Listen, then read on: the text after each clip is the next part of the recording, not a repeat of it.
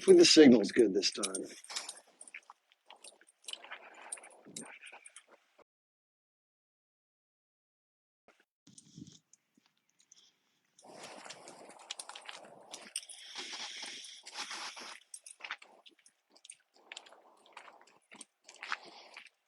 Hey, happy Saturday. How you doing?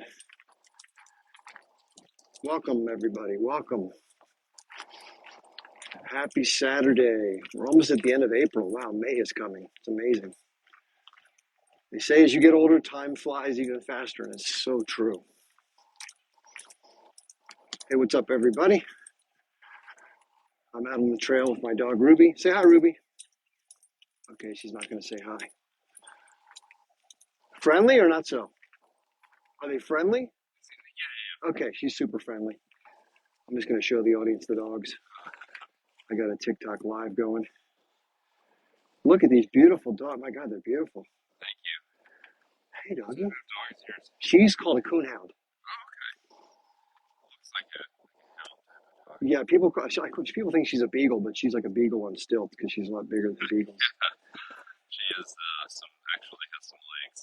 Yeah, she's a real deer focused dog.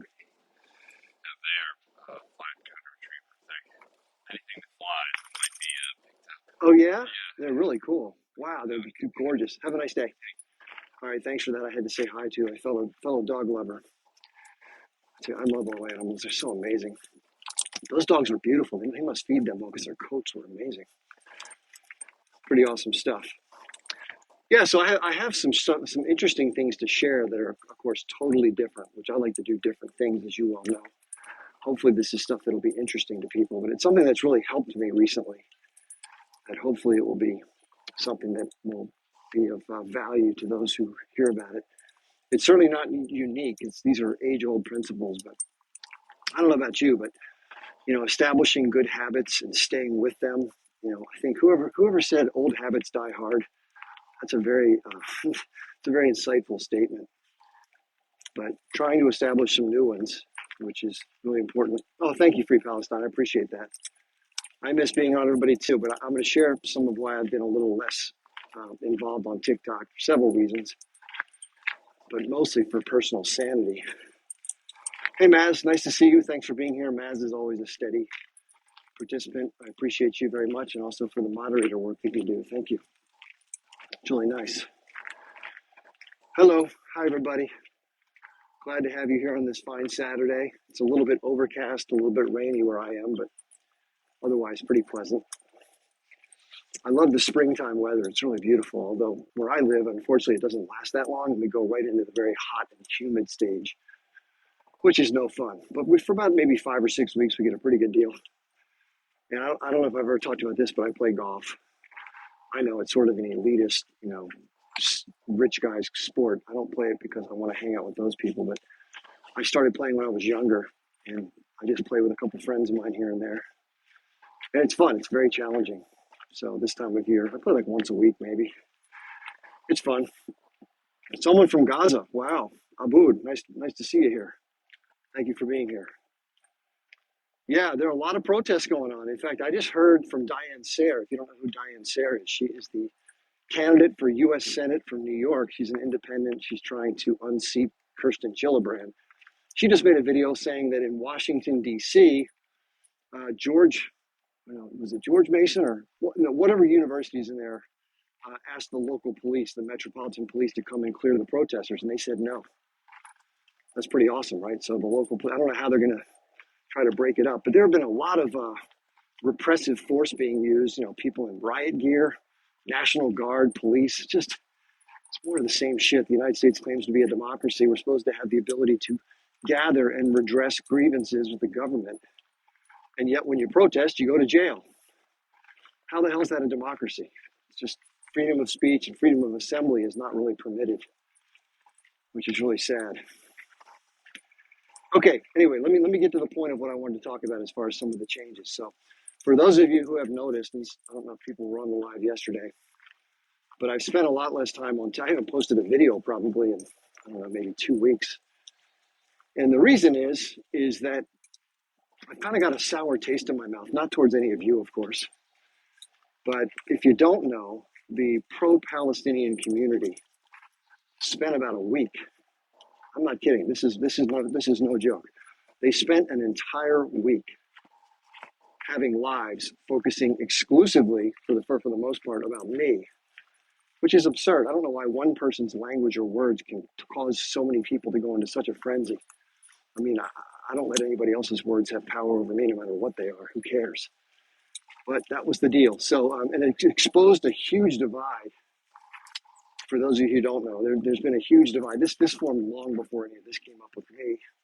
And this just sort of kind of tore open the Band-Aid, so to speak, and created this massive rift between certain people that are pro-Palestinian and others, mainly those who are from Gaza or from Palestine or maybe from other countries that are, quote, Arab nations, who have very strong ties to the Palestine issue, and those who support it because it's part of a broader struggle of oppressed people, many of whom are people of color, depending upon where they are. Some are Muslims, some are Christians, some, I guess, aren't affiliated with religion.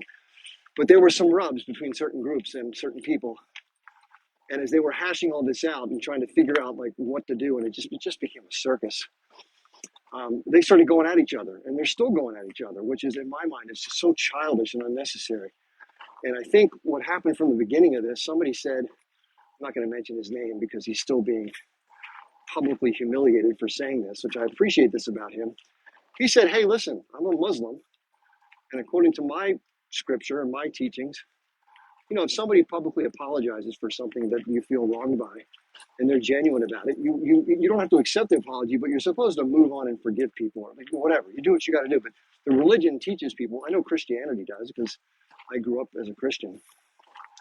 I'm no longer, but you know, the interesting thing is the principles of Islam and the principles of Christianity and the principles that, you know, the behavior of people like Jesus or the Prophet Muhammad, peace be upon both of them. You know, those principles are some things that I deeply believe in. And yes, I strayed off the reservation in terms of the things I said, but the other thing that was never discussed was the context within I said the things. And there were unacceptable things I said. Yeah, I agree. But nobody once looked at what preceded my comments, and everybody made assumptions based upon all the hubbub. Anyway, but enough about me. I don't think any of this should be about any one person.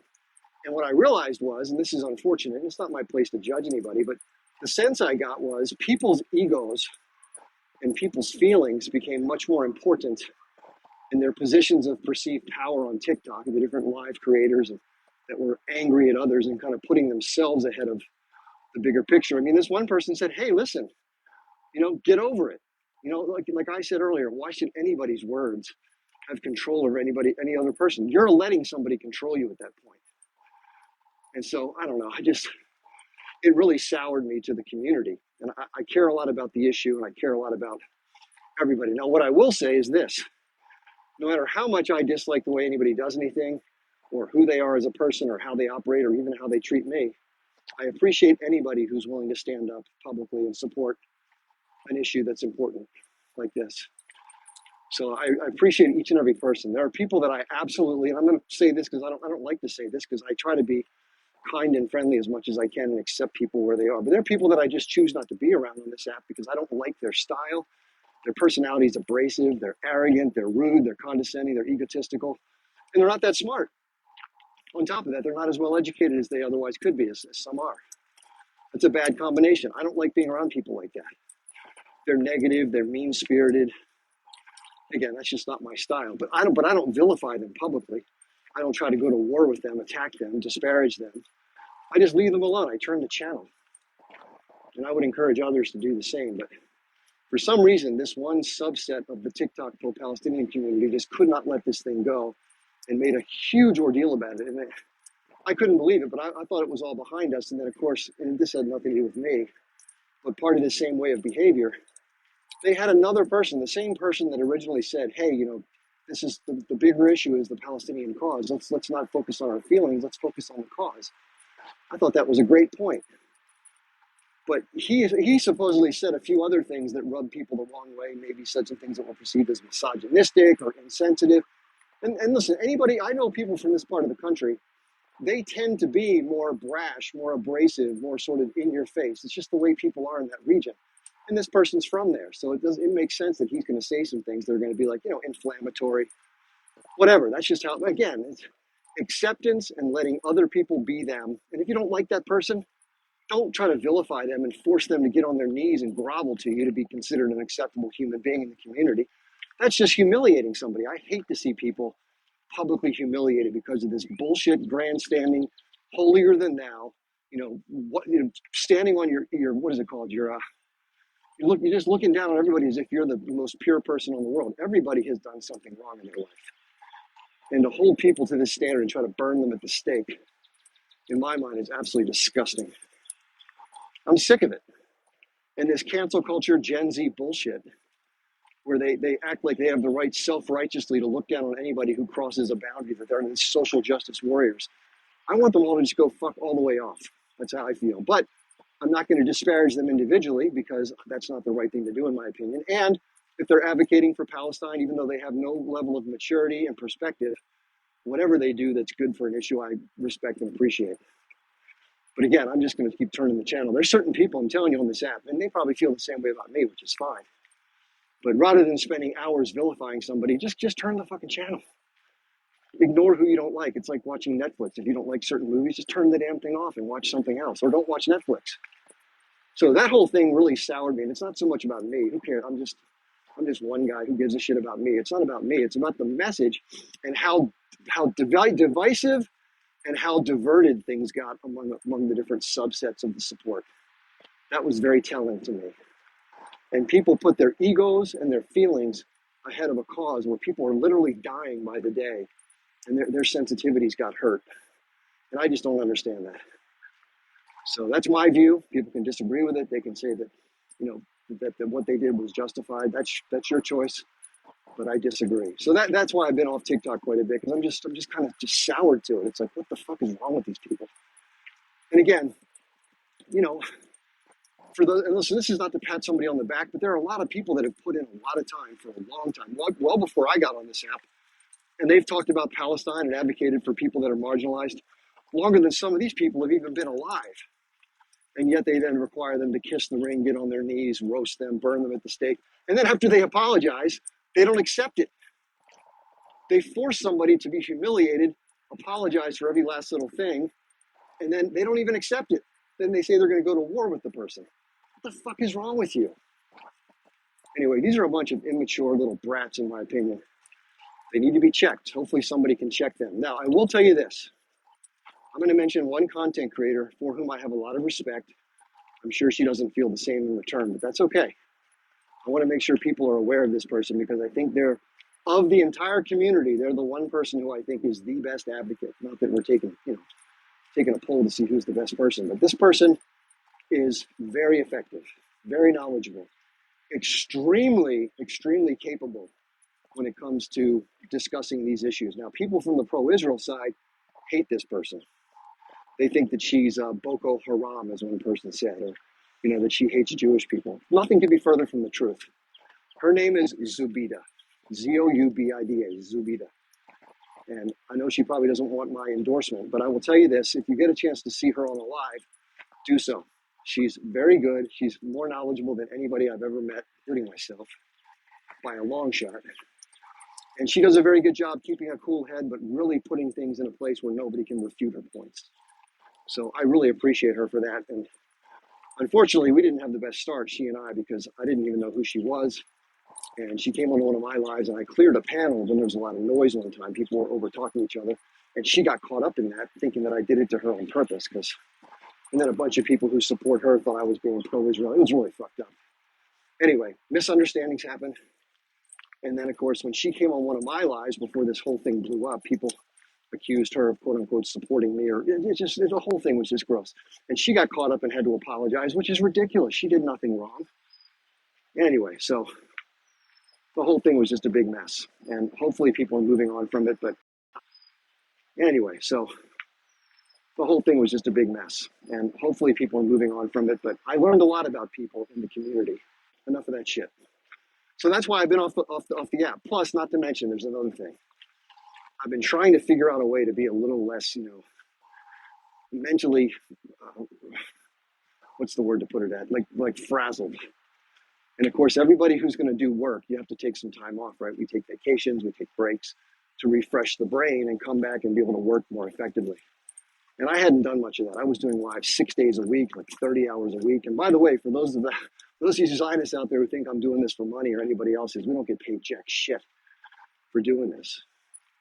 I think in the entire month of March, when I put in about 114 hours of just live time and then all the other time for videos, I get paid $91.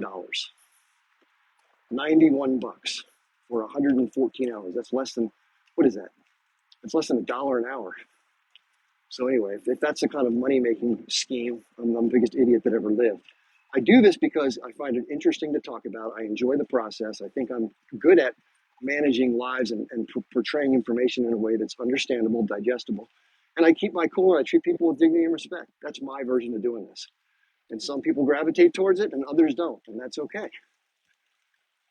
But I had somebody on the live yesterday tell me that I'm doing this all the wrong way and that I need to, quote, be meaner to people who see things differently. And my answer to that person is and was, hey, I respect your point of view. If that's how you want to handle it, go do it.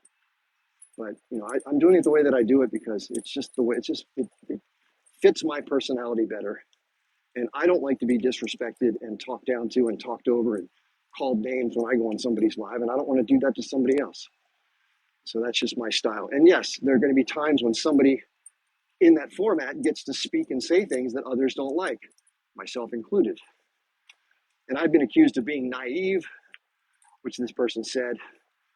And trust me, I know exactly from experience how people who believe wholeheartedly in the support of Israel and Zionism, exactly what drives them and exactly the doctrination they're under and all those things. I'm not a fucking idiot. The difference is I like to draw them out into a place where I can then move them into check or checkmate. That's why I do what I do. I do sort of a Socratic method to draw out the inconsistencies. Yeah, that's going to give somebody a chance to say their thing. But you know what? It's also possible that when someone comes up, they might have something to share that's of value, that gives us a different perspective, either to think of it differently, or maybe even some facts that are backed by some evidence. And then we have to look at it. That's fair, right? So with all that said, I appreciate people's suggestions because I want to do the best I can during these situations for people. I want you to enjoy it. I want to make it the best experience. So I'm open to criticism and feedback. But at the same time, I'm not sure if that was appropriate. And it's a style thing, right? So if somebody doesn't like your style and you think you're not being harsh enough on somebody, there's obviously other lives out there where people tear people to pieces. And they mute them and they talk down, call them names, mistreat them. And maybe that's appropriate to some people. Maybe it is even appropriate in general. I just don't like to do it. That's all.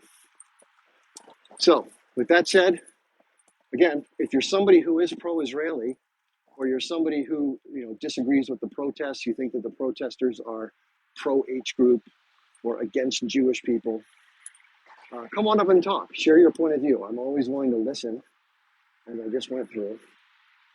And it's okay. Listen, I have no problem being wrong about something, and that's what we all should do. We all should challenge our views. That's the right thing to do to learn. How can we ever learn anything if we always think what we know right now is the absolute? Talk about arrogant. That's ridiculous.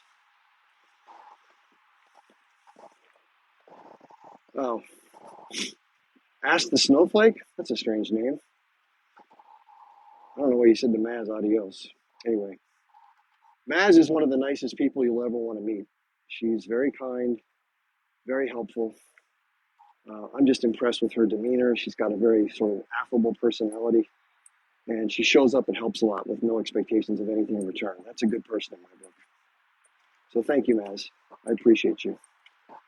And we should still get on that phone call. I was busy. So anyway, let me get back to what I did. So I also kept my phone turned off, which is something I haven't done forever. My screen time was up to like 14 hours a day.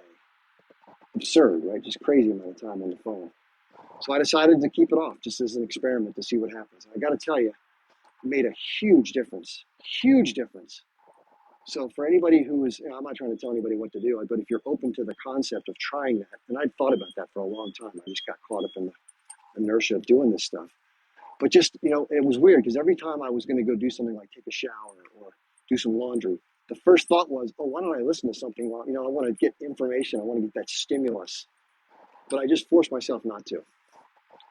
And after about maybe a couple days of that, it just became better. I turned on music, really calming music, like music you would get when you go get a massage or something like that.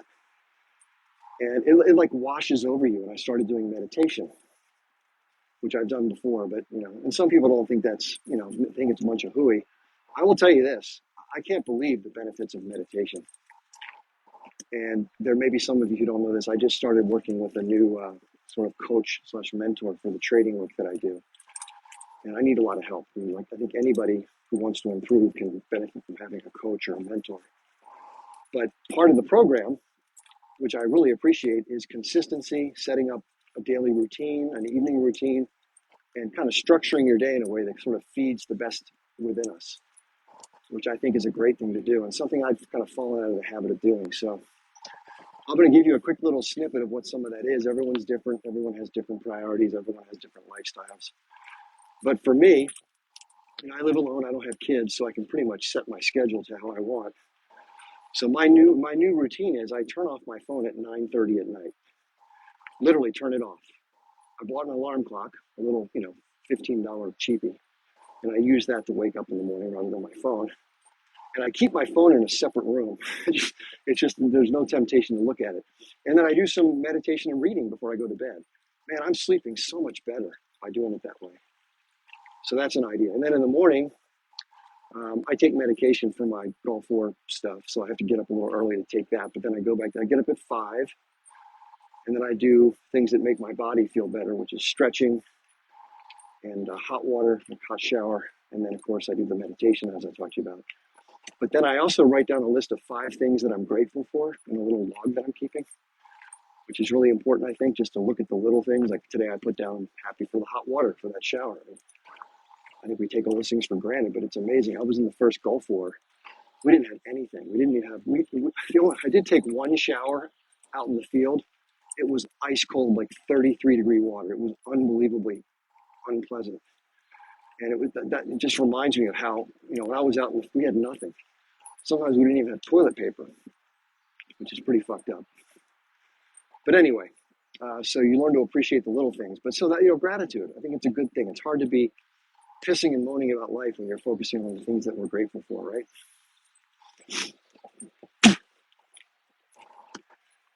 And then the last part of it, which has really been helpful, I don't know about you all, but I have a million things in my head all the time that I think I want to get done. Thinking of this and thinking of that, personal errands and life things you want to do, and stuff online, all that stuff, just kind of spinning like a popcorn machine, just blasting. And then I find myself having a hard time focusing on any one of them. So what I did was I just wrote all that shit down, all as much as I could possibly think of. I wrote it all down on a huge list. And then what I'm doing now is I'm just taking one thing off the list, whatever it may be, whatever is most important, and I slot it into a place on my calendar. And I don't think about anything else. It's like, okay, and I did it today, just for today, some things I had to get done today on a weekend. And, I'm not as rigid on the weekends, but the timing during the week, it's like having a job. I'm self-employed, so it's easy to kind of fall off the cliff and do whatever you want. But those are some of the things that I've been trying to change some of those things. And I got to tell you, my comfort and my peace of mind has increased dramatically since I started doing this. And I do lament the fact that I'm not on TikTok more. I enjoy it. I like making videos. I like covering the news and, sharing my point of view when I can. Just being a part of the movement, right? Because this is what matters. But I also want to say that, man, my mental health, I feel so much better having done these things. So if anybody wants to try that stuff, of course, there's food, exercise, getting good sleep, drinking plenty of water. These are all the same things that go in conjunction with that. But I've always done a pretty good job with those things. But man, I'm a crammer. I'm just cramming so much stuff into my head constantly, 24/7. And it just isn't healthy. I think somebody told me that we have this thing called fight or flight mode, or something, whatever that is. You know what I mean? There's sometimes when you get all adrenaline up and you have to avoid being caught by a predator. And they told me that I was constantly in that state, that I never had any real time to relax. And so I think that makes a lot of sense. Anyway, I hope this isn't boring people, because this is just some personal stuff that I've recently kind of come across. And I've done these things in my past. It's easy to fall off of good habits, right? It's easy to fall back in. It's like somebody said, our thoughts and our routines are like a garden. If we're proactive and weed the garden, it does great. But it's easy just to kind of not go down to the garden and all these weeds start to grow and you have some problems, right? So yeah, so we'll see. Anyway, I find these things interesting. I think that we're complicated creatures. We have a wide range of emotional capabilities, a wide range of possibilities for how we behave. And there are certain tried and true processes to help minimize some of our stress. And that's what I'm trying to do. So I apologize to those who are kind of wondering where the hell I've been and why I haven't done more. But just I kind of had to give it a try just to see if it would help me feel better. And it has, which is great. So there's that. Anyway, so the good news is, the other thing is, I don't know if I told anybody this, but I'm in a 90-day trading intensive mentorship. So what does that mean? You work with a coach. You have a lot of one-on-one attention. It's not cheap. It's expensive. But, my goal is to get good enough at trading so that I can at least pay my basic bills. It's a great way because you can travel and still do what you do. And no, it's not all intraday trading. People say, oh, you're day trading? It's not all day trading. There's some of that, but it's whatever the market's giving. So it can be risky if people take too much risk. The whole point of having a specific way of doing this is that you minimize your risk. You kind of really focus on risk reduction, and then usually the money that comes in by chance just kind of flows in. So at some point during the mentorship, if people want to see the progress or learn a little bit about that stuff, I went over some of it it was Friday. But the markets are fascinating. I can't give anybody financial advice. I can't tell you what to buy or sell. Obviously, that's a decision each person has to make for themselves. But I can tell people what I'm doing, and they can do with that what they want. And I'm by no means an expert, but I know a lot about the markets, and I'm trying to work on some things that will improve my ability to earn an income from it. I can barely see because it's so light out here. There's 90, 80 people in here. I can't see the number. So yeah, Maz says, please tap, tap. Let's take a second, please, everybody. I'm going to do the same, to open up your list of mutual friends and see if we can get some more people in here. All you have to do is hold the screen down for about a half a second, which I'm going to do with you. And it'll bring up a list of all your mutuals and you'll start inviting people. So here we go.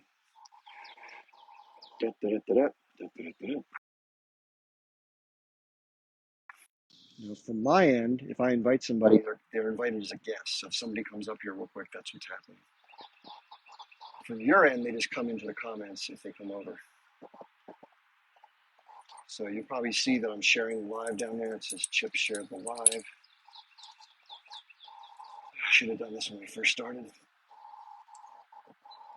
But thank you for those who are doing it. I appreciate you.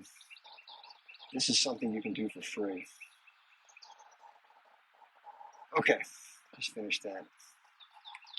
Thank you, other people who are doing it. I appreciate that so much.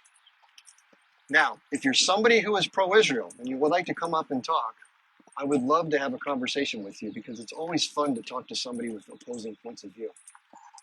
There's a guy named Michael Hoss, H-O-S-S, who I started having some conversations with on different lives. He's coming to mine. I've met with him on different lives. But I invited him to come on to either come onto a live on TikTok or to come onto like a Zoom call for us to have sort of an in-depth conversation, in a civil fashion, polite back and forth. And then I can record clips of that and put it on TikTok, or we can just keep that for between the two of us. But he hasn't responded, so that's disappointing. Razan Kobzaro says, no, I'm not. I'm not sure what you're referring to there, Razan. So thank you for sharing the live, those who did. I appreciate that. I'm just out walking with the dog. You can probably hear the birds in the background. It's so nice to be outside in nature. I'll tell you what, it's what keeps me from literally going insane. I had a nice conversation with my mom today. We were talking about, I tend to talk about bigger picture stuff when I talk about stuff. And so she was sharing her views. Her view is this, that the profit motive is what's causing most of our problems in the world. The fact that we don't do things that are geared towards the public good, that most of the incentives in society is to pursue, getting rich, especially at the top. And I think that's the biggest problem. It's going back to pre-agricultural time, we had smaller groups of humans, and you could not get away with hoarding. It just wouldn't be allowed, right? People would go out and forage for stuff or hunt for stuff, and then you shared it because it helped your people survive, right? It was all for one and one for all. And then somewhere along the way, when agriculture came in and we had more calories and people could hoard the grain or put aside more for themselves, they became the ones who had more than the others, and then they had more power, influence, and control. I think that was the beginning of the end of the human species. I know that sounds dramatic, but it's that mindset that has distorted the future of human society. And instead of working together cooperatively, and by the way, some human organizations still do work cooperatively, which is obviously the exception and not the rule, unfortunately. But for the most part, most societies are structured over trying to accumulate. And that's the problem. That's the biggest problem. And the social good gets put secondary. So we have, and give you a great example in this country, we're giving, $100 billion to Ukraine, Taiwan, and Israel. And we have people in this country that can't, get a meal, have no place to stay, can't get drug treatment, have to pay off huge student loan bills, which are in the hundreds of thousands of dollars, can't get a job, can't pay their bills, can't make ends meet. So we're taking the money that should be used domestically to make the common good better and using it to help the wealthy class increase their wealth and for militarism, for war. It's fucking disgusting. And I don't know about you, I was sort of brought up to be a part of the whole, entrepreneur, go make money group of people. And I thought that was the right thing to do when I was very young.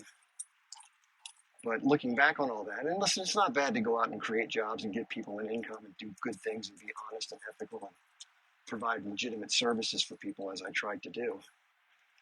But at the same time, it is sort of exploitative in that if you're the owner of a business, you're trying to bring in as much money as you can and spend as least you can. And one of the things you try to spend the least on is how you pay people.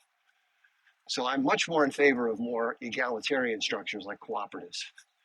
And one of the things we can do, in addition to not buying from big corporations, is we can start either, buying things from companies that are more democratic and more egalitarian, or help start them, or both. So one of the things I'm thinking of doing is creating like an incubator process for businesses that want to work this way, because it's going to take a lot of effort to get new companies off the ground. I don't believe most companies are going to want to switch to this model unless somebody wakes up one day and starts to think the way that we're talking about. But I think that is one of the answers. We have to relocalize our economies. We have to get rid of genetically modified food, all the chemicals, all that pesticide and herbicide stuff that's so poisonous to us and to all the other animals in the environment who end up getting killed or die off. We have to get rid of monoculture agriculture. And we have to start having less kids. I know people want to have more kids and they think that that's the future is to have more humans. But if we didn't have all these crazy structured societies and we didn't have such, disparate, unequal wealth distribution, we wouldn't need to have taxpayers paying into this general fund for having more kids. We'd have a more egalitarian society to start with. We wouldn't need Social Security because people would have security by the nature of the system itself. So some people think that's, pie in the sky thinking. Nothing will ever be utopia. But I think that something along the lines of that is so desperately needed. And listen, if you're somebody who's doing quite well under the current system because you've worked hard, you've taken risks, you've used your own money to invest, hats off to you. I'm not shunning hard work and risk and sacrifice. Everyone's got to get out of bed and do something every day to some degree to get by, just like we used to have to go find stuff to eat. But it need not result in hoarding, which is what we have now. We have a society of a very small fraction of excessive hoarders, and we have everybody else who doesn't have the sociopathic personality being exploited and marginalized by that class. And this is what Eddie talks about from Midwestern Marx. And this is why he believes in Marxist principles, which I happen to agree with wholeheartedly. It's not some evil thing. Communism in and of itself is not an evil ideology.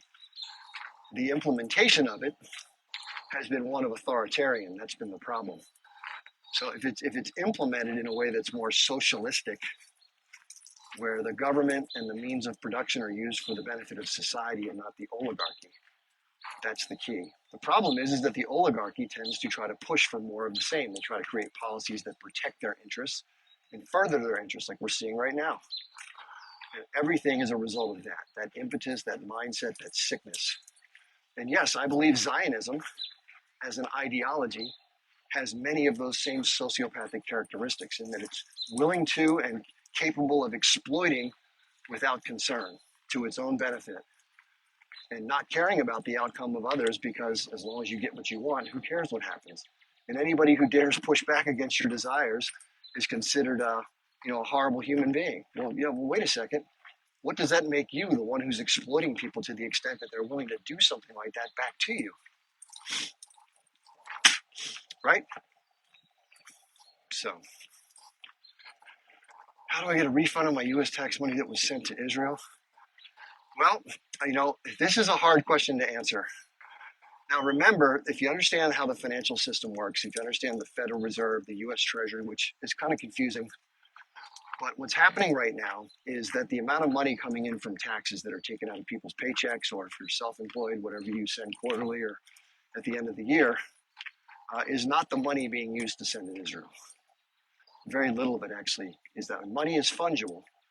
So if you look at the expenditures of the U.S. government, they vastly exceed the revenue that comes in from taxpayers.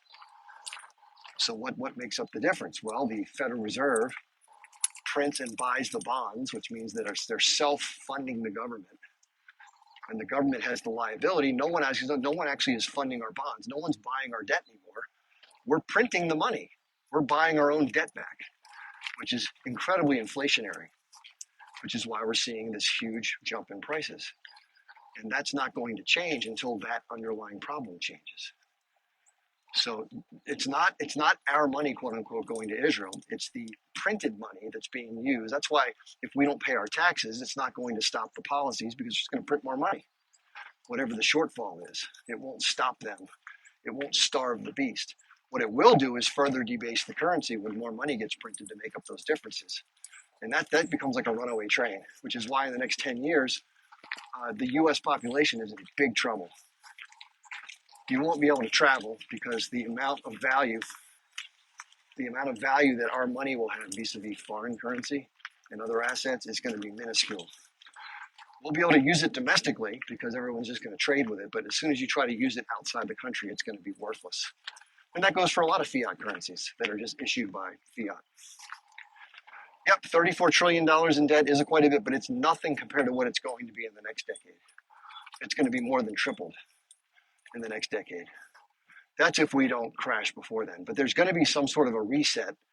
The US dollar, which is actually called the US Federal Reserve note, if you pull out a piece of one of the bills in your wallet or purse right now, and you look at it, if you're in the United States or you have these, it doesn't say United States government dollar. It says US Federal Reserve note.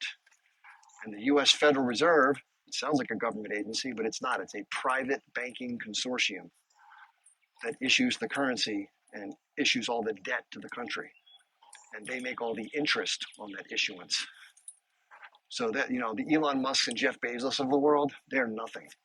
The people that have shares of ownership in that bank are so incredibly wealthy, they are multi-trillionaires. And if you don't think they use some of that money to affect how the world works, well, you're in a different place than I am. So yeah, that's the problem. And it's those people that have the money and the power that are unwilling to relinquish any of it. In fact, they want more. They want more and more. They're going to use automation and AI to further strip the cost structure of the businesses they have ownership in, to the point where they're not going to be anybody able to afford anything except for the basics. They're going to kill off the customer base. That's why they have to develop customer places. They have to develop other places to sell their goods and services, which is why they're vying for places like Africa, and they want to control Russia, because the U.S. is getting hollowed out right now, purposely.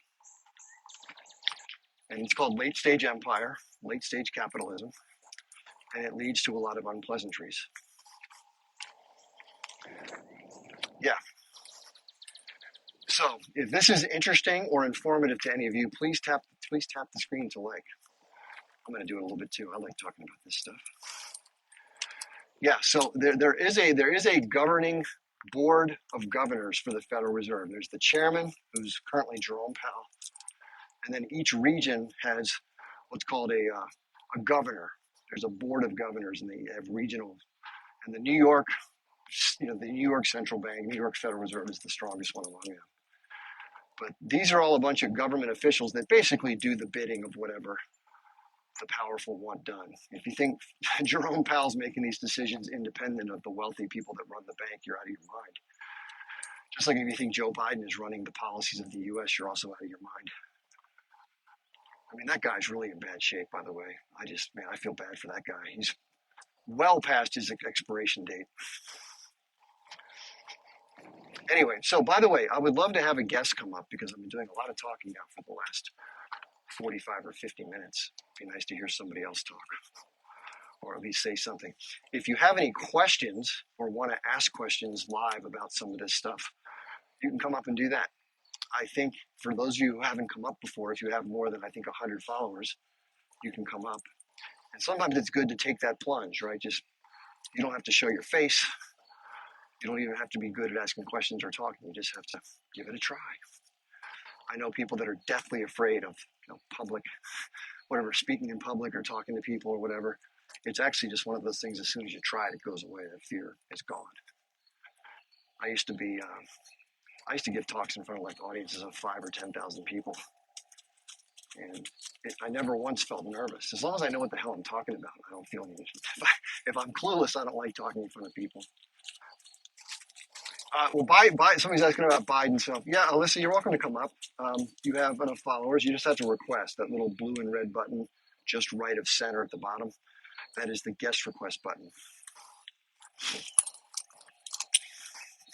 So that's all you have to do is hit that button, and you can come on up as a guest. Here we go.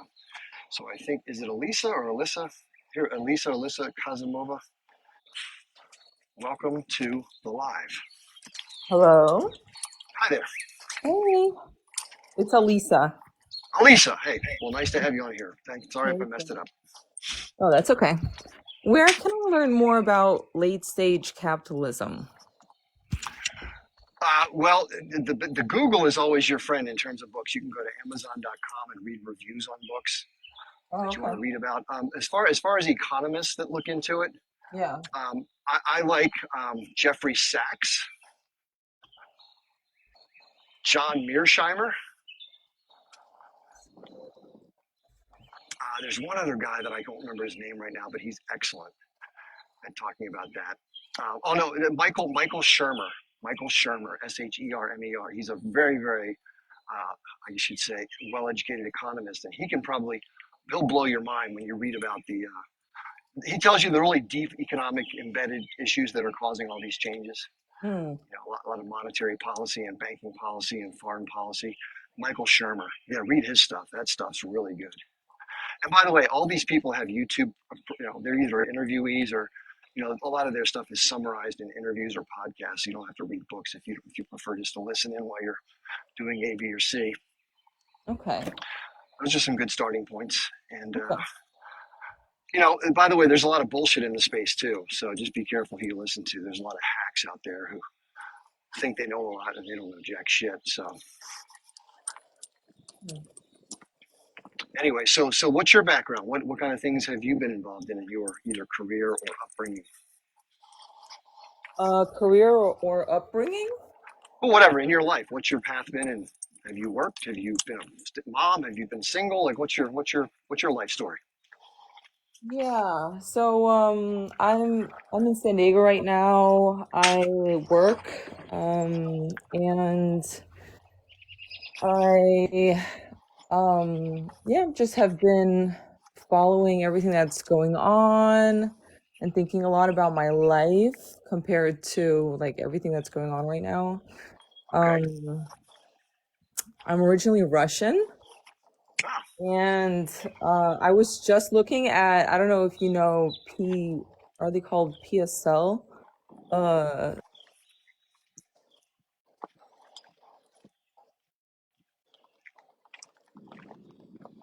Maybe she got a call or something. Usually that's what happens when somebody pauses like that. Oh, sorry. Am I back? Yeah, you're back. You're good. Okay. Would you say No, PS what? yes, Party for Socialism and Liberation. Where is that party? Is that an American domestic party or is that somewhere else? Oh, maybe she got a call again or a text or something. Oh my gosh, I'm sorry. It's okay. Okay. Is that a domestic group or is that something international or both? It's domestic, and it was created by a this guy, I forget his name, Michael something. He's a US veteran, and he's Okay. married to Abby Martin, Yeah, who, I know. Yeah, Mike. It begins with a P. Mike Perzak was. yeah, but you know who I'm talking about, right? Yeah, of course. Yeah, he has his own podcast, a really good podcast. So, Oh, what's his really? last name? Though? I What's it can't believe I called? can't remember it. I know it. He's an Iraq veteran. Yeah, I know who he is. What's his podcast called? If you look up, just look up Abby Martin husband, and you'll find his name, and then you'll find the podcast. Prisoner, Mike Prisoner is his name. Prisner, Prizener. Oh, I'm getting too old and I can't remember last names anymore. That's really sad. Come on, Pop. Yeah, you'll like him. He's a great guy, and you'll love Abby too. They're quite a couple. I mean, if you had to pick two people to be married together, they're I pretty amazing. know. Yeah, they're such a power couple. It's amazing. Yeah, and Abby is just unbelievable. I'm so enamored with her. She's awesome. Yeah, yeah. Well, anyway, Yes. so So it's called the Party for Socialism and Liberation. Is that what it's called? yeah, yeah, exactly. Yeah, Yeah. and third party history. If you look it up, I looked this up in terms of presidential candidates, and I think the most that any one candidate has ever gotten in a federal election, general election, is 27% of the popular vote. And then, of course, that translated into 19% of the electoral vote. So it's been a tough sled for third parties, and especially now, given the way that the two party system is a stranglehold on our government. And these different groups that host the debates, they won't let anybody on the stage unless they have X 10% of the vote or something like that. It's very exclusionary. It's Hmm. very sad. So again, I think with what we're seeing with the protests and the crackdowns and what's happening on social media, trying to ban certain platforms, and of course Oh using yeah. restrictive algorithms, the whole thing is there's no freedom here. It's mock freedom, mock democracy. You know? Oh yeah, it's a joke. It's embarrassing. It's funny that these people in power, they still think that we are, trailing along. Like they still come out with their slogans, and the media pushes these stories, and it's just hilarious to me that they just really think that we're buying it still. Yeah. Now, when did you have your epiphany, or when are you currently going through one based on what we've seen in I Gaza, or think I'm what's been going through happening? one, yeah. Yeah. I think I'm going through one, and I've been like in turmoil all day because I might start crying. I'm so sorry, but I just want to Wow. say that like this whole thing has been very emotional for me because my cousin, it was his birthday yesterday, and he's like 12 years younger than me, and I just remember him as like this the cutest little kid. Anyways, he's a Zionist, and it's just like Oh no. it, yeah. Your reaction. Oh no. Yeah, dude, it is so tough for me. And we was I'm Jewish by descent, but I didn't grow up Jewish. So there was a point in my life where I was like living an Orthodox Jewish life, wanting to convert, wanting to make Aliyah, wanting to make move to Yeah. Israel. And now I'm just realizing that, all of that was just like I was like really in that like world. And now I'm just watching. I decided not to convert. And now I'm just watching from the sidelines, and I was like, wow, all that was just like a lie. It was like a joke. Yeah. I'm sorry that you had to experience that, and that's a big wake up call that a lot of people end up going through. A lot don't, unfortunately. And the fairy tale sounds very alluring. It's like this is a homeland for Jewish people, and the only way for us to maintain our state is to get rid of people who are trying to take us down and want to hurt us as a people. And therefore, it justifies what happens for the security because it overrides that concern. Yeah. And that's all a story. It's all a story to justify the oppression as well as the acquisition of more territory towards the ends of the Zionist political ideology, which has nothing to do with Judaism or ethnic Judaism, being No. ethnically Jewish. It's a territorial ambition, and basically dispossession of land from people that were the rightful residents, at least during that time frame. Yeah. But So I remember like being subjected to Zionism, and I remember being in Israel. I was in Israel, and I was by the Gaza Strip, and I remember like all the stuff they said to us, why they built that wall, and all that shit. And I remember thinking, okay, interesting.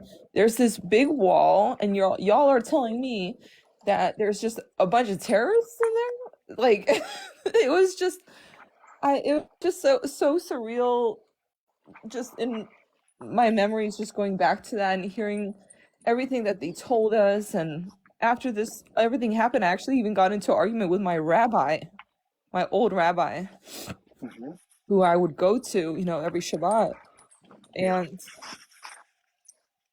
like I had posted something about Palestine on my Instagram, and then he commented on it, and he said something like, they're using they're using them as human shields. Like he said the human shields bullshit. yeah, And I remember reading it and be like, yo, you really believe that? Like how it yeah, was just, and then he was so, for a rabbi, I was just so shocked, like how confrontational he was.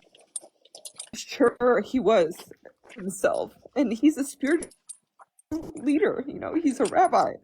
yeah, And yeah. then I know it's really sad. it's just so crazy. Sorry, I am crying so much.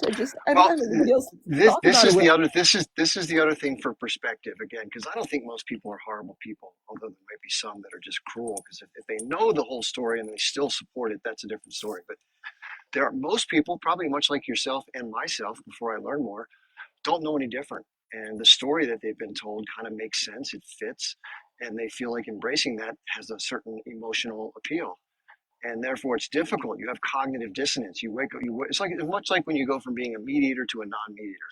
You're so used to doing it as growing up, and it just seems normal. But then you realize what factory farming involved. And you're like, holy shit, how can I support this bullshit? And it's very similar with Zionism. Once you realize the exploitative nature of it and who is harmed by it, then it's hard to look at it the same way ever again. And I feel for you. Yeah, it was just shocking to me, like this person, he and it was just so crazy because this rabbi, he was actually the one who made me realize that I wanted to convert to Judaism. It was the first time in my life I actually had like this spiritual experience. I was like, oh my God, I feel God, I'm Jewish. And then I, did the 23andMe thing and went into my history, and I do have Jewish like ancestry, and I had Hmm. my great great grandfather was killed by the KGB Wow. because he was Jewish, and my grandmother, she actually came to the US. She fled Russia, Soviet Union, with the help of an underground rabbi in Moscow. So Judaism is a big part of my story, Hmm. but this man, he's a spiritual leader. He is the bridge between us and God. And then he's like so sure of this. He was so sure of this political story. And it's crazy to me that someone who is so old, he's like what, 80? And like supposed to be wise, right? Like you don't even have a shred of a doubt. It's when people don't even have a shred of a doubt, and they Yeah. can't even like question it. It's crazy to me that people don't just even want to just entertain the idea a little bit. Like my cousin, he can't like even just think that maybe there is some truth to all this, like that it's not what we were like raised to believe that it was. Yeah, I'm sorry you're feeling all this. I know it's a lot of tough things to reconcile, and it can be very divisive with family when you know something that you've learned and they're not either willing to learn it or they just haven't learned it. And remember that for them to challenge their beliefs is to change their identity. Most people have their identity and their allegiance to Israel and the concept of Jewish people. They're all intertwined into one big thing. So dismantling any of it is like pulling a piece of yarn and the entire sweater starts to unravel for them. So Yeah. I like to call it you're pulling on the rug they're standing on. And so with that in mind, like it's like a horse with water. You can take the horse towards the water, but you can't force the horse's head down into it. They Yeah. have to want to learn to learn. But what Yeah. you can do is share your story. with others. You can say, hey, in my experience, this is what I went through. This is how I came to think the way that I'm thinking. And I would hope that others who are open-minded would be similar in challenging their beliefs the way that I did. And they'll do with that what they choose. Mm-hmm. But The Ethnic Cleansing of Palestine by Elian Pape is a fantastic book as a primer for people who don't understand. Anything by Norman Finkelstein is also fantastic, because these are very deep scholars that have spent their lifetimes analyzing the history and have dissected it and put it out there for people to read about. And it's tragic what's happened. And what I like to say is I'm very happy that there's a homeland for Jewish people. I don't want any group of people to be marginalized, and they have been historically marginalized, and horrifically so. So in that regard, that was a positive for having a Jewish ethno-state. However, and this doesn't mean I'm not for the Jewish people, the question is, at what harm to whom? And was that just or an injustice? And I believe it was an injustice. Not that those injustices have not happened before and won't continue to happen, but it never makes them right. And to not acknowledge that, I think, is just disingenuous. And a lot of these Zionists can't bring themselves to see it from any other vantage point because they can't defend indefensible behavior. So they have to have allegiance to that narrative. Yeah. Andre Salal Perot says, host is not Jewish, has no clue what there. So I'm not sure, Andrea, what that means. But, it's funny, you're the second person in the last 2 days to tell me that I have no clue. Maybe I got to get a clue. I tell you what I would do, though. This is helpful. So if somebody can bring me the clues that I need, please come in and clue me in, because I want to know the right information. And if I'm getting it wrong, I'm open-minded to listen and sincerely listen and listen to the points. I've heard many, many conversations about these issues. And again, I talk about this all the time. This is for Andrea's benefit, or Andrea. There can be the same thing that can happen in the world, which I call objective reality, and then people can have different views on those. So, for example, I talk about the tank example. You could have an Israeli tank that comes to the edge of a small kibbutzim, or kibbutz, or whatever you want to call it, and fires a tank shell into a building or a home or whatever. Mm-hmm. And one explanation is we're eliminating terrorists who have come into the community to terrorize our people and unalive civilians, right? That's one view. Other people might say, well, that's the Hannibal Directive being used, where the Israelis are saying we'd rather destroy the home and those who are in it, even if it happens to have civilians in it, because we want to get the bad guys who we want to get rid of. So again, there are different ways to describe the same exact event and take a different vantage point. I don't criticize anybody for having a different narrative or explanation, but it's when people try to twist what actually happens in objective reality and they think that's a take. And a take is an interpretation, not a modification of the physical event. And denying physical events is no better than denying people who deny the Holocaust. So if you hold people in low regard who deny things that you hold near and dear to your heart, how is it fair then for you to do the same towards someone else's situation that is undeniable and factually correct? Anyway, that's just a point there. We've had somebody, would you mind staying with us, Alisa? Sure, I also have a question for you. Okay, please go. And then we'll have to let the next person come up and there's another guest. Please go ahead. I wanted to just, and thank you for being such a kind person, and I just love your lives. I wanted to let you know that. No, thank you. But I would love to hear you talk or have a discussion, all of us maybe, about how we can bridge the gap between what's going on college campuses and the working class. Because I'm in the working class right now, and I want to do something too, Yeah, I hear you. It's all part of the same puzzle, the same power structure that drives the policy of the U.S. vis-a-vis Israel is all part of the same power structure that causes all the exploitation of the working class, all the dynamics with banking, the national security state. The whole thing is all tied together. So it's going to require a common effort to break up that power structure for all of these, other issues. It's like the keystone issue that will alleviate all the others. So yeah, we can talk more about that. Thanks for being vulnerable and sharing your point of view. I really appreciate it. I feel badly that you're feeling those unpleasant emotions, but good for you for sharing. Okay, is it Razvan? Is that your name? Yeah, that's right. I'm Ruslan from Romania. Nice to have you here. Oh, it's 2:00 in the morning right here in Romania, and I want to talk to you about one thing. You all talk about Israel and Iran and the U.S. involvement in this so-called war, but I'm talking about the U.S. involvement in the Ukraine. Okay, go ahead. Okay. A few days ago, I received an order of conscription from the army Yeah. to present to a unit that is dissolved, Is this in to be Romania or in enlisted. Ukraine? Is this in Romania or in Ukraine? No, Romania. Okay, I didn't know if you were Obviously, someone living in I'm that not in region. Ukraine. Okay, got it. You're from No, Romania. no, no. Because if I'm in Ukraine, I'll be dead now. You know, and I'm 54.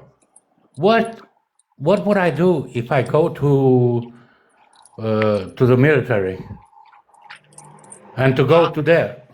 maybe you can be a cook or a chef or a medic or something. I don't know.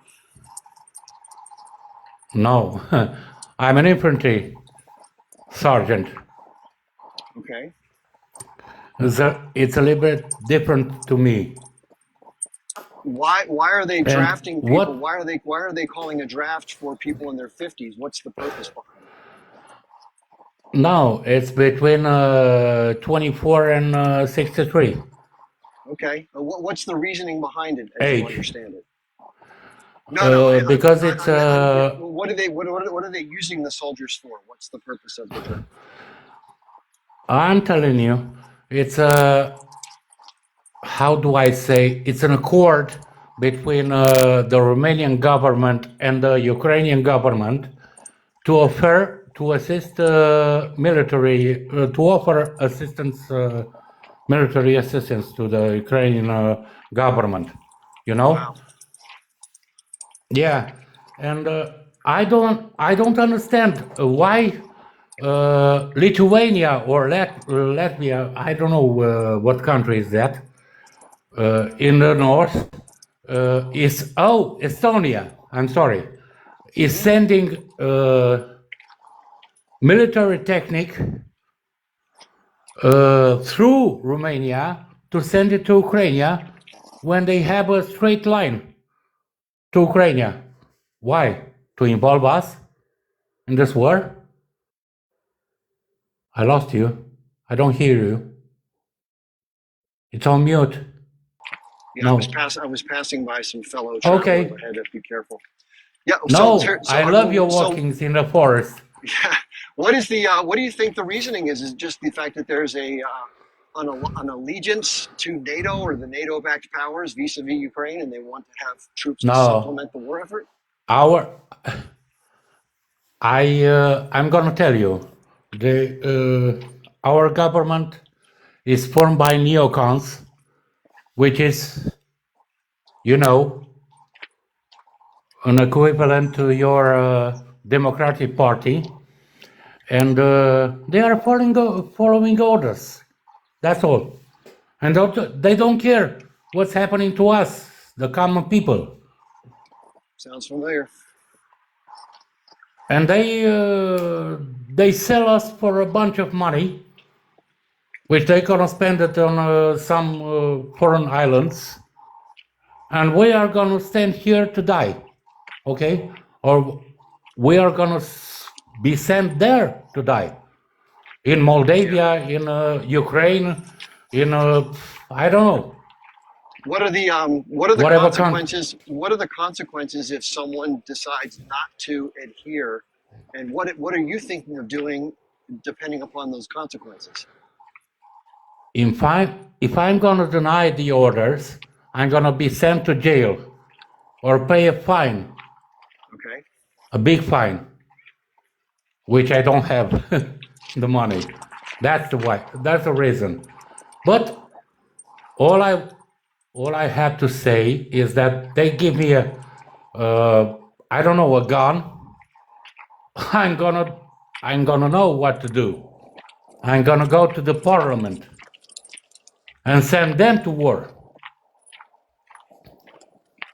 The deputies, the congressmen, whatever they are. But I'm not So, gonna go to war. We Did the parliament pass the requirement? Did they pass the edict for the troops? they don't have to pay for their decisions, you know? Yeah, no accountability. They I know are what you mean. protected. They have no accountability for their decisions according to the law.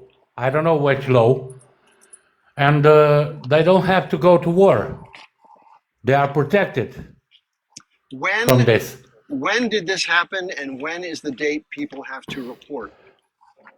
2 months ago, when the president spoke to the parliament and said, "We done this, we done this, we done this since January." They are helping the Ukrainians since January with techniques, with I don't know anything else, munition, rockets, and I don't know. You understand? I do. So when is the date that you are required to report or face the consequences? After the Passover, Okay, so that's pretty soon, right?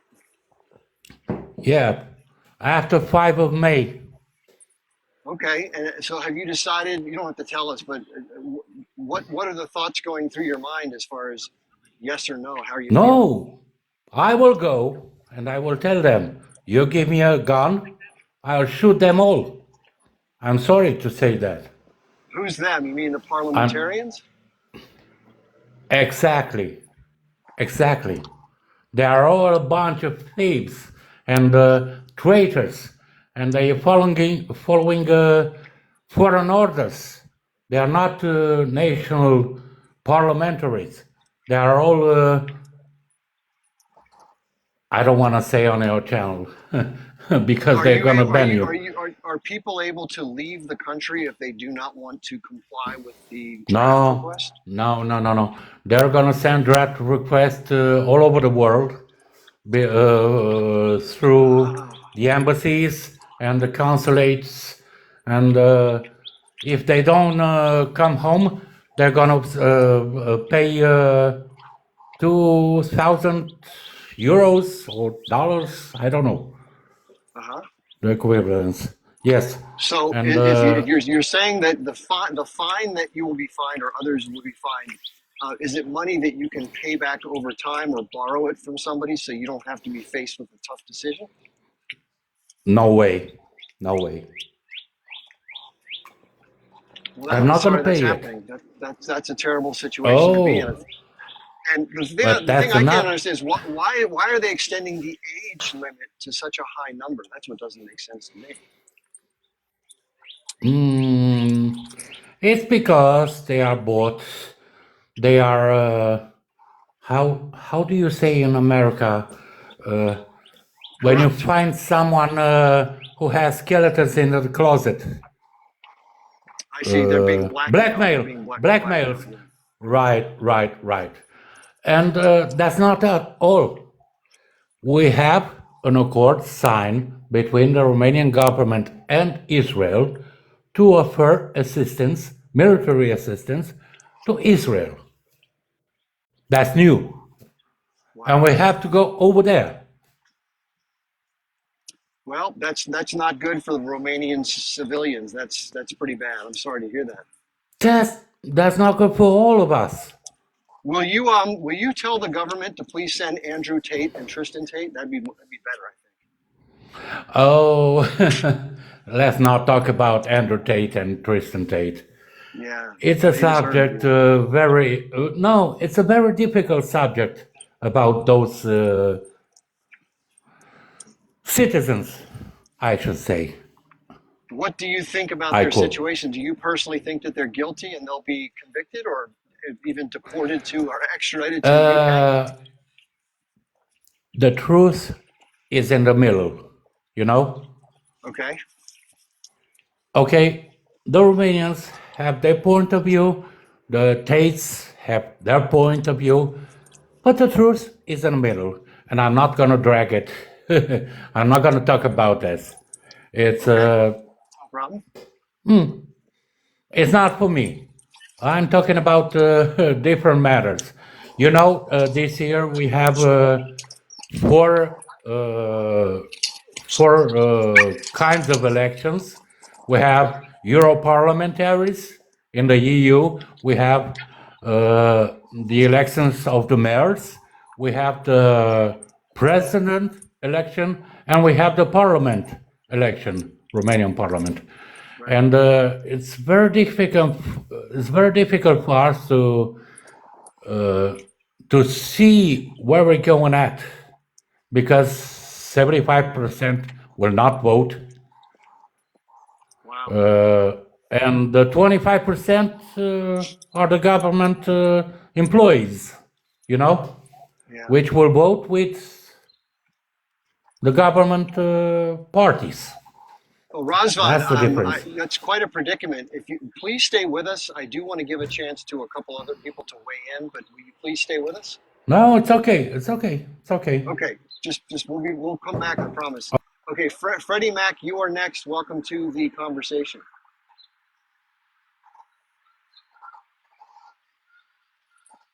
Hey Chip, how you doing, buddy? Hey, I'm okay. Good. I'm so sorry, Raven. I was in and out. I had to run in the house real quick. What did you want me to talk about? What Elisa said, or I'll tell you Raven, what. or Let's do this. Hang tight for a second. You'll get caught up while we let Malcolm come in, and then we'll give you a chance to come in once we have a little conversation. Okay? okay? Thank you for being patient. Okay, Malcolm, welcome to the conversation. What would you like to share? Hi, Chips. Long time. Hello. Yeah. I can see that America and the others they have already made their position about the issue.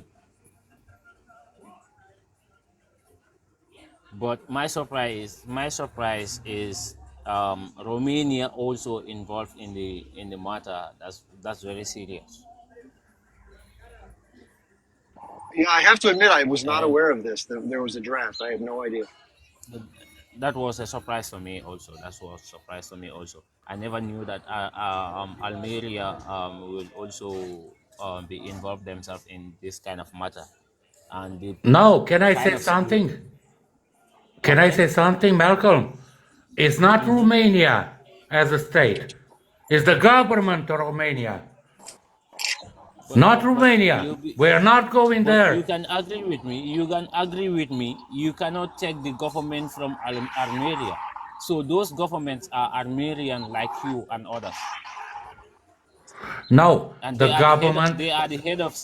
They are the head of state. the government is not speaking for us. You have to But they are the understand. head of. We are No, I mean no. They are sold out. They are sold out for the foreign governments. They are not speaking about for us. okay, okay. We're Can I gonna can I say start. this? Can Can I we're say gonna this? start the Sorry, can I say this? Okay, So can I okay. say this? What the Romanian population are doing towards against their government, what they do at the moment? Not none.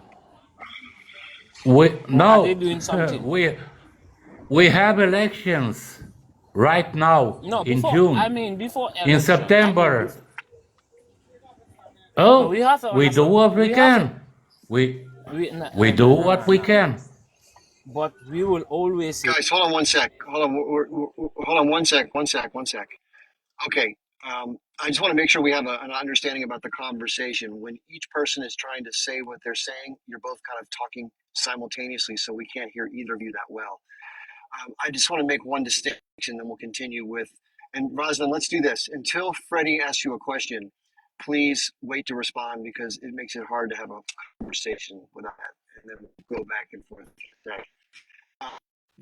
We know there's a distinction between the individual. Hold on a sec. Hold on. We know there's a very big distinction between the governments of nation states and the populations of nation states and their position opinions. Okay, so when someone refers to Romania, and Freddie, I need you to go on mute, please. Everyone, go on mute, please. I don't want to have to keep muting Oops, you. sorry. Please go on mute. Please mute your microphones, guys. Razvan, please mute your microphone. Thank you. Okay, so we know that, especially in the United States, the government of the United States is bought and paid for. The government of the UK is bought and paid for.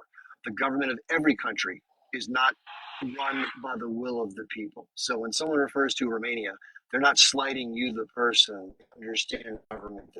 Okay, please continue, Freddie Mac.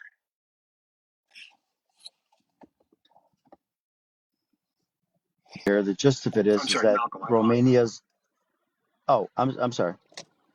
You want me to go or no? You want Malcolm to go? Yeah, let me let Malcolm finish. Then we'll go to you next, Freddie. If Malcolm still wants to finish. Yeah. So that's what I am trying to say here is Romania government. You cannot separate the government from. Definitely, it's true. Those people in Romania, Romanian population, they had nothing to do with that. But their government is doing everything to support Israel or America, to go with America. So that's what my point is. So what the Romanian people of Romania, what they are doing about it, they never hold their government accountable. So I see no point whether the population are in support of it or not. I see no point there because these people, with the population, without the population, they are gonna do what they have to do. They have already done what they have to do. So my point is, where are the people also who support Palestine? That's my point. Can I Because I know at the respond to you, Malcolm? yes, I will mute myself. You can respond. Yeah. I believe you are a Palestinian. No? I'm not a Palestinian. I'm here for human as a human being, as a someone No. who have No. considered every human beings are one. Malcolm, listen to me. You know, in the past, when Ceausescu lived, there was a big affluxion of Palestinians and other African countries who came here to the universities, you know? I know that. Okay, so you know that we had, I don't know how to say, big foreign relations with every Arab and African nations around the world, okay? Okay, you know, sorry to say this. Okay, as a human being, as a human being, I'm talking as a human being. But if you come to the Arab and what they do to the African, I will, I would rather not talk about that because we are not here for that, right? But we have to understand this. You either be a Jewish or you either be an Israeli, Palestinian, you are still human being. You agree with me? No, I'm not Israeli. I'm not No, Palestinian. I'm not I'm a saying no, human no. being. Sorry. I'm a Thank human you, being who thank respects you. who respects the living, and I'm not with genocide. Thank I you. hate the That's what. genocide. Okay, you can ask Chips. That's always my point. Is always we shouldn't allow a Palestinian or Israeli to bomb any person in the world.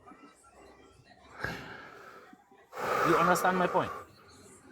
Yes, I understand your point, but I Thank you. can't answer to you. I can't answer to you because I'm obliged to respect a certain point of view from the TikTok to not close Chip's channel. Okay? I know what you're saying exactly. If you want to talk to me, you can talk to me in private. It's okay, but I don't want to. I don't Hey, want to Chip, how you change doing, buddy? Chip's. Okay, Okay, talk. okay. Well, real Chips. quick, hold on, Malcolm. Let me ask you this just to clarify. I don't want people not to think they can speak freely. If there is a group of people, for example, that you don't find acceptable, and you think that they're ascribing motive to them, you can hear that in secondary ways, or you can use the words like this. I've heard people say that, or I've heard my friend say that he doesn't like that kind of stuff, rather than you making a certain statement or you projecting it from yourself. That's fair to do, just so you know.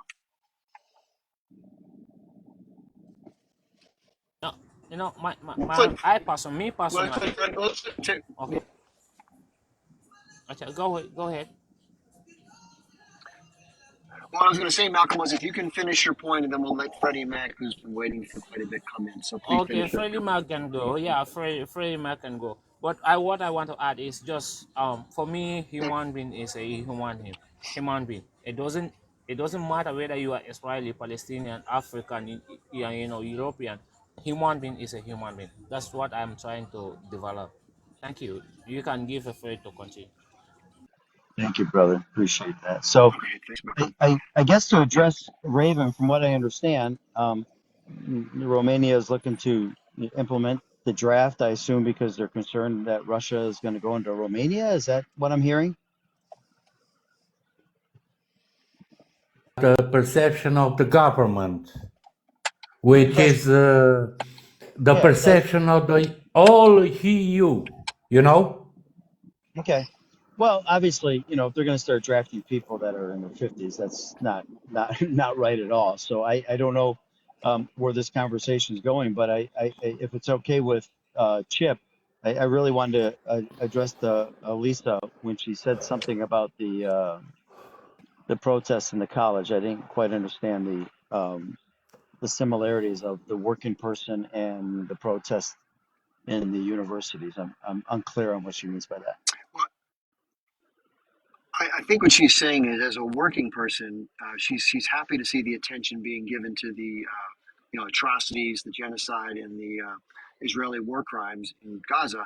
She'd also like to see similar types of public protest and outrage about how the working class is falling behind, prices are going up, and wages aren't keeping pace, and I corporations are got you. getting richer and richer by the moment, and that's unfair. Okay. Yeah. So, All right. Well, I mean, clearly there's a difference when you're protesting, for your wallet, um, as opposed to protesting a genocide. So I Thank you. completely understand that. Yes, there should be some more noise made with the corporations that are gouging the heck out of us, because we all see inflation going down. We see gas prices going down. Why do they continue to gouge us at the grocery store or Target or whatever it may be? Yes, they absolutely need to be held accountable. However, there's something to be said that bloodshed, fighting the bloodshed and the genocide is probably slightly more important than worrying about our pocketbook. And I'm not saying that we shouldn't worry about it. We absolutely should worry about it, for sure. But I am thrilled to death to see all these protests that are going around in the university. And unfortunately, the narrative on the pro-Israeli side is that they feel threatened. They're taunting the Jewish people, when in reality that's not true. The only time that there's a conflict is when the police start to get involved. And now I will concede that perhaps they're not following the rules. Maybe they don't have a permit to do this. They're extending their protest past the curfew that's allowed. So I can see where those conflicts could occur. But most of the pro-Palestinian protests, whether it's at the university or in Washington, D.C., which I went to, tens of thousands of people, the most peaceful protest that I've ever, the first protest, and most likely not the last protest, but it was extremely peaceful. And I also want to add that the media seems to forget that they're not just white Americans or Palestinians that are protesting. There are Jewish people. The Jewish faculty is actually walking out and joining these people in these protests. So and although Elisa's point is extremely valid, we absolutely should be just as outraged with the price gouging. But again, we're talking about a genocide here, so I think we have to take one step at a time. So I guess that's really all I have to say about that. I don't know if Elisa agrees with me on that one or not, but I am all for the university protests. I guess for me is what took them so long, because it's this generation that's really going to make an impact on the next election and future politicians, if you will. And I hope everybody wakes up and smells the coffee and realize how powerful APAC is. When I see some of the money that these politicians are getting from APAC, it's disgusting. It's absolutely disgusting. I think all lobbyists should be gone in government, and I think people should use their own money when it comes to getting into the political arena. And Yeah, and just from small donors like myself. not these big corporations. So because we Yeah. we we know we it seems like money, whoever has the most money wins. And okay, what does that mean? Are they going to be good for the people, or did they just win because they flooded a lot of money into them? And Donald Trump is getting a lot of money from APAC, but he's got no substance. What is he talking about? What is he going to do for the American people? Same for Biden. I mean, Biden, I think received, I don't know, some $800,000 from APAC or something like that. And what is he doing? He's satisfying them by committing a genocide. I mean, what's the purpose of all this money? I don't understand it. State your case, what you're going to do for the American people, and your donors should be the American people, and that's it, not big corporations. Yeah, the Go money ahead. situation is out of control, and we're going to go to Federico in a second. I want to make one point about the money. This is my belief. Again, I could be wrong, but my belief, and it's been this way for a long time since 1980, has been that the U.S. political system is completely irreparably broken, such that we get two choices usually because the third parties rarely have much of an effect other than being a spoiler. And we get bad or worse, or we get, red or blue. You get corporate party A, corporate party B, war party A, war party B. Doesn't really matter because a lot of these policies don't change. In fact, President Putin was asked in an interview, which do you want, Hillary Clinton or Donald Trump? Which one do you want? And he says, it doesn't matter. And somebody says, well, why doesn't it matter to you? And he said, because the policy won't be any different. It doesn't matter who the president is. Exactly. And I just want to make one more last point before you go. Um, Everyone keeps telling me that I'm wasting my vote by voting third party. And initially, I guess I would agree. However, I did a podcast on this a long time ago. Somebody came and I was interviewing him, and he did some homework on why a third party won't be viable anytime soon. And that's because the Democrats and the Republicans make the rules up on who can be on that stage. And here we are, only candidate A and candidate B. The last time there was a third candidate on stage was with, we all know who that is, right? Ross Perot, Yep. right? Okay. So after that, they created more laws and more stipulations on making it harder for a third party. But the American people right now at this point need to stand up, suck it up, and take the pain of Biden or Trump, whoever gets elected. I think Biden's going to pull it off barely, but I think he's going to pull off a more of a narrow margin. But I'm not voting for him. I can't vote for him. I'm Muslim. I have a lineage all the way to Lebanon for centuries, and what he's doing to the Palestinian people is absolutely horrific. So I can't, in good conscience, vote for him. But the key here is to start now. We got in this mess because we listened to them, and they all lied to us, and they all manipulated us, and we've all been duped. And the only way to change that is find legitimate candidates, third party candidates that we can uplift in the next decade or so. So we may not see it. I'm 60 years old. I may not see it, but our children and our grandchildren will absolutely see the change if we start now, because I'm sick and tired of, well, you're throwing your vote away. Well, perhaps, initially, perhaps. But Can I there's ask you, no, Freddie, can I ask you a question? sure. Okay, so I've spent a lot of time analyzing this, and this is not to be. I'm not being snarky when I ask you this. Yeah. Is it possible that regardless of who gets elected, the way that the money is allocated through the party leadership system, and the way that the incentives and the punishments are structured, that regardless of who enters that arena, the mud pit as I call it, can navigate that and change it from within? So therefore, no matter who we vote for, third party, fourth party, seventh party, nothing is going to change until that structure can be overcome. The Yep. money and the power that controls and basically, completely turns it upside down so that it doesn't have the intended effect of representing the constituents. It represents special interests only. Yeah. It sounds like what you're saying is whether we vote third party for the next 10 or 20 years, it may not make any changes because they're going to manipulate it anyway. Is that what you're saying? Well, it's been going on for 40 years as it is. I don't see why the next 10 years are going to change. Um, well, I see your point. I really do see your point, but I think if we come out in force and stop with this mentality that voting third party is not going to do any good, I think it sends a message. If best case scenario, let's say that third party never has a chance for the next 20 or 30 years, we will absolutely be sending a message to our government that we're not happy with what they're doing and making it more and more difficult for them to do what they're doing right now. So maybe it's just to send a message. I don't know. But I truly believe, and maybe I'm being naive about this, I think if we stop voting for A or B, I think they may be forced to change. Just like you said, they will manipulate the system. Well, we're going to, as a voters, I say we're going to have to manipulate the system and start voting these people out of office, especially these old folks. It's just getting too much. And this is not ageism whatsoever. And what I mean by old folks is that they're out of touch with the American people. They're out of touch. They absolutely are out of touch with Gen X, with the millennials. And I'm 60 years old, so I was at the cusp of the baby boomers.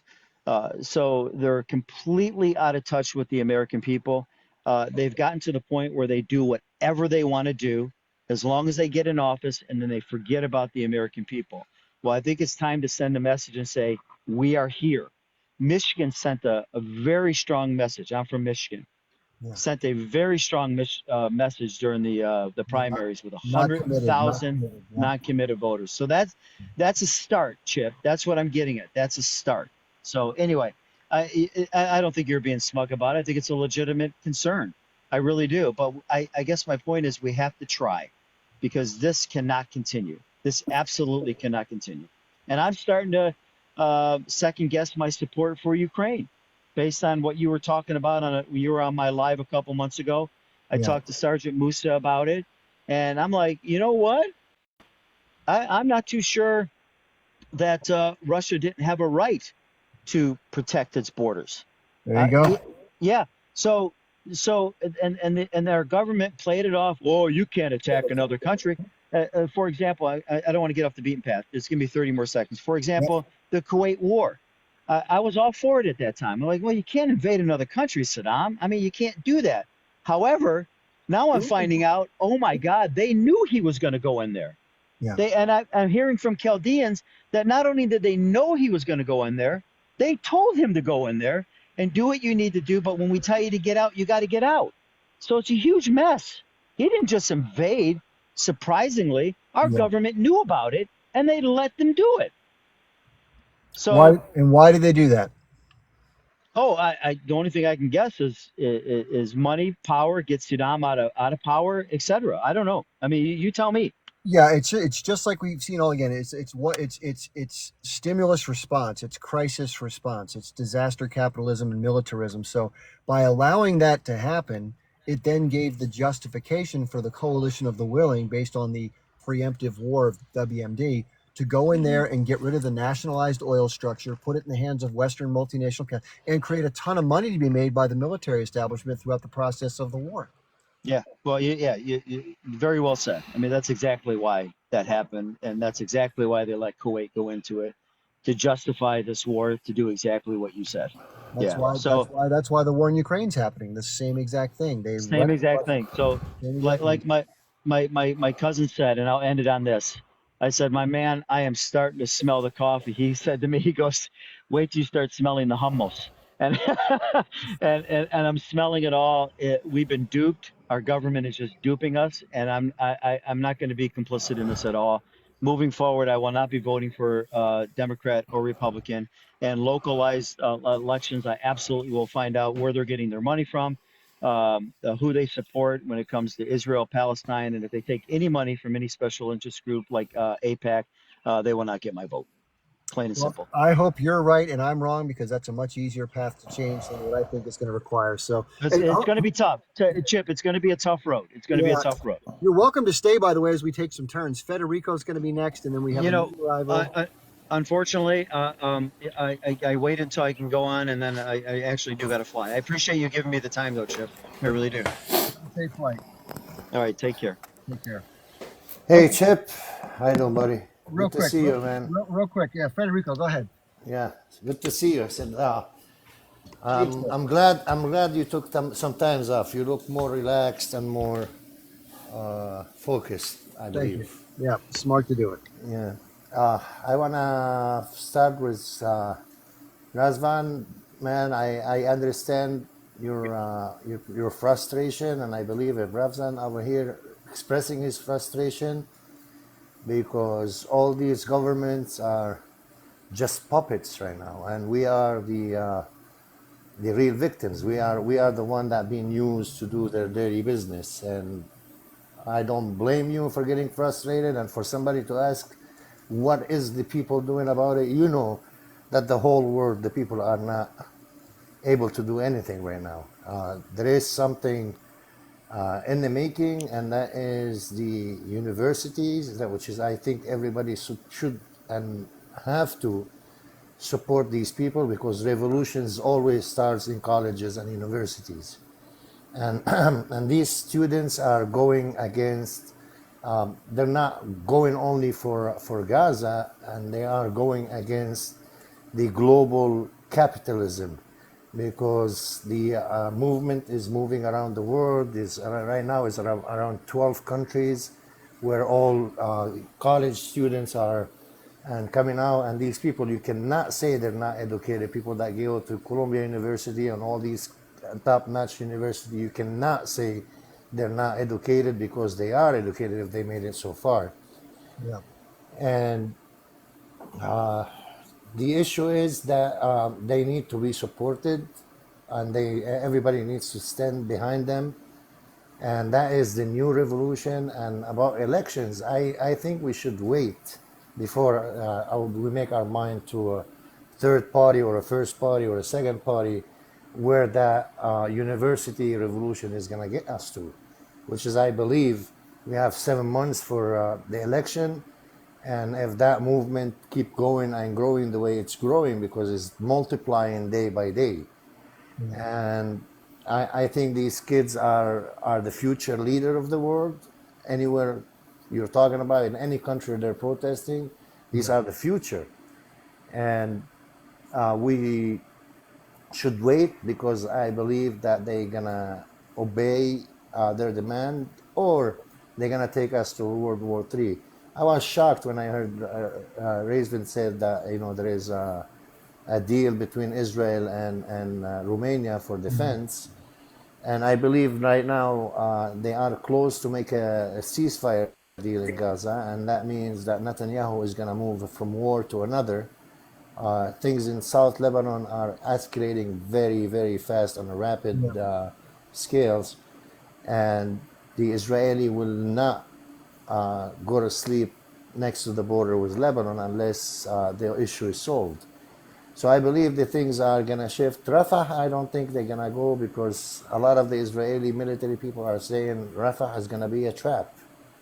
Rafah is going to be a trap, and it is a trap. If the IDF goes to Rafah and they don't achieve anything, that's it.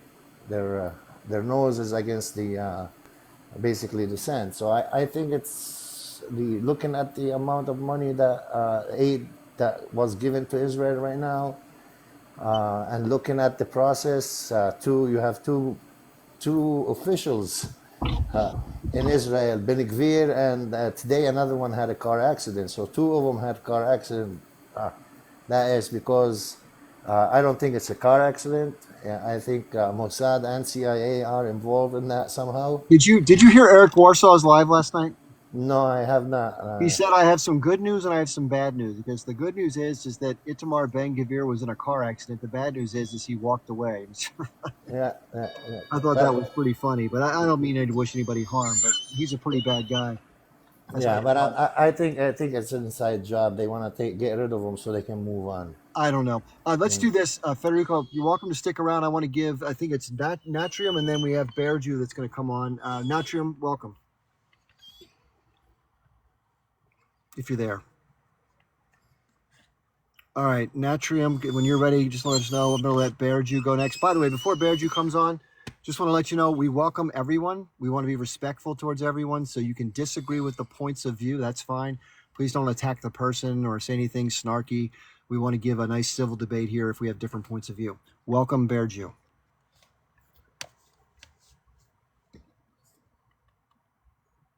If you're ready to come up. Okay, so Natrium, I'm not sure what's happening with you, and I'm not sure what's happening with Bearju, because both of your mutes are still on. and I can't unmute you. So maybe if you're having trouble coming in, you're welcome to exit and come back if that'll work. I don't know what's happening. Let's say hi to Brenda. Hi, Brenda. Oh, Brenda just disappeared. Hopefully, we're not having a problem with TikTok. Hold on, Ruby. Hold on. Relax. Dog smells the deer. Okay, right, Natrium, are you there? Okay, we'll go back to Alyssa. Elisa, I'm sorry, Elisa. It's I okay. got it wrong for the 19th time. I apologize. No, it's okay. Literally everybody gets my name wrong. It's so funny. It's all right. Relax. Okay, yeah, Um, please.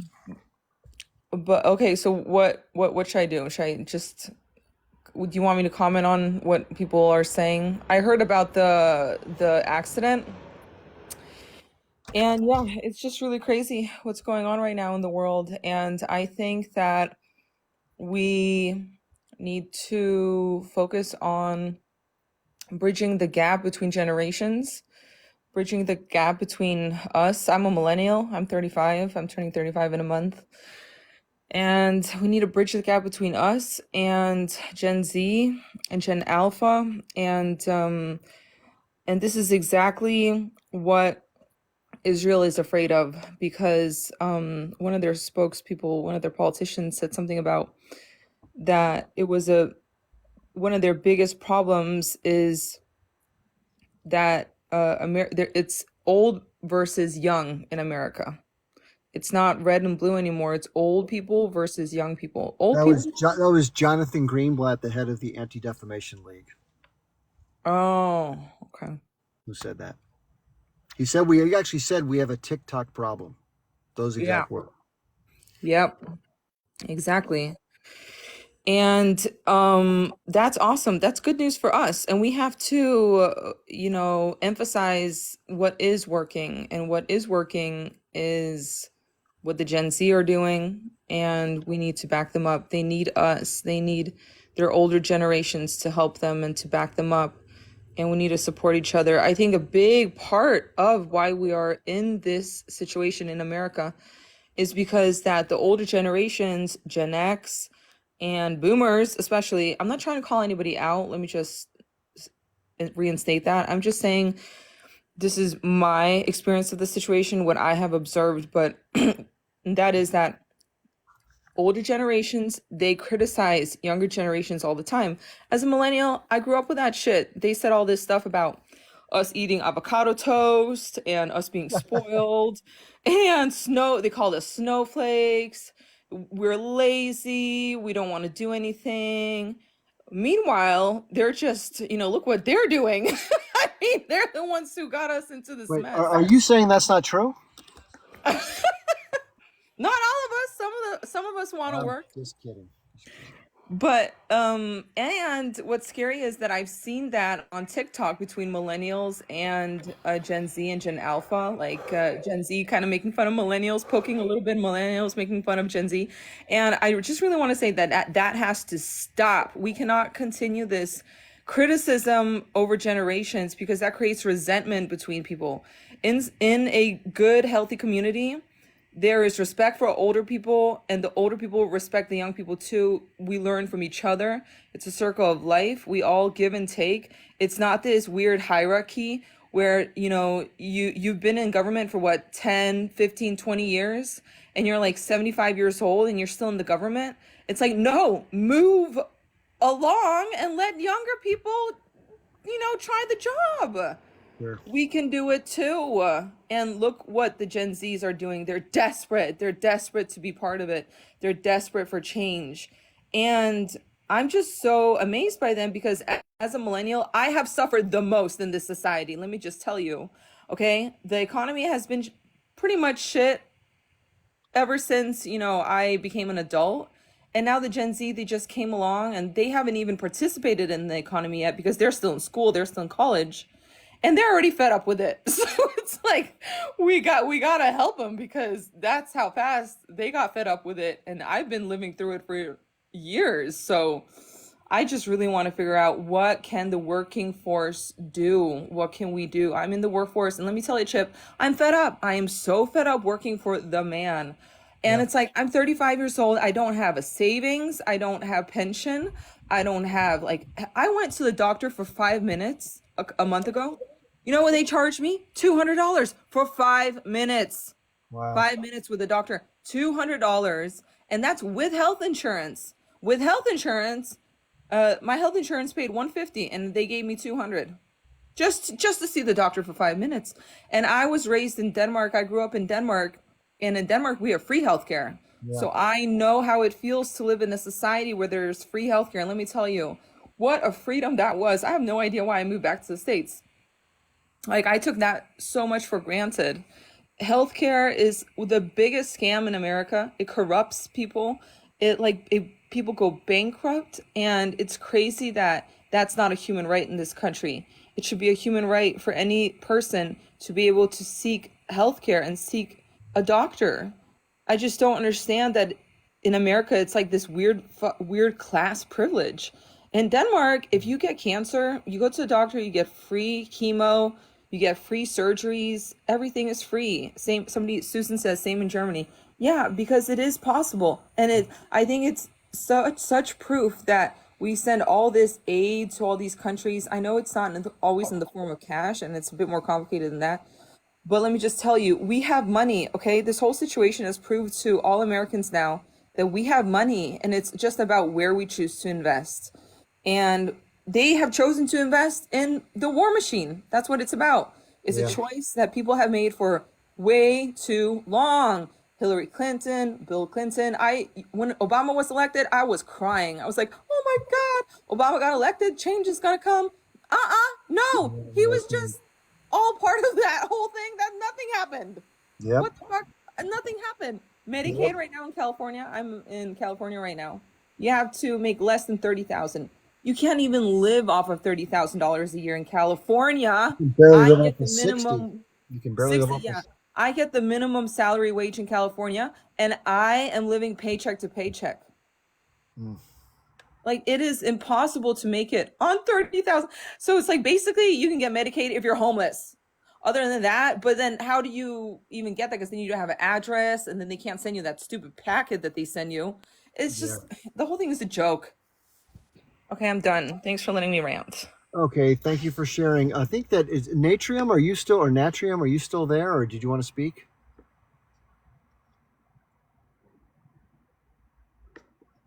If you're speaking, we can't hear you. Sorry about that. Let's do this. His While you, mic is the problem. He was let's do this. writing on While the you, top. yeah, His mic is the problem. he's going to come back. Yeah, Malcolm. Okay, let's let Kitty jump in. Hi, Kitty. How are you doing? How you doing, Chip? You look handsome as always. That's too kind. I cut my hair with a lawnmower. Go ahead. Yeah. You look very. A couple of things here. I was astonished by the revelation of Razvan, and now that they're doing this, are they doing this to join the Israeli force to go into Gaza or just into Ukraine? If I may ask you that No, question, Razvan. no way, no way. We're not going to do it. But that's We what the they're people are asking you. not going to do it. Yeah, the government, but The not government us. is forcing The people. right. The government The is government, right, the governments are neocons. right, right, and they're Do forcing. not compare the government. Do not compare the government with us. No, I think No, Razvan, no. what We're she was not trying to ask. them. Hold on, one quick. She was trying Okay, to ask. understand. Hold on. Yeah, I understand, and I heard. Razvan, No. Razvan, I'm sorry. Real quick, guys. Just real quick. Razvan, I don't know if you kind of. Kitty is. If I'm wrong, Razvan, I think what she was asking was she heard. We know the difference between the people and the government. Okay, you've made that clear. I've kind of reiterated it, so you don't have to clarify that again. What she's asking is not do the people support going to Israel? Is the government, like they're bringing people up for Ukraine, going to force its troops to also go to Israel to support the effort in Gaza? If I'm not incorrect, is that correct, Kitty, or not correct? Okay, Very correct. Kitty, I'm mad. And I can talk about some things. because I'm there. Do you know what's happening in the ninth floor of the Parliament of Romania? Please tell us. You, okay, there's a CIA station and a Mossad station over there, and we're not allowed to go there. Okay? So you understand. They rule the Right. government. They rule the parliament. 92% of the parliament is ruled by them, not the people. The people hates them. The people want to expel them of the country. Okay? So 75% of the people wants to expel them from the country. They hate them. We're not the same with the government. That's what I'm talking about. I understand And what I'm you're talking shutting up. about, Razvan. I understand. So the government, something is up with the government that it's forcing its citizens to do that. That is something outrageous and something unbelievable. I did not know that. I was not aware of that at all. I don't think anybody was. And I understand that you guys are doing this against your will, and the fact that they're taking over 50 and to 60 is, what do they expect those elder folks to exactly go in combat, to go fight on the ground? No, Kitty, they expect to be expelled from the country. That's the only thing they expect. They know the country hates them from 34 years when they took the power from Ceausescu. They know how do I say, they're not going to stand too much on the power because we hate them so much that we are going to spill blood. Let me ask Do you, you understand? I understand. Let me ask you this. You said that you guys elections are coming up. If you guys voted correctly and voted the people who are against this, would that make it any difference, or are the elections, excuse me for saying that, are slightly corrupt? Like in the US, 4 years ago, the elections rigged. No, Yeah. we know how. We know by which means. So they use the same elections. All the Europe. And this draft is for men and women, if I may? I don't know about women. I know about men. I received one draft. I understand what it means. But I don't know if I'm capable to go there because I'm gonna I don't know what I'm gonna do. I understand. I don't mean to put you on the spot. I'm sorry. It's just, this is very, very No, interesting. no, it's not frustrating for me. I'm talking easy. I'm very calm. I understand. And you're, But I love Chip. I love Chip. He's my favorite. Chip, yeah, Chip is all of our favorites, and it's just, I don't know what to say, honest to God. Chip, I heard a couple of weeks back that even in here in the United States that they're planning on drafting 50-year-olds and over. Is that true? Did you hear that, or is it somebody making it up? I've not heard that yet, so I'm not sure. But I know that Scott Ritter has talked about that issue about the draft, and obviously that's going to be incredibly unpopular if the U.S. does enter into a global conflict for there to be conscription. They're having such a hard time recruiting volunteers, though, with problems with people out of shape and the lack of desire to enter the military, that there may have to be one. And what do you think? Oh, can I say one thing about Scott Ritter? He was not talking about drafting American citizens. He was talking about the Ukrainian government, who is asking to the European countries to send the Ukrainian citizens to Ukraine. That's all. I see. I see. Okay, thank you. That was very interesting. I appreciate it. What do you think of another country's president, so-called president, ordering us here in the United States of America to do something about the demonstrations within the colleges, Chip? I think it's absurd. I think that Netanyahu is, of course, overstepping his bounds. I think that the fact that he's calling it anti-Semitic and he's using that same old victim card, it's just more pathetic rhetoric. And I think people aren't buying it anymore. And, obviously he has some influence because they've set the police, the armed forces and the police on these poor kids violently to repress their protests. So I don't know. The whole thing is not unexpected, but it still makes me sick. How does that make our government look? I mean, how does Repressive. that make our government look? How do we look? Repressive and undemocratic. And we look very pitiful. Sorry. Or what kind of government? What government we were talking about? We don't have one. And now they're planning a counter walk with Israelis. I wonder how is that going to look like? Are there going to be IDF soldiers in it? Are they going to be who are going to be out there soon? Because I heard soon, within a week or so, I heard that they're going to do a counter protest in that area against the students.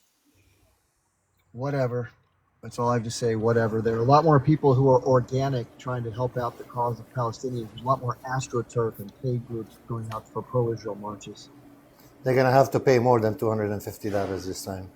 Yeah, we'll see. And I bet you the police won't break them up either. Yeah. Yeah, the Okay. police. I think we had Helena that wants to jump in, and then or was it Joey was next? I don't remember. Who was first? Do you remember? Hi, everyone. Yeah, I'm Helen. I live in the U.S. I am a full-blown Palestinian from Palestine. Oh, welcome. Oh, thank you so much. We were just talking about government stuff. I have a 21-year-old and a 17, and they were in these protests. And my daughter, I'm not going to say her name, she almost was arrested, but thankfully she was not. Just Helena, two of my daughter got arrested. Two daughters that got arrested for protesting. Yeah. And I'm 52, so I'm not a young chicken. I'm 52. And my mom is going to Palestine in a few days to help. And I'm begging her not to go, but she's just like, Mom, I have to go because my grandfather was in the NEPCA because my mom was born in 1948. And we are, like I said, we were Palestinians, but they left and she was born in Jordan because of the situation in 1948. So it's so personal and it's so, I'm literally shaking. It's just, I don't understand. I was there for the Intifada 1, Intifada 2. Our land was stolen. It's just what's happening. It's just unbelievable. But what I do want to say is the new generation is our hope. Our kids, your kids, everybody's kids, they're our hope. I don't know. If I may ask you, Chip, Yep. we did this for Vietnam, remember? Yep. Would this bring the same result it did with Vietnam? Well, you have to remember the circumstances were a little different. Then it was just the U.S. government and those sort of internationalists that wanted to stop stem the tide of supposed communism, which obviously was a front for just more militarism and resource extraction and controlling of the region. But in this case, there's a much more powerful force supporting the continuation of the effort with the influence that the Israeli government and the different advocacy groups, as well as just the power structure itself has as proponents of Israel. So it's not going to be nearly as easy to use that mechanism to exert pressure. And the other thing is that most people in America are still on the side of Israel, believe it or not, even though the younger people, it's a huge majority are anti-Israel. Chip, But there's Chip, still a majority that breaking are news, yeah. breaking news. What's that? Turkey is going to be involved in the Israeli war What does it say 2 exactly? hours ago. What do you mean? Erdogan is not going to meet uh, the American president, and he proclaimed now, 2 hours ago, that he's going to be involved in the Israeli-Syrian Lebanon war. So they're going to And join. he's gonna send troops on the border, Of Lebanon or Syria or both? Lebanon. Interesting. 2 hours ago. I 2 don't, I hours ago. don't, I don't think this Erdogan. guy. With the escalation that's been going on, and you're telling me that I have a direct line Iranians- with Turkey. The guy lost the election. Erdogan lost everything in Turkey just because he stood by Israel. So I don't think he wants to make another step. Plus, the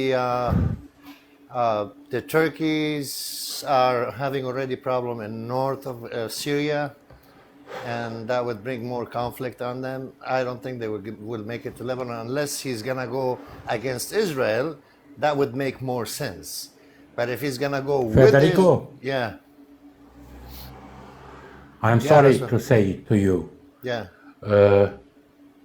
the Turkey army is over 1 million people. yes. You can't say they are not able to go to war. No, I'm not saying they're not able to go to war, but I'm saying the Turkish are a majority Muslim. We people. are not able to go to war Yeah. as Romanians I because we have only 67,000 military. I'm sorry, but they do. Hello, my name is Same.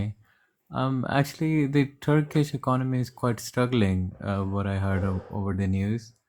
I don't see they're going to war. If they go, they couldn't able to afford it. Their economy is crumbling right now. And I want to mention, Helena, if you can, please stop your mother to go to Palestine, because I lost my dad during the COVID time, and doctor told us I had to fly back to my home country, but unfortunately I couldn't able to get it on time, and it stays with me all my life that I could able to take a flight 2 days before, so I at least I could see my dad last time, and the situation is not very good there. So rather regretting later on, I think just take a step. I think the situation is very bad. Ever since you turn on the TV, the war in Ukraine, the war in Gaza, it just gave you more depression, you know. These days you just don't want it to turn on the TV. And I think from like 1 month or 2 months, I start hating the news. And one of the lady said, I live in UK, so obviously our healthcare is free, but even here the economic crisis is quite worse right now. The economy is struggling, and we are partner with the US in the Ukraine war. Even in UK's second biggest partner after US. We are one of the biggest partner helping Israel to set up the international agenda. And here the people are struggling even for keeping up their job, you know. And the economy is not actually growing, it's shrinking. So I think the government need to think of their own people first. How the people after the COVID, actually the global economy is going down, and every country, even Canada, I've got friend in Australia, everybody is complaining that they're it's so hard to keep up their job, you know, and the inflation rise global inflation rise because of the war happening and whatever happening in the Red Sea, and the fuel crisis happened. So I think the government need to think of their own people first, rather than the going into the war and throwing money into the war. I think the Russia and Ukraine war could have been stopped if the Boris never went there and tell Zelensky that the UK and US would be your partner. Go war against Russia. There was a real chance of having a peace. After 1 month of the war, Putin actually gave the clear message to Zelensky: if he's ready to sit on a table, he's just stop the war right and there, and he's not claiming any sort of territory. But Boris went, UK Prime Minister, and he told Zelensky, we will become a partner, so go on a war. And look what happened, so many innocent lives died in Ukraine. So many life had lost, even from Russia side, Ukraine side, so many innocent people lost. I mean, what is the fault of the soldier? I don't understand.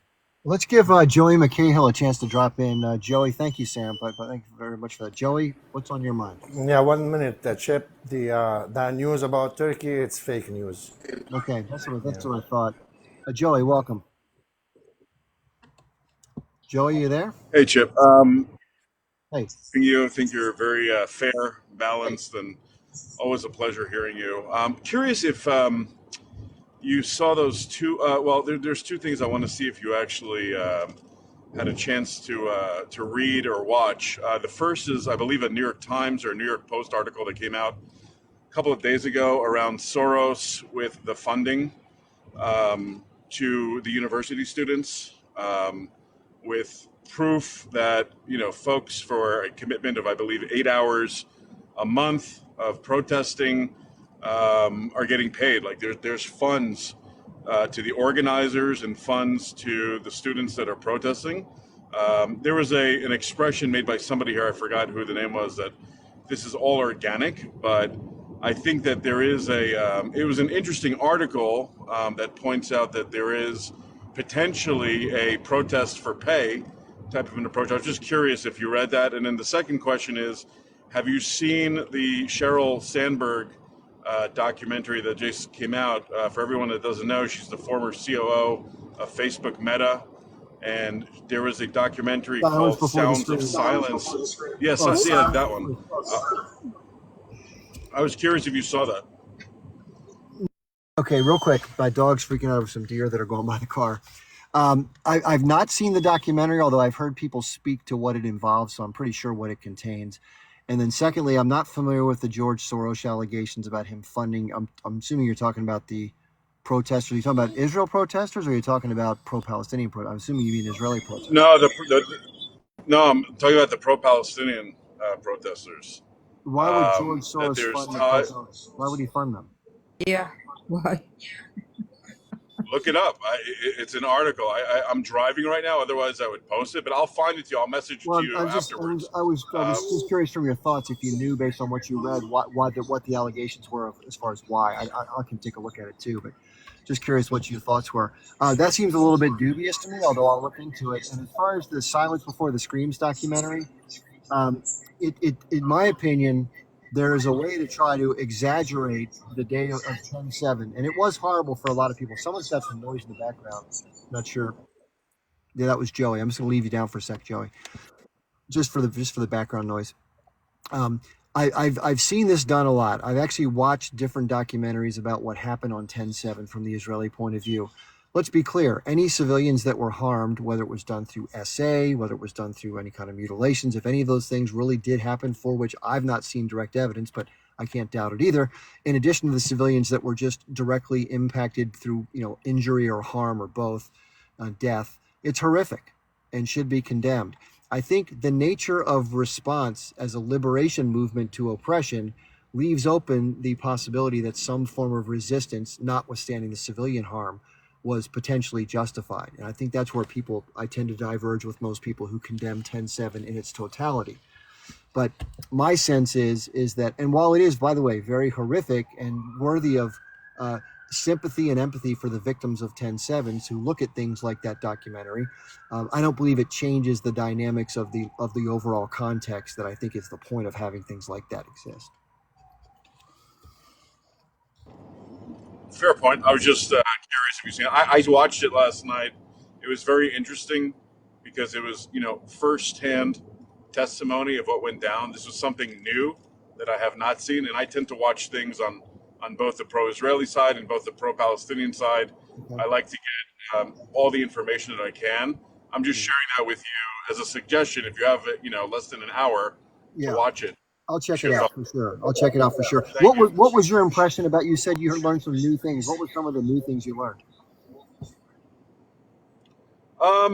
Well, it was interesting because you're right. You hear a lot of fluff and there's misinformation being reported on both sides. But when I've never actually heard a person, they were at one point they were interviewing a hostage that was in Gaza, and she was talking about firsthand account of SA, right? Am I saying it right? SA to her, and that was the first time in the last, since 10/7 that I actually heard somebody talk about their story of what happened to them. And that, to me, it made an impact, right? Versus before, we just don't know. There's a lot of information flowing around there. This was different, right? And it was just interesting. That's all I'm saying. Yeah, I think one of the points that are raised is that the way it was portrayed by the Israeli spokespeople, and we know, and initially there's a lot of confusion about events like this, but what's been a consistent theme and throughout the things that people have been repeating is that it was just used as a widespread tool of terror and harassment by multiple members of the H group throughout the day of 10/7. That it was used as a tool of terror against the Israeli people. And I think that's the one that's been hard to corroborate, although one-off situations certainly may have occurred. And I think there's some evidence that supports some of that. So I don't know. I do know this, that trying to whip up the public into a frenzy over more egregious allegations, I believe what happened to the civilians in and of itself was egregious enough to whip up public outrage. And of course it has, but the other stuff was used as like an accelerant to support what the Israelis decided to do as far as a very disproportionate and harsh response to the events of 10/7, in my estimation. People are asking to ask him the name of the documentary that he saw, or the doco. It's called Silence Before the Screams. Silence Before the Screams. It's done by Sheryl Sandberg, the former second in charge at Facebook, Meta, Mark Zuckerberg's company. Is that what he's talking about? They're asking. That's the documentary that Joey. So I was talking about it. Correct. I watched it. Yeah, I'm going to give it a watch. I mean, I've already heard people discuss it, but I'll watch it for my own two eyes' sake. I appreciate the suggestion, Joey. Thanks for your contribution to the conversation. I think Natrium, are you available? Are you there? Yes, I'm available. I'm Okay. here. I don't know if you can hear me. Yeah, we can hear you now. Oh, cool. I think I don't know if it was the microphone or what was the problem. I wanted to say something about related to something that you said before about not voting for the third party or fourth party. I wanted to explain what the vote, the action of putting that piece of paper inside a cardboard box. That action. I apologize. I have to go dark for about the next 5 or 10 minutes, so I'll still be able to listen and talk, but my picture is going to be blacked out. But please continue, Natrum. I'm sorry to interrupt you. No problem. Thank you. The main action of you going to vote, it means you are giving up collective power. What does it mean? Basically, when you go to vote, you'll say something like, I have a preference for this guy, which, the act of voting is a secrecy, right? So nobody knows who will you vote for. Nobody should.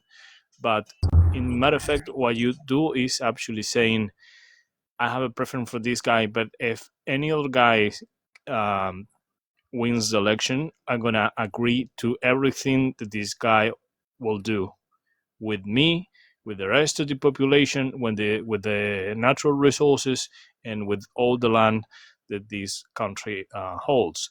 So it's like you given your power. Every time you vote, you sign a contract. Is signing a contract and it's like renewing a contract every 4 years. So this is what actually vote mean, right?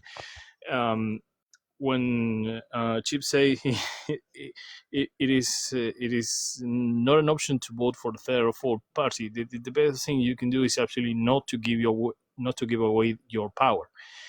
The worst things you can do to a government is actually not going to vote, and they tell you that. Actually, I remember this guy, James Olmos, a Mexican actor, a USA Mexican actor,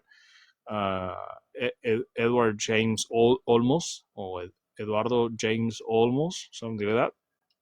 And he says you need to go to vote. He speak to all the Latin, well, all the Mexicans within USA's, and this guy is trying to tell all the Mexicans to vote for the left wing, and how important it is for Mexican living in USA to go to vote and exercising that right as a citizen. And this will mean for the people who actually live for generation in USA, that will mean you will look upon them and say, oh, we have to be worried because all the Mexicans are voting for the left, for the lefty, so we need to vote for, I don't know, Donald Trump, let's say. So this will conclude in the other part of the population getting worried about winning the election and going to vote, and therefore it's a very sick game. But basically, what they do is attack your mind in order to you giving away your power and exercising your rights. The ways you exercise your right is by complaining directly to the government. For example, if you don't like something, or if the government is about to do something, or is about to express certain law that is completely obnoxious and crazy and even inhumane, if you remain in silence, it would mean that you agree with it. Silence in legal terms means that you agree with it. So it's not enough to not going to vote, but you actually have to be active, politically active. And I don't mean to form a political party, none of those crazy stuff. You have to really, the only thing you have to do is write a letter and complain with your signature. This is one of the things you have to do as a citizen. If there is something you don't like, and even better, if you are more than one person, let's say one is not going to do much, but if you are like 10,000 person complaining about a certain aspect, you will have you have to be here. You have a voice, right, for the numbers, especially when the numbers of not voting people increase to more than 50%. For what I understand, if the number goes beyond 50%, the election has to be cancelled, like for completely. So by the way, they're never gonna say the levels of no voting people reach 50%. They're never gonna admit that. But in a fictional world, you can say anything, so you won't be lying because it is all fictional. And given the fact you are living in a fantasy world, well, you can't lie in that fictional world, if you know what I Nutri, mean. I'm sorry to interrupt you, but I'm confused. I'm very sorry, and I'm being really genuine here. What are you talking about? What are we talking about? I'm lost. Well, Me too. I'm totally lost. I don't understand exactly what he's saying. I'm sorry. Maybe I came in late. I'm sorry. I'm not understanding. I'm not being. I'm not sure what the agenda is. I understand You this. go you go out This of you go out of topic. You are go out of topic. I don't know if you understand exactly what we are talking about. no. I'm not About out of our topic. government, I our was voting system. Are you talking about the voting system in America or in Mexico or? I'm in the sorry. entire world. Yes, Oh, yes. okay, But okay, okay. beyond that, beyond that, I was talking about what it really is, what it meant. Because nothing is what it is. Nothing is what it seems. Sorry, nothing really is what it seems. Everything is shifted. Um, Again, when you go and put a piece of paper inside a card box, what you are actually doing is giving away your power because you are literally signing a contract where the government can do whatever they want with you, and this contract get renewed every 4 years. This is what it meant, vote. Okay, do you follow so far? Yes, I got you. I got you. Okay, you understand, right?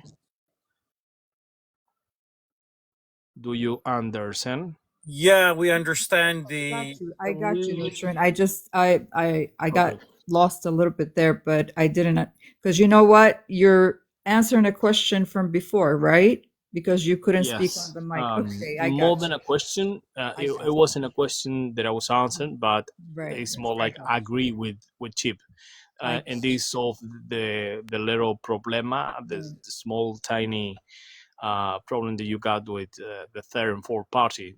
You're starting to realize that they're not going to solve anything because all these politicians, they know what they do, and what they do is just merely an act. They are all actors, like Zelensky, for example. The guy is an actor. Okay, every president you got is absolutely an actor. They don't take the decision. They can only take the blame if the things go south. For example, if you start a revolution, let's say tomorrow, and a civil wars hit the country, God doesn't allow that, please. But let's say that a scenario happens tomorrow, and the White House get attacked because people's gonna trying to search for the people in that we think is in charge in order to punish them, so this will never happen again. So they will go directly to looking for the politicians, um, and they will try to take the heads of the politician, basically. So those are the guys who show their faces, and the ones that they are basically to be sacrificed if the thing goes south. Okay, this is the main function of a politician. Some of the politician knows this. Most of them don't know this stuff. Most of them they just take the risk because they have trust in the system and they trust that everything will be fine. Um, they don't think some scenario could happen in any country, either in USA, in Mexico, in my country. They all think the same, and they are useful idiots. Politicians, they are not only corrupt, they're also like every corrupt people. They're also useful idiots. It is very difficult in the United States to have more than a two-party system. We've been known in this for years. It's not easy, okay? And unless There is something, no two-party system. There is only one. There is only one. This is nothing more than an illusion. It's nothing more than an illusion. Well, There are no two-party system. There's only one. it has something to do because of the Cold War. Because when both parties, like you said, doing the same thing, regardless of who's there, that's because their common so-called enemy, Soviet Union, and they had to, dictate the same thing. So for that reason, yeah, there's only one party. I'm sorry, I'm not sure if it was my turn or not, Chip. So no, go ahead. Whoever wants to go next, go ahead. If you want to go next, go ahead. Whoever's talking. Yeah, yeah. But no, I think Chip. go ahead. You guys want to go ahead? Okay. Go. I'm just gonna take a few minutes. I Okay, you want to got go go back ahead. Go ahead. to. Go ahead. Yep, I want to go back to what Chip said, and I agree with him 100%. Joey, I understand that you want to take a look at stuff from two perspectives so you can have a better understanding. But you also have to understand. Now, I'm not sure that you're here to promote some sort of the Zionist propaganda. You never know. Your name could be real name or fake name. However, I feel that Understood. it's way too early to have a documentary made by the same. Can you guys please mute? Made by the same people that has been not being so clear about their facts and data, yet they're so quickly about to come out with a documentary, right? And then all what they're trying to do is, and it's made by the Zionists. So how much can we trust that, right? If there was an independent entity had access to all type of information, the truth, facts, and even the footage of those cameras, right? And that entity was able to, be able to go out there and make interviews, right? Conduct interviews and transparent about the footages, how they get access to, then yeah, then it was worth to watch it and understand. But at this moment, as if they're not, I mean, as if they're in some sort of rush to justify what they're doing, and I have hard time to accept that, unfortunately. I mean, I know it, like Chip, how he said that it's a bad strategy. I mean, what happened at that time, right? But I don't know what to say. I don't trust anything that comes out of that country. I don't. The truth of the fact is that the war is not over. It's way before it's over.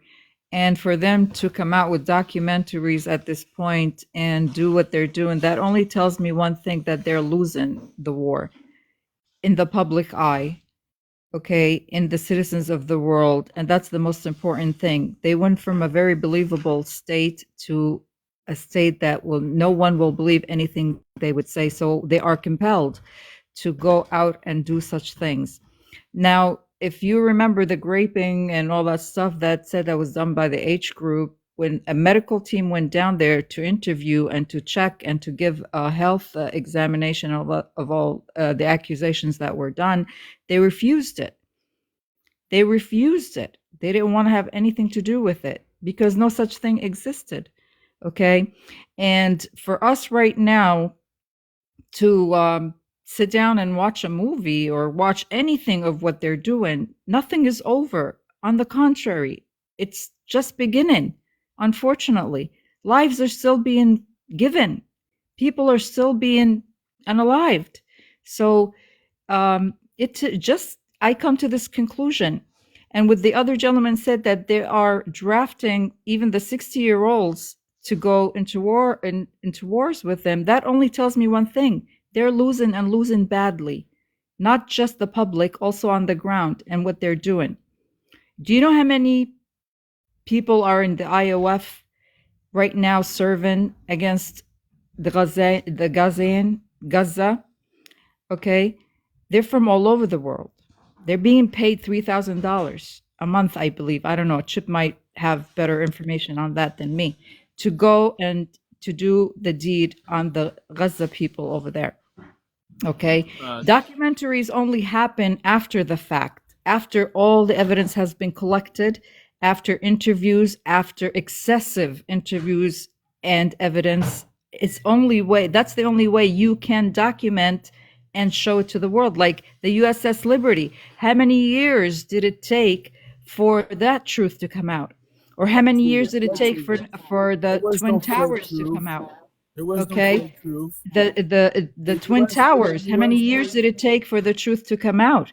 Documentaries were not meant to be made during the wars. Okay, documentaries are like, you guys just love to make shit up. Hold on. Whatever your name is, real quick, the format of the lives, we take turns using the mic. We keep ourselves muted until we take the turn. So welcome as a new person. We're going to give you a chance to speak in just a moment here, but please don't jump in on other people. We're going to give you an uninterrupted time as well. Thank you. Kitty, you want to finish up, and then we will give we'll give I I do. am And then Palestinian I want to finish close up to and I want to go because I have to go pray on for real. But I invite you, Joey, to look at both sides, to look hard on both sides. Okay. And just remember, Prefaced my whole conversation that I take a balanced view, and I have watched multiple videos and read multiple documents on both sides. but do you agree with I me do. that do you agree with me that documentaries are made after the fact, not during? كيفك يا كاتي شو أخبارك؟ I don't have an opinion about that. I was literally asking Chip if he watched it. That's all, because it's a topic of discussion right now. Yeah, but you're also at the same time advertising it on Chip's Live for people to go and watch it, and that's not fair. That's not fair I at all. wasn't advertising it, and I wasn't even saying that this was a video that would warrant any justification what Israel is doing right That's now. my I was just opinion. saying Chip, it thank was you an very much. interesting. I have to go. I truly have to go. I have to go pray. Thank you very much. You're amazing as You're always. welcome. I'll see you later. Thank you, Connie. Yeah, I just want to reiterate what Joey said, though. I'm not trying to contradict Kitty's point of view, but when somebody asks me a good faith question, I don't want to assume motive. So I would ask Joey, did you say that because you want to advertise, or did you say it because you were curious and you thought it might be germane to the conversation? No, I know I know you're a very balanced person, and I know you read things on all sides. And I was just curious because this just came out. What your thoughts on it? Genuine curiosity. That's all. Yeah, fair enough. That's fine. Okay, I am Palestinian, and then it'll be Porfico's turn after that. Thank you. At my time, Chip, go ahead, take someone else. Okay, thanks for Only pausing. By the way, just use TikTok-friendly language. And by the way, those in the comments, if someone comes on the live that disagrees with what's being said, please be respectful. Let's hear the person out, and then we can have a civil conversation about the issues. Chip, Go ahead, I want to ask you a couple of questions because we debated before, and you said that you consider this a genocide. Can I ask why? I'm sorry, I didn't hear the question. Can you say it again, please? We have debated a couple times before, and you have stated that you think that this is a genocide. Well, Correct. I tend to concur with others who phrase it that way. I mean, initially when I first looked at this and the numbers were much smaller, other people said that word, and I was a little more reluctant than others to embrace that conversation. I think ultimately the definition is a little bit ambiguous. It says the attempt to remove a people or their culture in whole or in part. Now, you can argue what number that needs to be a part. But I think the ICJ, the International Court of Justice, is looking into the evidence related to intent as well as where they set that standard. And I'm going to wait for that to come out. In the meantime, the way that I just let you know, the way that I phrase it is, I think the Israeli government and military has shown a widespread callous disregard for the impact of its military operations on the lives of Palestinians in Gaza. Well, That's I'm the way I Jewish. Wouldn't you too also, if you found out your sister got burned alive and raped and 1,200 of your people were unalive, wouldn't you know, if that were to happen to America, the response would be 10 times worse, and we know that. So well, it could be, but in terms of civilians, the American government has a much better record of not blatantly, indiscriminately. They have rules of engagement that are stricter than those that have been set forth by Israel in this conflict. Really, do you remember Vietnam? I do. So you're gonna tell me that was perfectly fine what they did?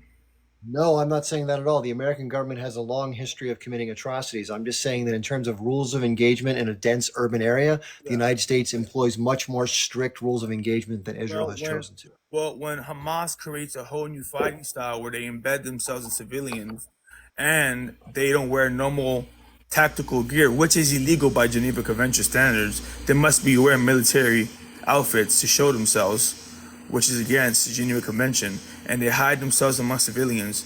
What must we do? We cannot allow this continue to happening. We have to end this, because if not, they will keep doing it, and other terrorist organizations will continue to do the same thing. Yeah, that's an argument. That's an argument. I think one of the counter arguments to that is that to look at the cause of what is motivating these things to occur in the first place. So an example might be, Okay. so for example, some people have argued that it's pure abject hatred of Jewish people. Some have argued that it's religious, some maybe a combination of the two. Others have argued that this is based on territory and the sense of historic injustice and ongoing persecution. It's a So completely religious aspect. Trust me, I'm Jewish.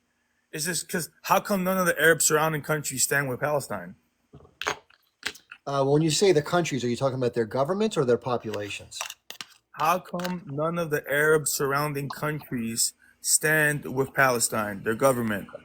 You know that Because the governments are co-opted by the West and they have other that's interests not that true. supersede them. That's Hold not on, true. hold on. That's You not asked me a true. question. Let me listen. Instead of interrupting me, let me finish the answer, and then I'm happy to hear your response. Okay. So my sense is, and most people who've studied this carefully from a geopolitical standpoint realize there's two factors. There's morality and there's political pragmatism and geopolitics. From a moral standpoint, the populations are angry at their governments for not taking action because they're wholeheartedly behind the Palestinian cause, almost to a person. However, the governments have been infiltrated and related to money and the Western political situation geopolitically. Therefore, the leaders are constrained in what they choose to do given those relationships, as well as in some cases, it's difficult just to entertain the challenges of doing something to interdict in a foreign conflict. So this has nothing to do with the years of conflict that Palestine itself has done to other countries. Like, well, when they were in Jordan, they assassinated their prime minister, Lazi Soul, in 1971. And the assassination attempts of leadership in Jordan by Black September terrorist groups, same groups who did the Munich massacre in Germany. The Palestinian insurgency in Lebanon, which led to the civil war there, unaliving 150,000 people. The Palestinians assassinated Egyptian editor and confidant of Anwar Sadat. Sadat was the third president of Egypt and labeled him a traitor just because he went to Jerusalem. I can keep on going.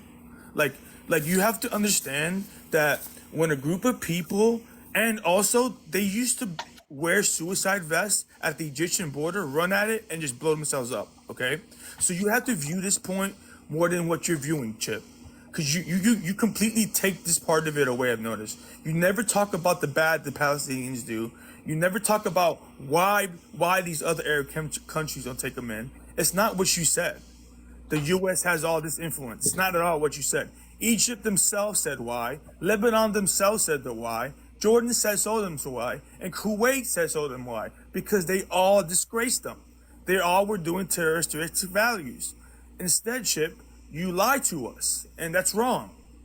I Okay, thought hold on you a sec. studied this. Hold on a sec. So wait a sec. You're making some pretty serious allegations. So first of all, Can I answer him? no, Malcolm. Hold on, guys. Hold on. Wait a second. Hold on. Please mute yourself, Malcolm. Okay, so you made some pretty strong allegations. So let me just answer some of those. First of all, I disagree with you. I don't quote unquote take one side and never talk about quote unquote the bad that Palestinians do. I've condemned every aspect of civilians that were harmed on 10/7. I think that's bad. I condemn attacks that involve buses and cafes that were done in previous decades. I'm against all forms of terror and violence against civilians by any group, including people who are pro-Palestinian.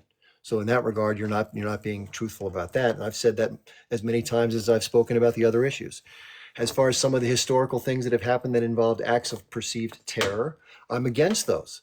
And at the same time, as someone who's trying to understand the broader context, I'm trying to get to the bottom of what motivates that behavior. Now, you're making the argument, and I think what you're trying to get at, if I'm not mistaken, is that the Palestinian people are inherently violent. They have a tendency to want to use violence to their ends, and that's something that won't go away until portions of their more radical membership are otherwise removed, or the people themselves are taken in by other, quote, Arab nations because they're a problem for everybody. That's, I think, the sense of your argument. The reason I disagree with that is twofold. Let me finish. The reason I disagree with those arguments is twofold, and I'm not condemning you for sharing that view. I'm saying I disagree with it for the following reasons. Number one is I believe, and I think most people who have studied this, whether you want to agree with this or not, that's your prerogative, that indeed what does drive this is the original dispossession of land in 1948 and before. That is a driving motivator for most people that I understand within the Palestinian movement.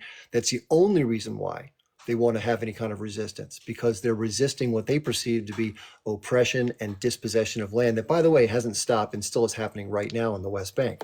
Secondly, they use the tactics they use because through the means they've attempted to use over the decades, there's been no legitimate chance politically to solve their problems. In fact, it gets worse and worse. Even leaders like Benjamin Netanyahu have publicly stated that the number one way to avoid a possibility of a two-state solution is to divide the Palestinians and to support and to fund Hamas. I'm finished. Okay, so like as I was saying beforehand, we're completely ignoring the fact that the things they did in Kuwait, Lebanon, they unalived 150,000 people. Okay, mostly Christians. Okay, they tried to start their own Islamic movement there. Okay, they murdered they have done some of the worst atrocities you can think of. All right, and I'm not saying that they're all bad people. What I'm trying to say is that we need to learn and re-educate these people, because it doesn't seem like they will be able to leave society without. I'm tired of the Zionist propaganda. Okay. Hold on a sec. Let him finish his thoughts. This is why I do this, because I want to make sure we understand what somebody's thought process is. So, really quickly, Politico, you're saying, or Perfecto, you're saying that you believe that, or you make sure I understand your point. You're saying that because people are, it sounds like you're saying that they're indoctrinated to believe and behave a certain way. Okay, this is your belief that this needs to change because it's going to repeat the cycles of more bad behavior. Is that about what you're saying? Yeah. What did we do after World War II when we bombed Japan? What did we do? We mass murdered a lot of people using nuclear weapons. After the mass murder and all that, what did we do? We re-educated them. We took them away from that whole believing in the empire and the emperor and all that. And look at them now. If we were to have a two-state solution, that's exactly what we would have to do. We would have to re-educate them just like we did in World War II with Japan.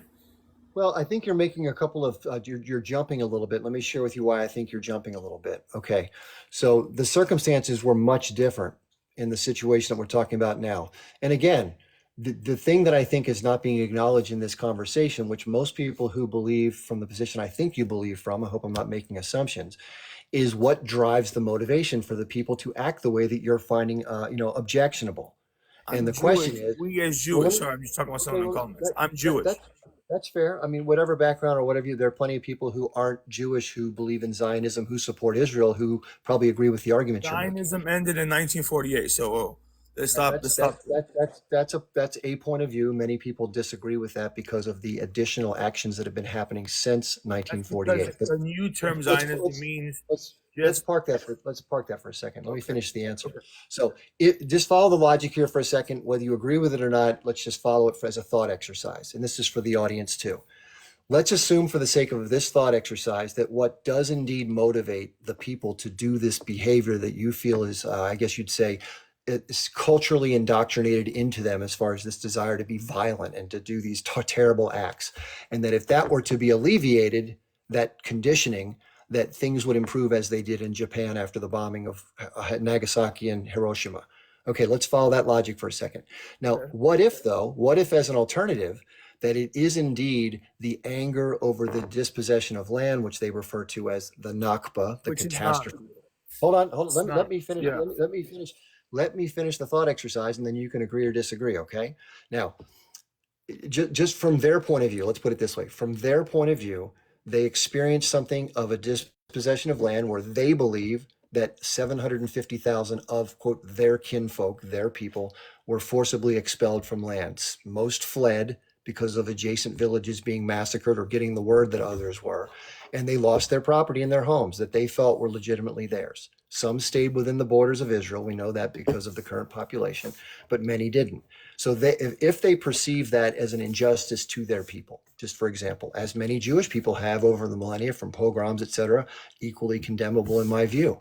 But if that's how they feel, and if that's what angers them, and that's what drives this quote unquote fervor, which I believe some people refer to as indoctrination to be violent.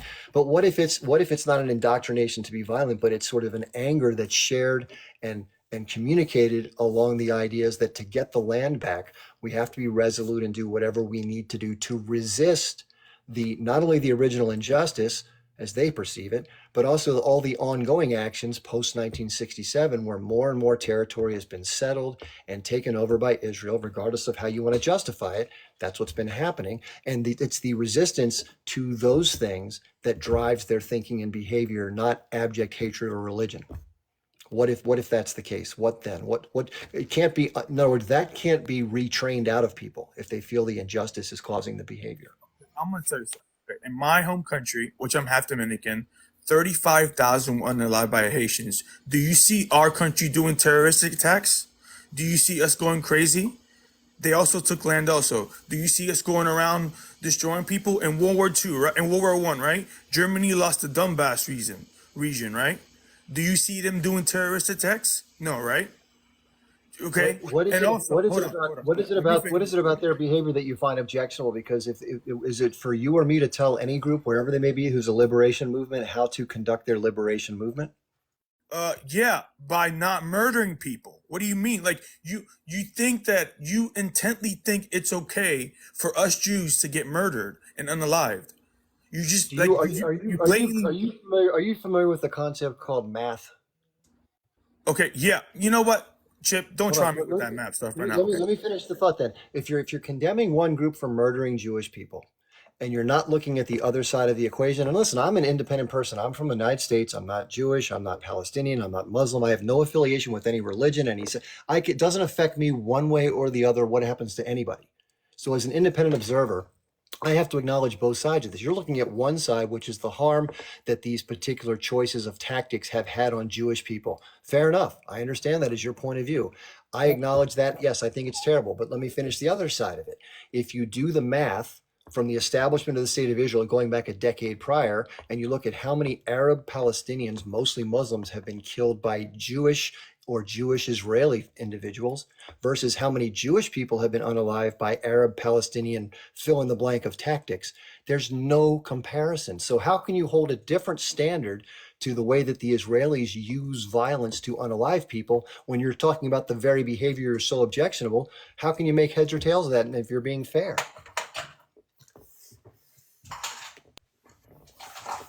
Justifying the fact of murdering people, which amazes me. There should I'm not justifying anything. You're putting words in my mouth. Because that's exactly what you're doing, Chip. Because every time when did I ever say that murdering Jewish people is justifiable? Those words never left my mouth. What I did say is that resistance movements have a right to resist oppression, which I do believe. What does that mean? Resistance people have their right to move. What I said is I abhor seeing civilians getting harmed. As I said about 10/7, there were soldiers and policemen on the day of 10/7 that were directly impacted by the events of the breakout, the invasion, the events of the day. I don't condemn that. That's a legitimate military connection, and they were wearing military gear when they did this. They weren't wearing dresses hiding as women. They fought like soldiers. Now, when they unalive civilians at the rave, they unalive people by throwing grenades into little bunkers, or they unalive people in the kibbutzim, or they burned a bunch of houses and people got burned. I'm against all of that. So in that regard, you're putting words in my mouth that you're saying I support those behaviors because I understand the context of national liberation resistance. They're different. What I heard you saying is that who am I to tell what a resistance can do? That's what you. It's not my fight. Hey, Chip. How you doing? So pretty much saying that it's okay what they do. If they want to go grape somebody, grape somebody. That's exactly what it means. I didn't say it's. Listen, I didn't say it's okay. I said it's not my place to tell them what to do or what not to do. It is your place to tell them. You don't do that to people. You don't harm people. You don't grape people. You don't burn people alive, Chip. Why don't you say that to the Israeli though? I do. Thank you. That's all I wanted. What are you talking about? What are you talking about? I'm not talking to you, Frederick. I'm not talking to you, Frederick. Hey, you're talking about me. Please move, Frederick. I'm just talking to Chip. No, he's not gonna remove me. Frederick, I'm just talking to Chip. No, you're not. He's not gonna remove me. Frederick. Guys, I'm not talking to you, Frederick. Hold on one second. Zionist mentality. You wanna catch? I'm not talking to you. Hold on 1 second. We don't want to have people jumping on each other, but I do want to let you know, I'm sorry, my eyesight. Porfico, Ruby, I don't know how to say the last part of it. that Federico is from Lebanon. He grew up during the Israeli occupation of Lebanon from 1982 until what it was, 1996 or something like that, whatever it was. He knows the lived experience of dealing with the Israeli military and the Zionist behavior and activities. So he's experienced it firsthand. I think what he's trying to point out, and what I'm trying to point out, and I know it's hard to see this when you're looking at this from a team perspective. I'm not on either team, so I'm trying to be like an umpire. And one team wants all the balls to be called strikes and the strikes to be called balls, and vice versa. And that's just not how I do things. Now, you're asking me to say it's okay if somebody gets hit by the pitch. I'm not recommending the pitcher hit the batter. I'm just trying to figure out what the hell's going on. If that's the tactic they want to use, I got to call the game. But you're saying that I should automatically condemn one over the other. But here's the thing. Here's the problem with that. If you look at the thing objectively, which most people can't because they believe in their side or the other, there's a lot more numbers of intelligent. Please stay muted, okay? There's a whole lot of people that have died on the Palestinian side of this, that have died at the hands of Israeli brutality. Way more than Palestinians, than Israeli Jews. Way more people have been raped and burned and unalived and tortured and murdered by the Israelis times 100 than that has happened to Jewish people. I know what happened on 10/7 was sudden. It is absolutely true.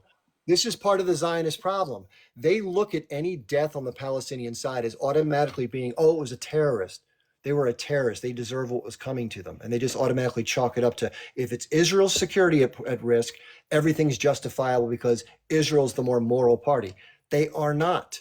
And this is the problem with most people who are pro-Israel. They don't know. They're not aware of the things that I've become aware of. And if you were, and you were a fair person, you couldn't look the other way at the atrocities from both sides. It's a key word, Jim. The atrocities on both sides. That's a fair point, I think. Can I make a point, please? Can I say something really quick? Well, and let's make sure we take turns, Intelligent. I think that, why don't you go ahead? I think Danny's going to be after you, and then we'll go back to Porfirio. Yeah, Porfirio, I just wanted to bring something to your attention. You keep talking about how the Palestinian unalive this, unalive that. It's all a matter. Are you familiar with the Native Americans? I'm sure you are with that story. That's exactly what's happening in Palestine. European Jews in 1948 moved to Palestine, killed everybody who was there, pushed the people inside Palestine to Gaza, put them in concentration camps, killed them on a daily basis. They control their water, they control their food, they control the air they breathe. And they continue on a daily basis killing them. Now, when the Palestinian rose up and said, that's enough, all of a sudden, now I disagree with killing civilians, but all of a sudden the whole world is shocked. Oh my God, 1,000 died? My friend, 1,000 Palestinians a month are dying. Hundreds of thousands are dying. You talk about the history of the Palestinians killing this and killing that. You have no idea what you're talking about. Yes, I do. Zero. You have Yes, absolutely no idea. Yes, I do. I am Yes, I do. Listen, let me finish. From a historical standpoint, you're clueless. You're like a 2-year-old talking. First of all, before you talk, give us historical facts. Give us dates, give us numbers, and give us incidents. You say Israel this and Israel that. Israel is a criminal state. Israel is there to kill the Palestinians and take their land, black and white. The only reason the Israelis are killing the Palestinians is to take their land. That's it. There's no other reason why. Terrorist attack, no terrorist attack. Well, you would become a terrorist, my friend, if they take your land, they take your water, they take your health care. You see your kids getting killed in front of you, you would become a terrorist. Who wouldn't? So for you to come out and teach us, talk about Israel and what a wonderful country it is, my friend, I am very familiar with your with the Israelis and their tactics. They're criminals. The Can I talk IDF now? is a criminal organization. Can I talk now? Can you Yeah, but answer? look, before you talk, before Chip, you it's say my they killed turn. and killed, give Chip, us it's my give turn. us something based upon reality. Don't just make general statements. Okay, can you answer me one question? Out Yes. of all 23 Islam nations, why isn't there one Jew in parliament? I'm sorry?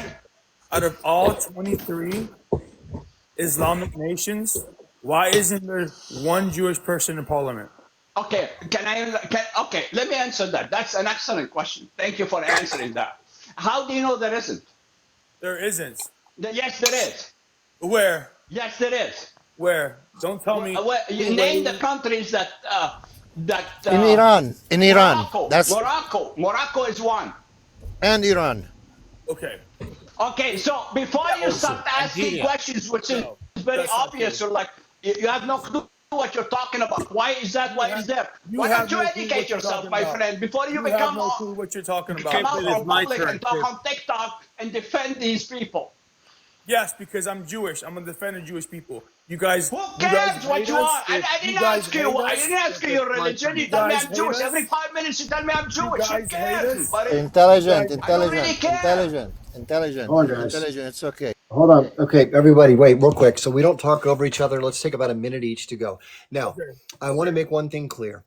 There's an argument made by the Israeli side, or even from people who are just happen to be Jewish, that talk about the historical injustices that happened to their people, and they tie their identity in many cases to the establishment of a Jewish ethno-state with the protection of their people to be free from harm. I understand that mindset, and therefore it makes sense to say that anyone who does anything to the Jewish people in Israel is trying to chip away at or to destroy the people themselves.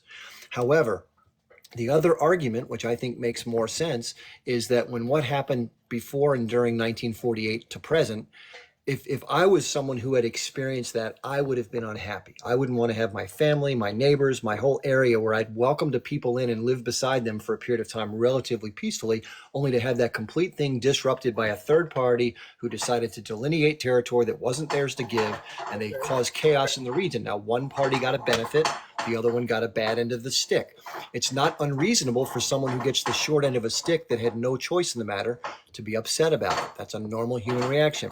If you're going to condemn a group that's dispossessed and occupied and brutalized for fighting back with whatever tactics, and I'm against some of the tactics, but if you're going to condemn them, you have to be equal. That means you condemn the U.S.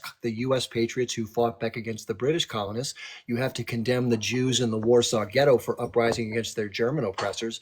You have to be consistent. Otherwise, you have to understand that context matters. And it's not about hatred of Jewish people, as far as I understand it. It's about hatred of people who steal and oppress. And as people have said from the Palestinian side, even leaders, if my own brother, who's a Muslim and a Palestinian, stole my home, I would resist my brother. That's a pretty clear statement of what would motivate the resistance. So do you think it's possible, and this is a question to Porfico before we continue, and let's give Porfico 1.5 to 2 minutes of uninterrupted time, and then we'll go take turns. Is it possible that your understanding of what motivates Palestinians is incorrect? Could it be that it's about these injustices that I've been referring to, or is that impossible according to you? Your logic, you would say that because Schmittler got mad at the Treaty of Versailles. Let's just cover that one question first, then you can go into whatever else. Do you think it's possible that what motivates the behavior of the Palestinians is resistance to what they believe is injustice and ongoing oppression, or is it about religion and hatred of Jews abject because they're just hateful people? Let's answer that first. And I'll tell you why. Because they met with the Grand Mufti in 1933, and the Grand Mufti gave them 30,000 troops, which helped them during the war. And also, there's much anti-Semitism in the Hadith. And I have plenty of Muslim friends who converted Christian who told me the same thing. They believed the Jewish people were bad because they were told they were bad. Okay? And with your logic of this whole situation, then I guess Schmittler resisting because the Treaty of Versailles and blaming the Jews for it is completely okay because it doesn't matter. They're the oppressor, right? So it's just like, I don't understand. Like you, like Chip, you use these, like, I don't know. I call it, let me see. What do I call it? you do these mind things. I forget which. Like someone said it pretty good. Like you like to do mind circles around people and think that you're correct when you're not. Because what you're pretty much stating is what Schmittler did was pretty much okay because he was mad at the Treaty of Versailles and he blamed the Jews for it. So his way of resistance was. You're ascribing things to me that I've never said. I don't know why you keep doing that. I'm just saying. You said that resistance, right? It's the same What I, thing. what I said is that is it possible that the people who are doing the things that you find so objectionable are doing it for a motivation that's different than what you've said? And therefore, does it make sense within the confines of what they believe? It's not indoctrination and hatred and religion. It's because of dispossession of land and ongoing oppression that they're trying to resist. Is that possible? That's all I asked you, and you won't give an answer. I already told you. Like, bro, literally, Israel has given back 75. Hey, Chip, can I have it? Can I say Sinai something? region, part of Wait, real quick, the West Bank. Okay, so this is really important, Porfico, because this is what really lies at the heart of this. And if you believe sincerely in your heart, I'm not going to criticize you for it. If you believe this is strictly hatred that's drummed up into people towards Jewish people, and you believe it, Yeah. and you believe it's religious only, and it has nothing or very little to do with dispossession of land, I just want to hear you say that. I do. Okay. Because think about it. Just think about it logically. It's logical. It's like read the Hadith, read the Quran, like the stuff that they say about us. Like at the end of time. Can I come here? Can I come here? Hold on a second, guys. Let him Hold finish. on. Can I respond to this guy really quick? Hold on. Listen, this is really important. This is how we understand how people think, and then it's very clear to be able to figure out what we think and that's different. So another thing to think about, just as a thought, okay? I'm not trying to run circles around you. I'm just putting up things to make you give it a thought. Do you wonder why it is that Palestinians or Arabs hate Jews? And why isn't there reports of all sorts of Jews being killed by Arabs around the world constantly? Why is it only in Israel and the occupied? There is reports. What are you talking about? There is reports. Iraq has lost 85% of their Jewish population. What are you talking about? Because of that. I'm talking about hearing reports of Palestinians having a specific history of attacking Jews because they hate Jews outside of the occupied territory. Did you telling me that we're not going to talk about the red hand situation? Yeah, can we talk? Can I respond to this guy? He doesn't seem to understand what he's talking about. He keeps mentioning massacres. Intelligent. Stop, bro. Yeah, just real quick, guys. I think the point I'm trying to make is, and this is really important, motivation is a key thing to understand actions. Motive is one of the key things the ICJ is going to look at as far as its determinations as to what Israel did or didn't do in its response to 10/7. We're going to find out based on their findings what they think the motivation was. Was it simply trying to go after militants, in which case it was unintended collateral damage? That's one way of motivation. That's not intentional. Was it that they had indiscriminate bombing and they weren't concerned about casualties and they kind of did it where they could because they could? Well, that's a whole other finding. Now, if the motivation is the former, it's not condemnable through international law. If it's the latter, it's a big problem. So in this regard, it's very important to understand the motivation to see whether behavior is somewhat understandable or justified within a certain context or not. I agree with you. If the behavior is motivated strictly by hate of Jews, that is reprehensible, that is disgusting, and that is to be condemned and should be eliminated through change in whatever means necessary. I agree with you. If it's done through religious fanaticism, hold on, I'm almost done. If it's done through religious fanaticism, like ISIS, for example, where they're going on a caliphate trying to forcibly convert everybody, I agree, that should be stopped. That's dangerous. That's counterproductive. However, thought exercise, if it's not motivated by those first two, maybe there are a few bad apples that are crazy, just like there are on the other side.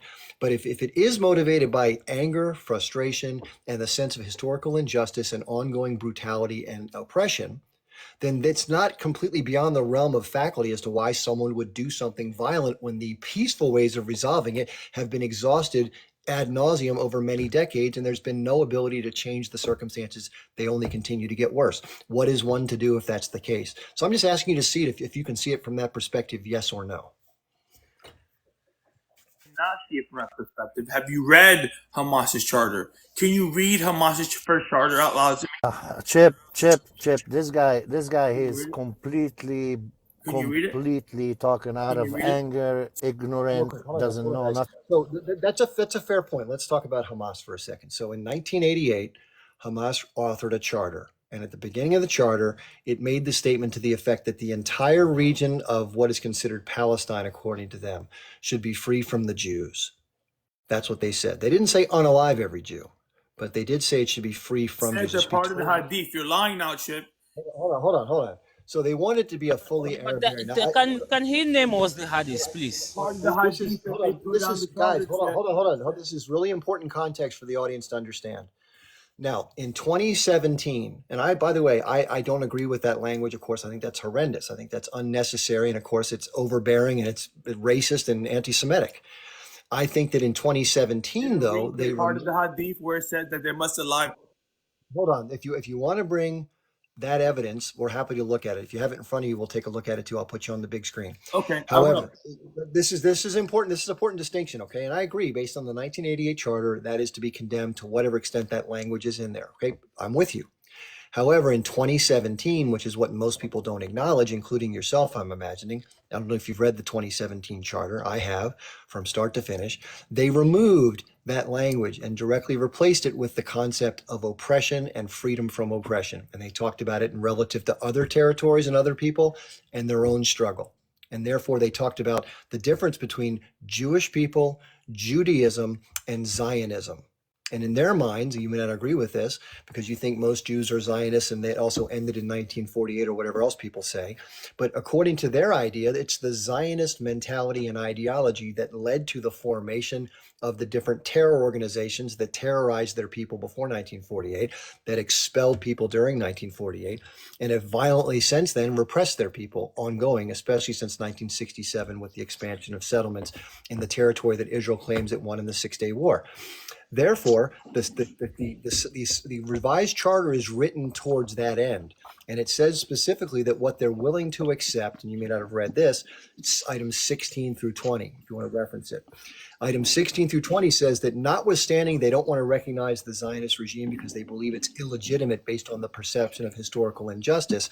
However, as a position of political pragmatism, they're willing to accept a two-state solution based on the pre-1967 borders, no language of expelling or unaliving any Jewish people. Okay? Hey, Can I Chip, I have address a a quick couple of question. things, Chip? Please, hold on, Christopher, please. Thank you. Uh, Yeah, I think I want to address two things. There is that picture of the Mufti with Schmittler.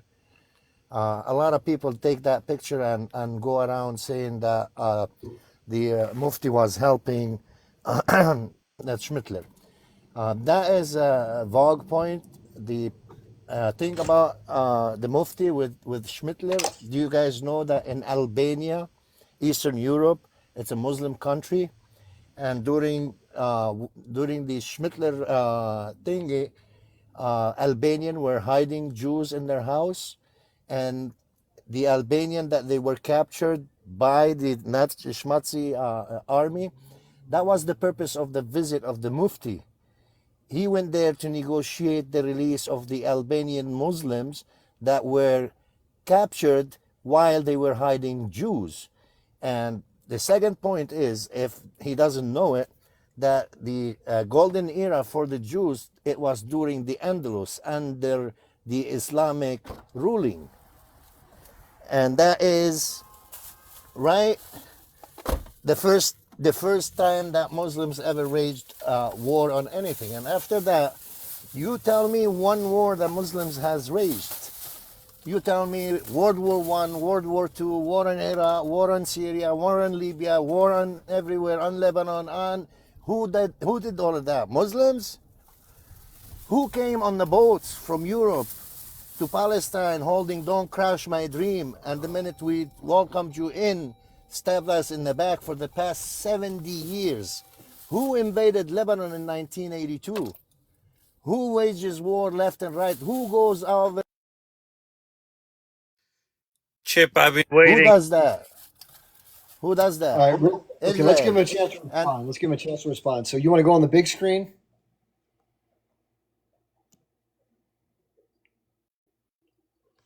Go ahead. What do you want to say?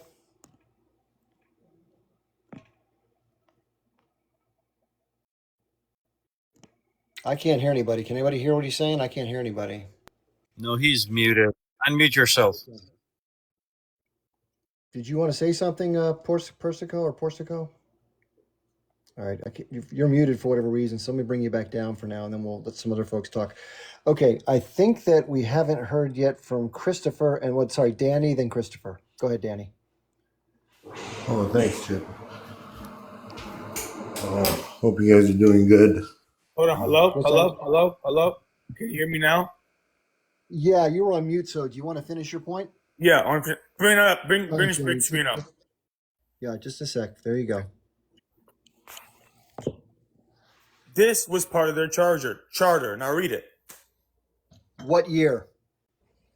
1980. And the only reason that they changed the charter in 2017 was because the UN was going to stop supporting them with money. And they said, if you don't change your charter, we're not going to fund you anymore. And I can even show you that. So read this. Can we read, by the way, in terms of the U.S. Constitution, do we go back to 1778 and say that that's the year we interpret it, or do we include the amendments in present? Yes or no? Dude, the charter has been going on since 2016. Can you just read the charter? The charter that's been revised in 2017 is the most current iteration of the document and of their the platform. charter before that was till 2016. So we can't say what you just stated. Now read this. Yeah. When you say we can't say this, what do you mean by so we can't interpret the U.S. Constitution? The amendments are invalid. No. Stop using that point, Chip. Why? It's the most current version of the document. Read this. Can you just read this? Because you're changing the whole point. You're changing the whole topic because you said that they never said anything about unaliving Jews in their charter or anything like that. Read this. Read this out loud. I said earlier. By the way, I can't read it that small on the screen. I can't see it on my phone. And what is the source of this? What is the source of this? Come about until Muslims fight Jews and unalive them. Then the Jews will hide behind rocks and trees, and the rocks and trees will cry, "Oh Muslim, here's the Jew behind me. Come and unalive them all." That was in their charter. So for you to tell me this isn't about Let's do this just real quick. So I did say, if you didn't hear me earlier, I'll repeat it now, that whatever language was included in the 1988 charter that involved anything about anti-Semitism or unaliving Jewish people, I condemn outright. Okay? So if you've clarified the fact that that language was specifically there, I want to make sure that's clear.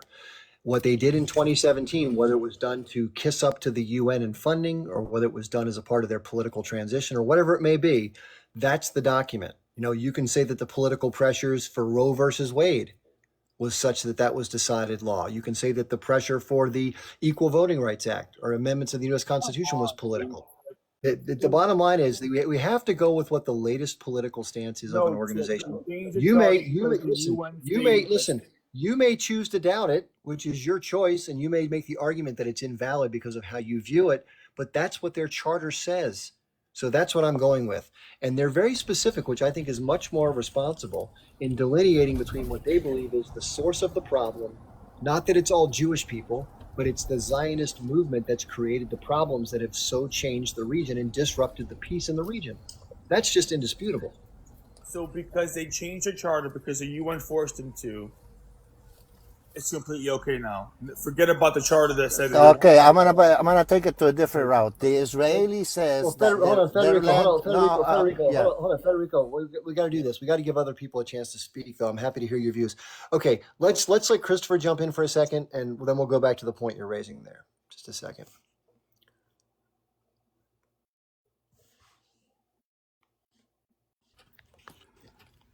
Okay, Chip, you can hear me? Yes. Okay, thank you very much for bringing me up. I'm Jamaican. I'm Jamaican by birth. I migrated to the United States. I went to school in the United States, and throughout school, I learned about the Holocaust, and I was sympathetic about what happened to the Jewish people until I was educated about what they're doing now to the Palestinian people. So I'm not against the Jews, but I think that if the Jewish people, they go through a Holocaust such as that, why would they try to erase now the Palestinian identity? And the Zionist people, another question is, the Zionist people them, I want to know what's the difference between the Zionists and the settlers that come from America, and the Jewish settlers that come from America and maybe different part of the world and capture now the Palestinian land. How would anyone feel about that? Is that for me? You want me to answer that question? And hold on a minute. And especially the Palestinian people them been living under apartheid system for 75 years. No, they have not. Listen, for 75 years. No, they have not. And how would anybody feel? How would anybody feel living under that type of system when that is their homeland? Come on, people. We have to be reasonable. The world have to be reasonable, and humanity have to be reasonable. This is why the problem is happening right now, because the Jewish people, they go there and capture the Palestinian land, because that's Palestine. Chip, you can take me off right now, okay? That's all I want to say. Okay, so I will answer that question to you. First off, there's 2 million Muslims that live in Israel and love it there. There's even Muslims who fight for the IDF. There's even 6,000 Palestinians who fight for the IDF. They love it there. There's no apartheid there. Okay? For you guys to say there's an apartheid in Israel is ridiculous. And secondly, there was never no open air prison in Palestine. They had luxury hotels, Bugattis, they had all this stuff. We've all seen the videos, okay? It seems like we guys seem to forget that Hamas used the water pipes to make missiles. Hamas used the money and funding that they got to build tunnel systems. Like, we never bring that up. I never see Chip bring that up. So, like, do you condemn Hamas, Chip?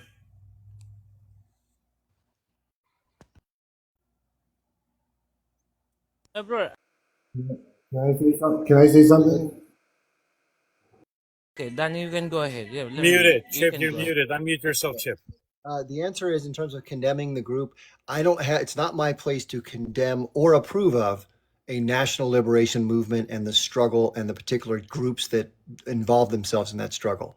I do condemn the tactics of unaliving civilians as were done on 10/7 to the extent that they had nothing to do with legitimate military operations. That's my point of view. So I condemn tactics and I condemn civilian harm, not resistance movements in general. Okay. Now, let me clarify about the apartheid issue. Again, I do agree that inside of Israel proper, people do have equal rights under the law. But we all know that while there are the few who do navigate through the system, there is a huge societal bias and overt racism towards non-Jews. That is irrefutable. You may not know it, but if you talk to 1,000 Arabs, quote unquote, now, not that they want to move to the West Bank or Gaza, that's a different issue, because life is much more difficult outside of Israel. But it's not, milk and honey and bowl of cherries either. However, in terms of apartheid, Israel claims that it has territorial control of the West Bank. It has its own set of rules and laws for its Jewish settlers. It has a completely different set of rules and laws under military occupation for Palestinians. Different roads, different points of access, different places people can and can't travel that Israelis have free road to. That is the apartheid, not within the borders of Israel in terms of the magnitude of the apartheid. But there is inequality and mistreatment of minorities in Israel. Don't get that wrong. Show me. Show you? Yeah, show me. How about the fact that it's next to impossible to buy land if you're of Arab descent in Israel? Chip, shall we wait until tomorrow until I get my chance, Chip? Who's If you don't asking? mind? I'm Palestinian. Who's asking? I am Palestinian. That's. Oh, yeah, well, we're just trying to go around the horn here. Yeah, if you want to jump in, go ahead. I want to say a couple of things. And one of them, this guy was making some Hadith reference. You do know that Palestinians are also Christians, and within a Christians community, they're also fighting side by side with age group. So I'm not sure where you're bringing up the Hadith, because they don't believe in Hadith, yet they're there to defend their right. One thing, I just debunk you. The other You thing cannot is, debunk me. oh, please. Let's give people a chance to finish their time, and then we can do rebuttals. Go ahead, please. We did not have these issues until 46. An age group did not exist in 46. The fact of the matter is that when the Zionists start coming there, these refugees, they actually started all these issues. We did have some issues, just like any other communities and societies here in America, we have problems with certain groups here and there. But when you people came from Europe and destroyed everything, that's where the whole problem started. My last statement is that you made a comment about the children and whether children are acting, doing some bad stuff or stabbing. You're absolutely right. A child should not be put in such a situation to do such a thing, because I'm pretty sure that IDF unalive his parents. But you know what how we can prevent that, Proforio? You know what we can do? We should arm his parents so his parents can defend themselves against IDF and defend their houses. For that, then there will be no unaliving, and every single Palestinian needs to be armed, just like how we have it here in America, First Amendment or Second Amendment. So that way they can defend themselves, right? Just how the settlers are armed, every single Palestinian. Then there will be negotiation and there will be peace. There will be peace. So then, why didn't Egypt take them back in 1967? Was there peace back then? Hey, why should they leave their land? Why didn't Egypt take them Why back should in they leave their 1967? land? Why? Okay, hold on, real quick. So here's a question.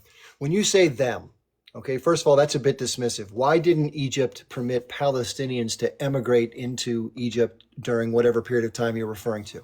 Secondly, why didn't the United States and other European nations take Jewish people in as refugees when they were leaving pogroms throughout Europe? So when you're going to say about acceptance of people, be consistent, okay? It's not the responsibility of nation states to accept immigrants in unquestioned fashion. In addition, here's the other question. If people believe that they're living in a land that belongs to them, why should they voluntarily leave or emigrate from the territory that they have a legitimate claim to historically, and make it easier for the occupier or the person who wants to create this greater Israel to have access to the land they seem to want? How about that? What do you think about that argument? I don't think they have the historical claim to that place. The Arabic Revolution was one of the worst revolutions that ever happened to mankind. Not only they enslaved and had the worst slave trade ever, they made every woman into concubines. They castrated every male. They had the longest slave trade ever. Let's all admit that the Arab conquest was one of the worst conquests ever. Okay, like, let's be honest. Muhammad is not the moral standard. What does that have to do with the thing we were just much, man. Hey, Chip, I'm gonna go to his way of thinking. I'm gonna be the Arab that think like a Zionist. Go Okay? ahead, yeah, take a turn. Go ahead. All right. Oh, okay. Can you tell me what the Israeli flag stands for? Do you know what the Israeli stands for, Ruby? Ruby, do you know what the Israeli flag stands for? I think he's unmuted. I'll tell him Porfico, what if you wanna- yeah, Porfico. I guess he went on break. It could be. Or Okay, his consulting. Why don't his you hand- share with us what you understand it to be? I mean, I hope he's listening, because I want to see what he thinks. The Israeli flag stands from the river to the river, only Jewish people. It means from the Nile of Egypt all the way to the Furat of Iraq, only Jewish people. What does that mean? Does that mean unalive all the Arab? Is this the mentality you're coming to stay by our countries to do? You come into our side of the land to unalive all of us? Put me in a big screen because you just lied. That's not what it stands for. Oh, that's what it stands for. That's not what it stands for. Put me in a big screen. Put me in a big screen. Yeah, I can speak on the fact that it doesn't stand for that as well. It does Oh, not it stand does. for that. It No, does. it does not. You're just making. Can you put me That's in a what big screen? that's Put what me in your a big senator screen, says. Chip. That's Chip, please put me in a big screen. That's Okay, not let's what, let him. that's not what the Israeli Let's let him respond on the big screen. Okay, that's fair. Give you about a minute uninterrupted, and then we'll let people respond. Okay, that's fair. That's not what it stands for. Okay, this is what it stands for. Okay, you just made up a whole nother subject to defend the whole Palestinian thing you're going through. I get it. The Palestinians are going through a rough time. I don't think that the death of women and children You have to listen to what's her name, Rice, that said it. She said it clearly. Federico, let's let him make his point, and then if Just we because a disagree, we senator says something, just because Senate doesn't make it right. And secondly, okay, us Jewish people, we don't hate the Palestinians. We don't at all. Welcome to the You human. showed that you do. You We showed we that you do constantly during get the year. bombarded by bombs by Hamas, and we have been. Hamas has bombed school buses full of children. They have done horrible things to us, and we tried to make deal after deal, the Oslo Accord, deal after deal, and they never took one. Okay? So, and we gave back 75% of the land. We gave back the Sinai. We gave back part of the West Bank. We've done a lot. You guys make it seem like we're complete pieces of crap, and that's not right. I honestly cannot read what is that stands for because it's cut off on both sides, so I cannot start or finish anywhere. The blue stripes are intended to symbolize the stripes of the Talit, a traditional Jewish prayer and prayer. The Star of David is an acknowledged symbol of the Jewish people and of Judaism. In Judaism, the color symbolizes God's glory, purity, and purity. It's that simple. Can I comment on this really quickly? Yeah, go ahead, talk. If I may, wait, Federico, he's inherently saying that if he believes the Star of David on the I mean, this is what you guys say. I didn't come up with them from my he mind. said the That's what your Euphrates and the senator Mediterranean. says. Please stop interrupting me. Yeah. Please stop interrupting me. Chip, it's really tough to have meaningful discourse here if you're going to do this. All right? We give you a chance to speak. Now you give us. Hold on, just real quick, Cole. I'm one of the fairest hosts that's ever lived in the history of social media. So if you want to have an uninterrupted minute or two to speak, I'll give you that right now, okay? I gotta go. I won. Take it easy, guys. You can just convince yourself however you choose. Yeah. Thanks for being here, though. I appreciate you sharing your point of view. Okay, go ahead, Cole. Why don't you go ahead? We'll give you about a minute and a half, 2 minutes of uninterrupted airtime. Go ahead. I mean, I don't even need that much time, honestly. Like, I'm just Okay, saying, whatever- like, whatever- if whatever he you need, believes go that the Star of David on the Israeli flag means that the land is inherently only Jewish, wouldn't that mean the Star of David, the symbol in my username, by the way, that symbol that frequently represents the Jewish people, not just the Israeli people, but even the anti-Zionist Jewish people, wouldn't that mean that they're inherently believing that too? How could that be possible? Federico, you want to answer that? Yeah. I mean, the actions speaks louder than words. Okay, since 1948 and coming on along, all you guys did is wage wars against the countries surrounding you. One of them is my country. Okay, and the only thing that you have guys done in the Middle East is bloodshed, massacre after another, from besides the one in Deir Yassin, 1982, Sabra and Shatila, 1996 in Qana, and on until today in Gaza, 40,000 people. 15,000 of them children and women. And you're gonna tell me that you're there for peace or you're there for... That's not the case. No, so your actions. so that's your actually actions, that's not what I said. Your action speaks louder than your words. You can sit So- here and make it look bright all you want, but the reality So- and the truth is that we had to fight you. You came on the boats. You came to Palestine.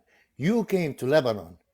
And you picked up arms and you went after us. And all we did until today, we defended ourselves.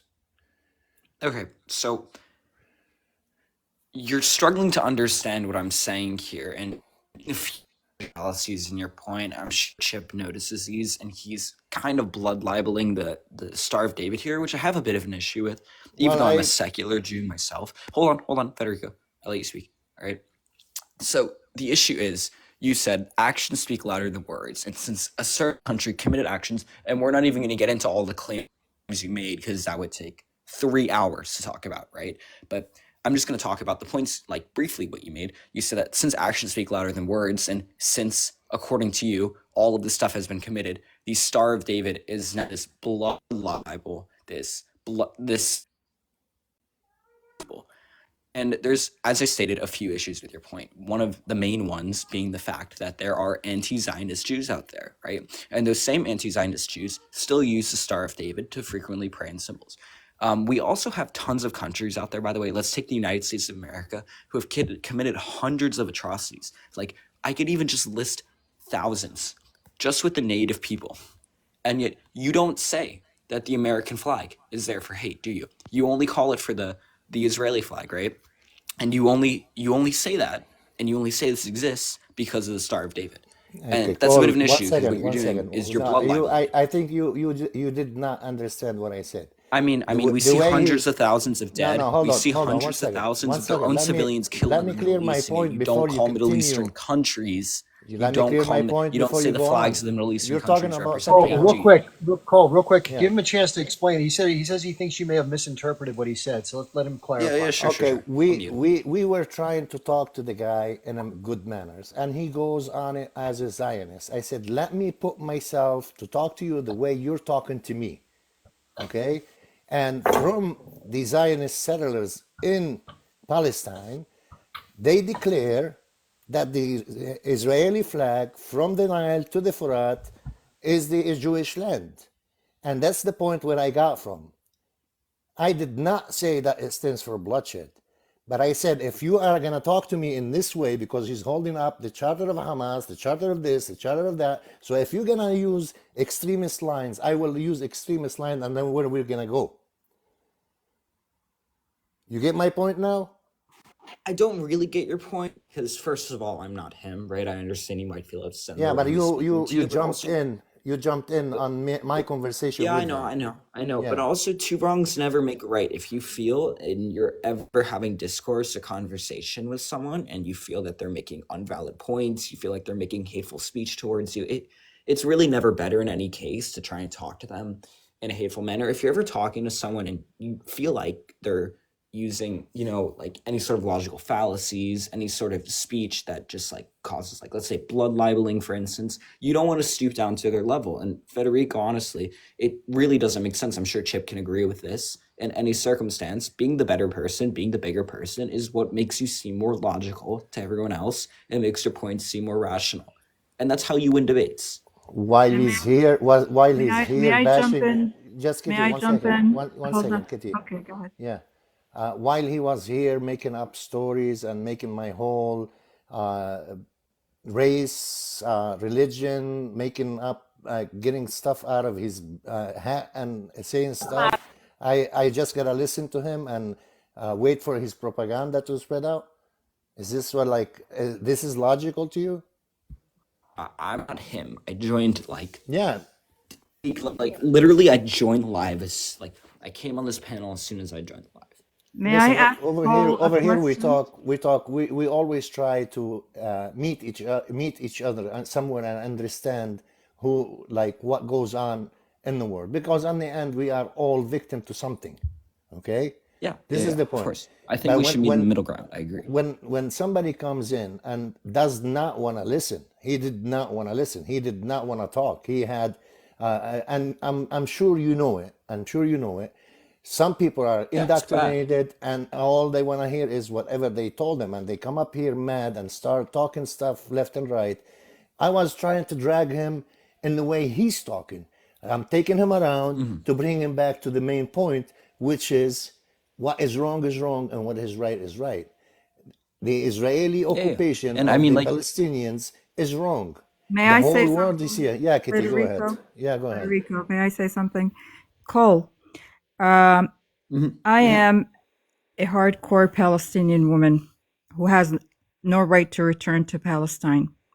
I've been here for 51 years in the United States of America. You spoke about the United States of America doing all these things. Two wrongs does not make a right. It's not right what they did, and it's not right what Israel did. I have a question for you, though. Do you think Palestinians have the right to exist? Yeah, of course. I'm not crazy like that. Okay. Do you believe that the state of Israel has occupied the lands and the country of Palestine? Which land specifically? All of it. Which land? Palestine. All of it. No, Yeah. not all of it. I do think, like, like I disagree with the settlers in the West Bank. I think they're pretty fucking scummy, in my opinion. I don't think that's exactly right. I also disagree with the people trying to own property in Gaza. There is some to be discussed about the ancestral claims and who has the rights regarding the partition. I don't want to go And back then to the again, like, we could ancestry. also talk about the fact that, like, multiple wars were started, right? And Israel won, I believe, the Do you majority, if believe? not Do all you of do you them. So they believe? have the right to lay claims on wars they won. Okay, Cole. Do you believe that a war can be won in 6 days? It's possible, yeah. I honestly, really? Where? Show me what country. What war was won in 6 days? Except the The one Six that Day Israel. War. Except that the one that Israel claims. Okay, well, I don't have every war in history memorized, if you're trying to get at that. There was none. Don't know. I mean, I'm sure there were wars that were shorter than this. I There believe there was were a none. few wars. There was a war actually in Central America, started over soccer, I believe in the 1990s or 1980s, and that war ended in 3 days. I I'm believe it not was talking between about El that. I'm talking Salvador about and Guatemala. occupying Correct me if I'm wrong. no. Listen to me. The 6 day war. The 6 day war that Israel has that's the only one that Israel ever won in that region or anywhere else in the world for that matter. Because right now they're losing this war. What Okay, about the war that of was. Hold on a 1948? sec. Because if they lost Hold that on a war, I sec. feel like they would have been like fully wiped Hold on a out, right? second. That war was given to them. That 6 day war was given to them, unfortunately. Another thing I want to say, I want to tell you, well, not you, because the other gentleman was over here. You know, when they fail at all levels, they bring up their religion, and they seem to forget that the Palestine has Jews, Christians, and Muslims that resided there. There were, in Arabic, they used to call the Jewish community Hart al-Yahud. Are you The talking about like the Christian community 1920s or are you talking about modern day right now?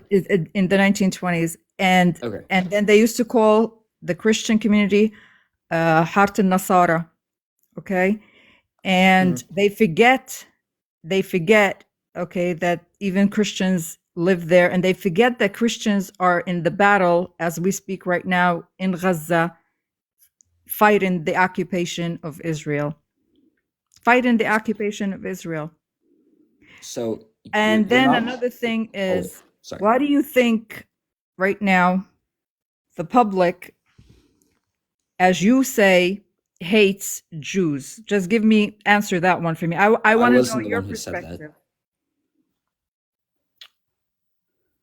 What was your question? My question Can is, why can do people you? talk? I'm sorry. Yeah, Adel, you're Can, next. After Kiri, you're next. After it's like Kiri. an Israeli TV I'm watching. Well, you have a lot of. You have to just respect the host. He will let you know when you can speak, Adil. You made me lose my train of thoughts. There's a certain flow of the conversation that works sometimes where it does not follow exact timing, but I'll get you in, I promise. I think Peaceful Wall was before you, Adele, and you'll be next after him. Go ahead, please. Go. I lost my train of thought when this gentleman spoke. Yeah, okay, that's understandable. So let's do this. Keep it in mind, Kitty. We'll come back to you. Let's go to Peaceful, then we'll go to Adele. Thanks for your patience, everybody. Go ahead, Peaceful. Thank you very much, Chip, and to all of the other people who are there, both the one inside here and those who's listening underneath. First and foremost, I really do appreciate it that what you're doing, Chip, is magnificent, fantastic. You're speaking on behalf of the innocent people of the world, particularly those people who are suffering at the moment in Palestine. What do I call it? It is so sad that the world have been seen of the fake and deafness and blind and injustice toward innocent. What's happening in Palestine, everyone knows, but those people so-called themselves the corrupt world leaders and the corrupt hearted, bloodthirsty people of the world are actually making more worse. I am disgusted to hear Cole defending what you call the guilty people, saying that Israel is a nation. Israel is not a nation. Israel was born to be a bloodthirsty country. Israel was born to be a what do you call it, destroyer of humanity. Israel was created of stealing land from innocent people of Palestine. Had they not been defended by American and the European, they would not have existed today. Also shame that the Arabian countries are blind, deaf from the truth of not defending the innocent and standing up with the guilty people. Shame on you, the human rights. Shame on you, international court. Shame on you, European Union. Shame on you, American and the West, who are actually day and night turning blind and telling us, oh, Israelis are defending the Palestinians are guilty. No, it is the opposite. The Palestinians are defending themselves. The Israeli are the guilty one. If you want the real people of planet are actually the Palestinian. If there was a word to be given to today, would be the Palestinian for standing up 100 years defending innocent. I repeat million times, if there was an award to be given, the Palestinian deserve from the top to the bottom. And if there was a name to be shamed and put him into a burial, is Israeli government and Israeli Zionists deserve to be buried alive, not even in a place where they were. Hold on. Let's be clear. We can't say things like that. We don't want to wish physical harm. Hold on. We don't want to wish physical harm to people. And by the way, because Cole was mentioned, I want to give Cole a chance to respond. I first want to say, though, I appreciate two things about Cole. First of all, Cole, I appreciate you coming up here. Obviously, there's a lot more people who are pro-Palestine than pro-Israel, so I admire that. And I also admire the fact that you were honest about calling out the more rabid settlers, as well as opposing a lot of the stuff in the West Bank. I think that's also Yeah, of course. admirable. So please reply if you'd like to, and then we'll let Adele go. Oh, okay. I mean, I have a few issues because, like, his name's Peaceful World, and he's sitting here blood libeling the entire state of Israel, calling it like the state or the nation created just to like eliminate people, right? Just to kill people. And I could get into all the points he wants to make. It would take a long time, Chip. I don't think it makes sense. I mean, I think you can agree with this too. It was a bit crazy, some of the stuff he was saying Zionists deserve to be buried alive. I'm not sitting here on this panel saying any of you deserve to be buried alive. I actually strive for coexistence and peace between the two nations, right? I think that should happen. However you think this should happen, if you think there should be a one-state solution where only Israel exists, I'm going to disagree with you, or one where only Palestine should exist, I also disagree with you. Yeah, I mean, that's all I can really say to him. He said a lot.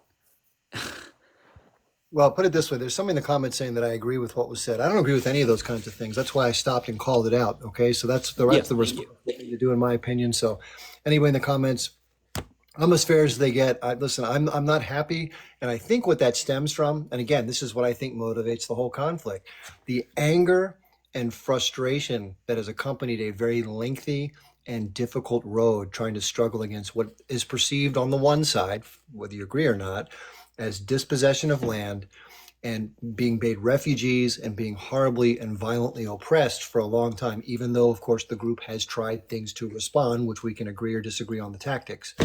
I think that's what drives the anger that we just heard. Not so much the pure hatred of Jewish people, but more so it's the manifestation of that frustration and anguish. Okay. Yeah, I mean, I definitely think there's hate on both sides. There's everything on both sides. We see indoctrination on both sides. We see hate on both sides. Like, it just stems from this, like, hateful idea that only one group should be able to exist, right? And even though we might only see it on, like, a small percent of radicalism on one side, you know, I don't think it should exist at all on either side. And it's unfortunate that it does, truly. I think that it's unfortunate that radicalism exists anywhere in the world. But of course, it always will, and there's nothing you can do about it, right? Except you can hear these people talk, you can understand that what they're saying is crazy, and you can always remember that you never want to sound like this when you speak, that you always want to hear opinions and strive for like acknowledging the fact that like people will always be crazy. You know, like there's nothing you can do about that. But Cole, Yeah. do Let's, you well, let's do this. I don't think it's necessarily crazy. It's people get their anger can get the better of them at times, and I do think there are extremists who do hate people. Don't get me wrong, but I think they're the vast micro minority, and I think most people have logical responses to conditions that require that choose their behavior, and they'd rather put it this way: if you could get a homeland through peaceful resolution, wouldn't that be preferred? Who wants to strap on weapons and fight somebody if you don't have to? And I think that's how most Palestinians feel. And if there was a way to have some sort of dignified, autonomous, self-determination, they would probably go with it.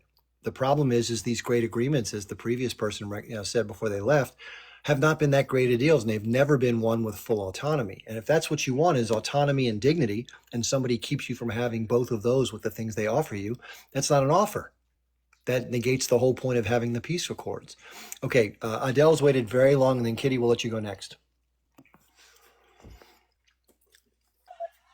Hey, Chips, how are you? Okay, thanks. Thanks for being patient. Good. Chips, part of my subject, I needed to open the camera and show. I want to show you something where I am and All right. as part Let me of. make you big. Let me make you Okay. big. Go ahead. Okay. Can you open the camera, please? I think you have to open the camera, Adil. No, Yeah, Adele, there you is. open the camera by tapping on your name, and then it comes up with a box. Oh, okay. And then the camera's in, I think, the upper left or right, whichever one. Give me a second. Confirm. Up. I think you hit the disconnect button, unfortunately. Yeah, come on back up, and then we'll try it again. Okay, so yeah, obviously, listen, peaceful. I understand the anger, and I know a lot of people say things. I've heard it on both sides. I mean, I've heard some really bad stuff said by people that I don't agree with. May I ask you a question, Chip? And this is for Cole too. Didn't Yeah, go ahead. Netanyahu call for the same thing to the Palestinians just a few months ago? Well, he said the word Amalek, which is a biblical. Yeah, I didn't know what happened. I'm here. Adele, did you want to show us your camera? Yeah, please. I don't know how, but can you do it again, please? Can you put me Well, in? I can't. The user has to open their own camera. I cannot open it for you. Okay. Let me turn. Okay, turn on. Okay. There you go. Let me make you Okay. big. Go ahead. Okay. And it's very important to show you what I'm talking about. Call and this is for call and for every Zionist around the world. Just to watch. Do you see, guys? There is young people here. You see this? In the university, Georgetown University, George Washington University. In Washington, D.C. Yeah. Yeah, Washington, D.C. Do you see this? This is the answer for every Zionist. This is the answer for every Zionist. The whole world and these students and these kids, they are wrong. And only the Jewish Zionists, they are right. Look, they left their home in the cold weather. They left their Netflix. They left their TV. They left a warm place and came here for Palestine. And they're not from Palestine. You see this? This is the answer for every Zionist in the world. All these people in the world, they are wrong. And Jewish Zionists, they are right. Come on, give me a break. Give me a break. And let me say something to Cole. And to you, Chips. The problem is not about being angry and being like extremists or other things like this. But they have to know, and they will know, all this blood we have paying for the last 75 years. We promised them, we Palestinians promised them, they will pay for it. I promise them, me, and I will tell my daughter, and I will tell my kids, and I will tell my grandkids, that Jewish Zionists will pay for every moment they have made us suffer with it. For every martyr we lost, for every kids, for every mother, for every sister, for every land they took, for every torture they make us go through, we promise them they will pay the price, and they will pay it more than ever they could imagine. we will come a time they will pay the price.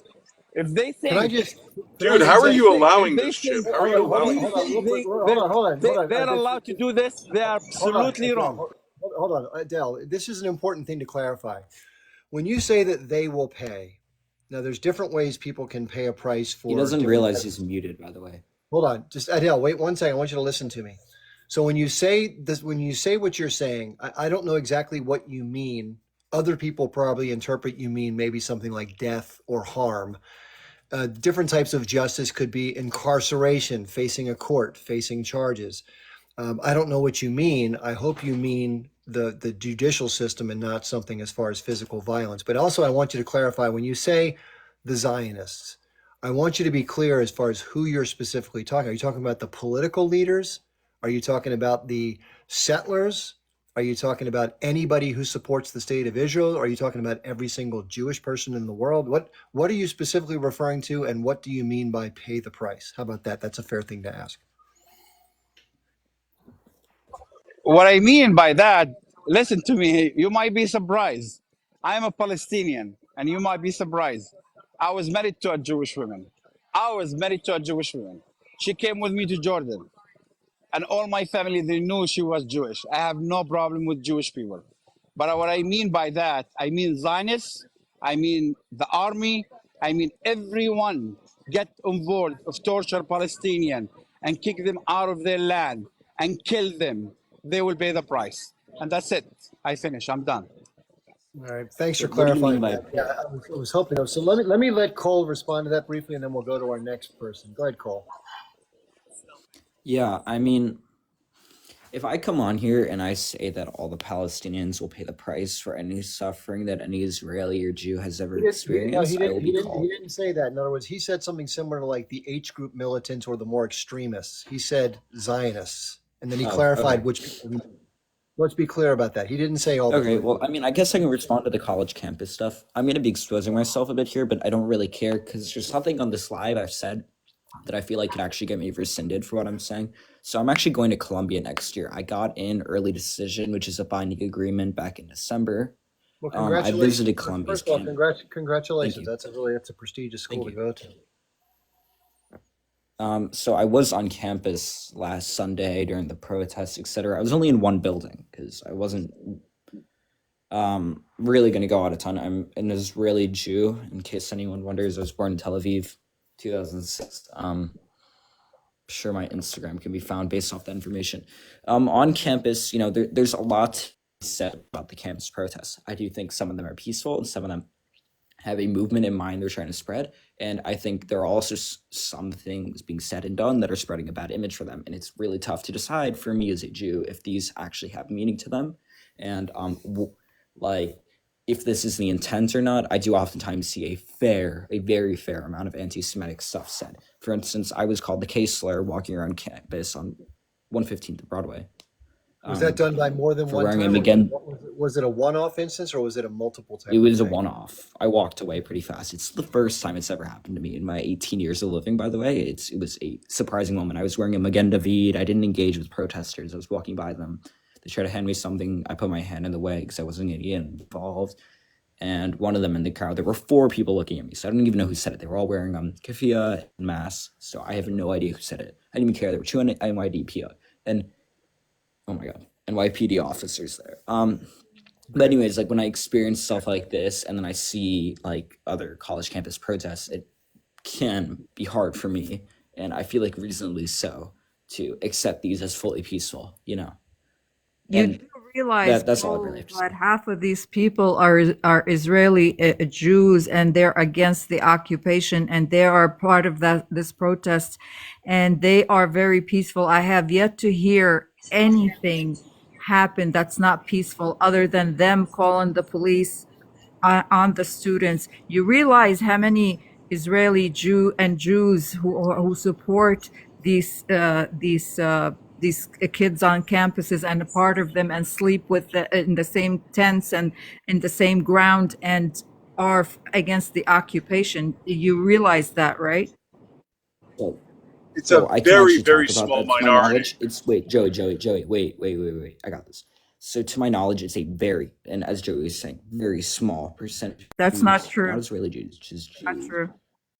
Hold on. Responding to this, it's so 15 of the 100 people arrested in Colombia were Jews. And by the way, I have a very long list of things said, all with cited evidence regarding just the Colombia incidents where anti-Semitic things were shouted. I can read them out to you. I mean, I have a whole document going on just a subtopic right here.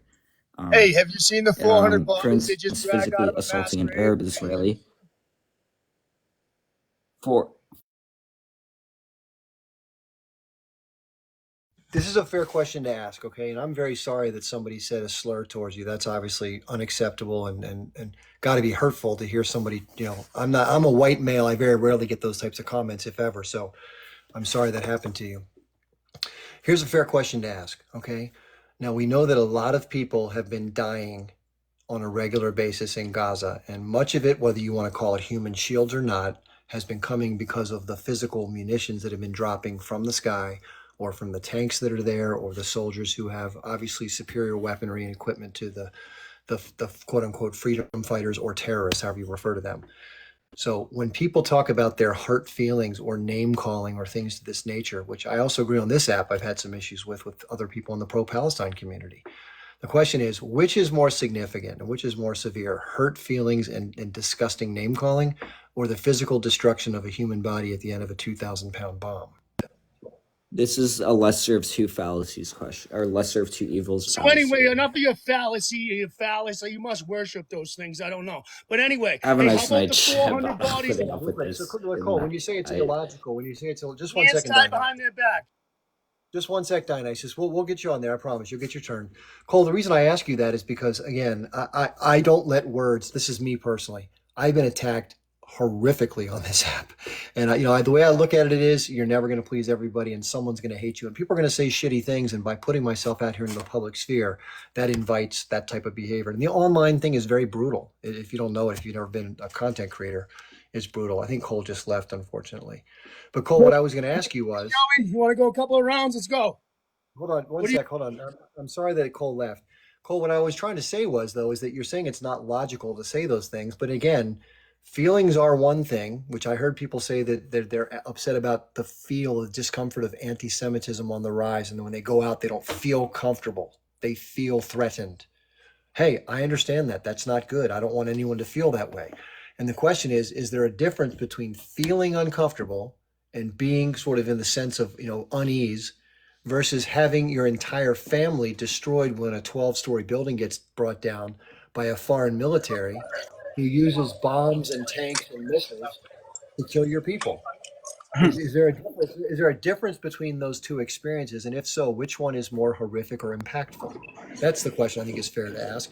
I'm not for either, but I definitely think one is more impactful than the other. But Chip, Okay. they act like they don't call us Chip, I think I'm the only animals. Zionist They left on don't- this They panel. don't curse at us. They act like they don't do this to us.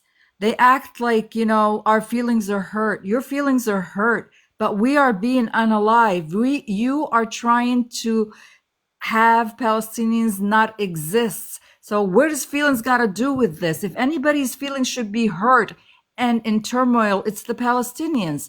They called you a name. You Get got off upset. TikTok if you're worried about your feelings. Go talk to a therapist. All right, let's do this. Let's let Joey come in. Joey said he's the only remaining person on the panel that's pro-Israel or maybe Zionist. And let's then we'll go to Dionysus. Go ahead, Joey. Yeah, I mean, listen, Chip, I disagree with your last statement. Those are two mutually independent things, right? Like, it is one thing that you said, and it's awful, right? A 2,000-pound bomb unaliving people. But you're trying to say that, like, you're trying to bring the two together. That's saying that, like, somehow you should be, like, okay with anti-Semitism because the alternative could be a bomb on you. But No, I said which those one are is two worse separate relative. things. Like, I said which one is worse relative to each other is what I said. yeah, but it's kind of like you're trying to tie it together. Those are two independent things. They're both awful. They're both awful. Well, I don't know about you. Nobody should feel uncomfortable walking around because of who they are. on both No, sides. Period. Full I stop. do agree with that. The point I was trying to make is that the impact of feeling uncomfortable, which is not pleasant and is not a good thing to have happen because it's unfair. I agree with you, is a lot different than having 26 members of your extended family wiped out forever and 3 or 4 little infants, have to be cut out of the mom's womb because she's been unalived and then they don't survive after 3 days. That's pretty traumatic and a little different than having a name called or made to feel uncomfortable. Would you agree with that or not agree with that? Joey. Joey, I don't know if you're speaking, I can't hear Real you. quick, Chip. Hey, real quick. I heard him talking. I don't wish unalivement on anybody or anybody's family. I never would. Okay, I'd protect you, Joey, if you had to be protected. But guess what? You reap what you sow in this world, okay? So when you go into somebody's country and you steal their land by force, which is against international law, they have the right to resist that. And when you unalive their people and push them off their land and shove them into a little contained area that's like a outdoor prison for generation after generation, you better expect to be uncomfortable, bro. I don't know what you're expecting, to have like this comfortable life out in the sun in the Mediterranean, soaking up life while you're subjugating people to this type of shit. You're fucking crazy. You will reap what you have sown, plain and simple. Do unto others. That also means if you do fucked up shit to people, don't cry when fucked up shit happens to you from doing fucked up shit to people. Plain and simple. Learn how to treat your neighbor, like Jesus said back in the day. That's why he kicked us out of there. I'm Jewish. I'm Ashkenazi and Levantine, okay? He told us not to come back because we couldn't act right until he came back. And we went back without him. And we're doing some fucked up shit. And that's why it's the end of our days, okay? So just get ready for the ride. You're fucking going down. I'm sorry.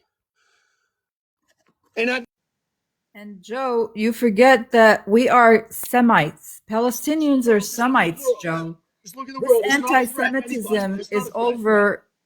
It's done. It's really done because Palestinians are Semites too. Okay.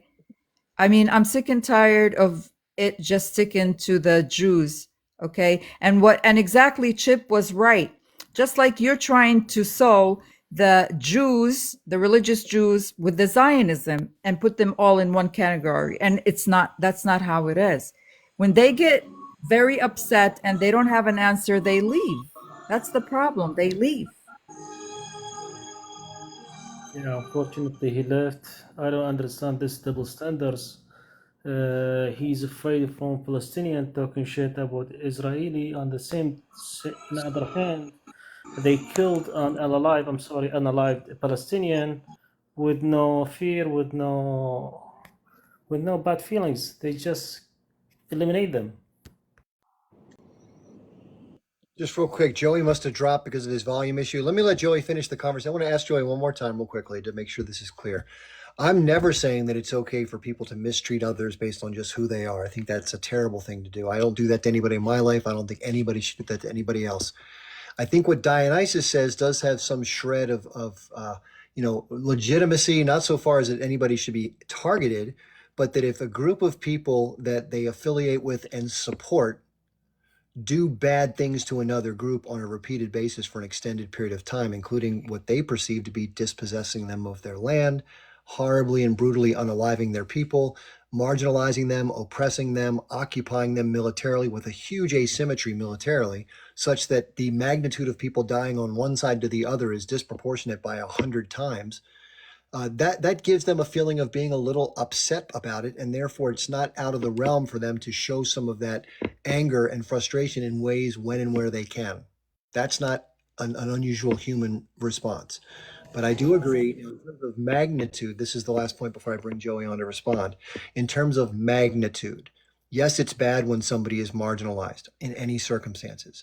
It's, I think, far worse in my value system when somebody's body is physically destroyed by a bomb or a missile or at the end of a machine gun or a tank round, or when they're run over by a bulldozer with their hands tied behind their back, or whatever the circumstances may be. That I don't want someone to feel bad, but somebody physically being murdered on the regular by the thousands and tens of thousands is worse than a few people having their feelings hurt. What do you think about that, Joe? Am I off base?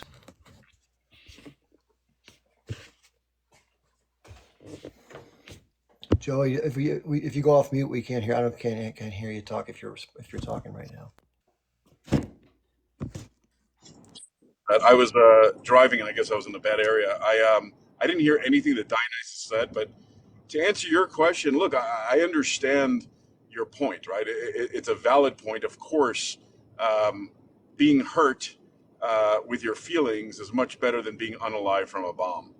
What I'm saying is that just because you're angry about that doesn't give you the right to go out to any visible Jew and attack them, either verbally or physically. And I think that's a fair statement too. Well, in terms of, So yeah, funny. but I think the point though was to try to compare relative impact. And I agree. I said that earlier. I said I don't want anyone to do those things, but I said it's not outside the realm of human understanding to see how someone, when they're angered by a group of people who seemingly provide unwavering support for what they believe to be the mass murder of their people, just like I think it wouldn't be strange for a person on 9/11, which happened all the time, by the way. I'm just going to mute you for a second. A lot of background noise, Joey. On 9/11, there was a huge Islamophobic backlash against people who had nothing to do with 9/11, right? That's not fair, but it's understandable. Okay? It's not right, but it's understandable given the context. And in this case, because we've seen atrocities beyond the realm of most people's ability to understand and accept it, that most people in those cases, if they see somebody who is perceptibly Jewish, I guess, I don't know exactly how they do that, and they make somebody feel uncomfortable by giving them a frowned look or a strange view that makes them uncomfortable, that's not completely crazy for someone to do that. Now, if they physically assault them or something like that, that's a different story, because that's definitely unwarranted. But it's understandable. This is the frustration of the whole thing. I think that if you saw somebody who was German in 1946, and they were smiling as they were walking down the road, and your people had been horribly abused and unalived, that it wouldn't be weird for you to put a drawn eye towards a German smiling former SS officer, right? No, that makes sense. But then it gets into like stereotyping, and stereotyping has a bit of truth, right? Especially those that have experience with a certain group, right? So I know what I said. Can I just repeat what I said so you can hear it? Hold on one second. No. This is an important thing. Okay, so hold on a second. So somebody in the comments just said that I am trying to incite violence. Listen, nothing could be further from the truth. I just specifically said that so long as it doesn't involve violence, it's not unexpected or out of the ordinary for someone to show anger towards a perception that represents the very thing that they're outraged about. That's all. I'm not suggesting anybody be violent against anybody ever, even in this conflict. So take that stuff somewhere else. Okay. Yeah, and I got your point, Chip. I understood your point full well. So I actually agree with it. Okay, thank you. I appreciate that. So hey Joe, you dropped, you didn't have service or something. It's funny, but so this is what's going on here. Okay, you guys went over there. You were allowed to go over there by some other foreign entity. They gave you some land, right? And some wars happened. You took some more land by force, which is against international law. You're not supposed to acquire land by military force after a military operation.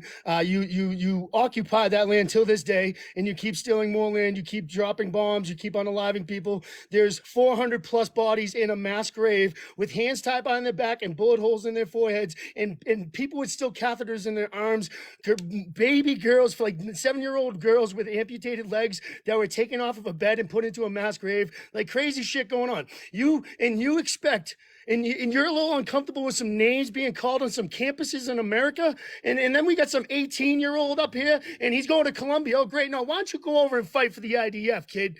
Grow a fucking sack. You can't even be made fun of, all right? And I don't want to hear it. I don't want to hear being made fun of.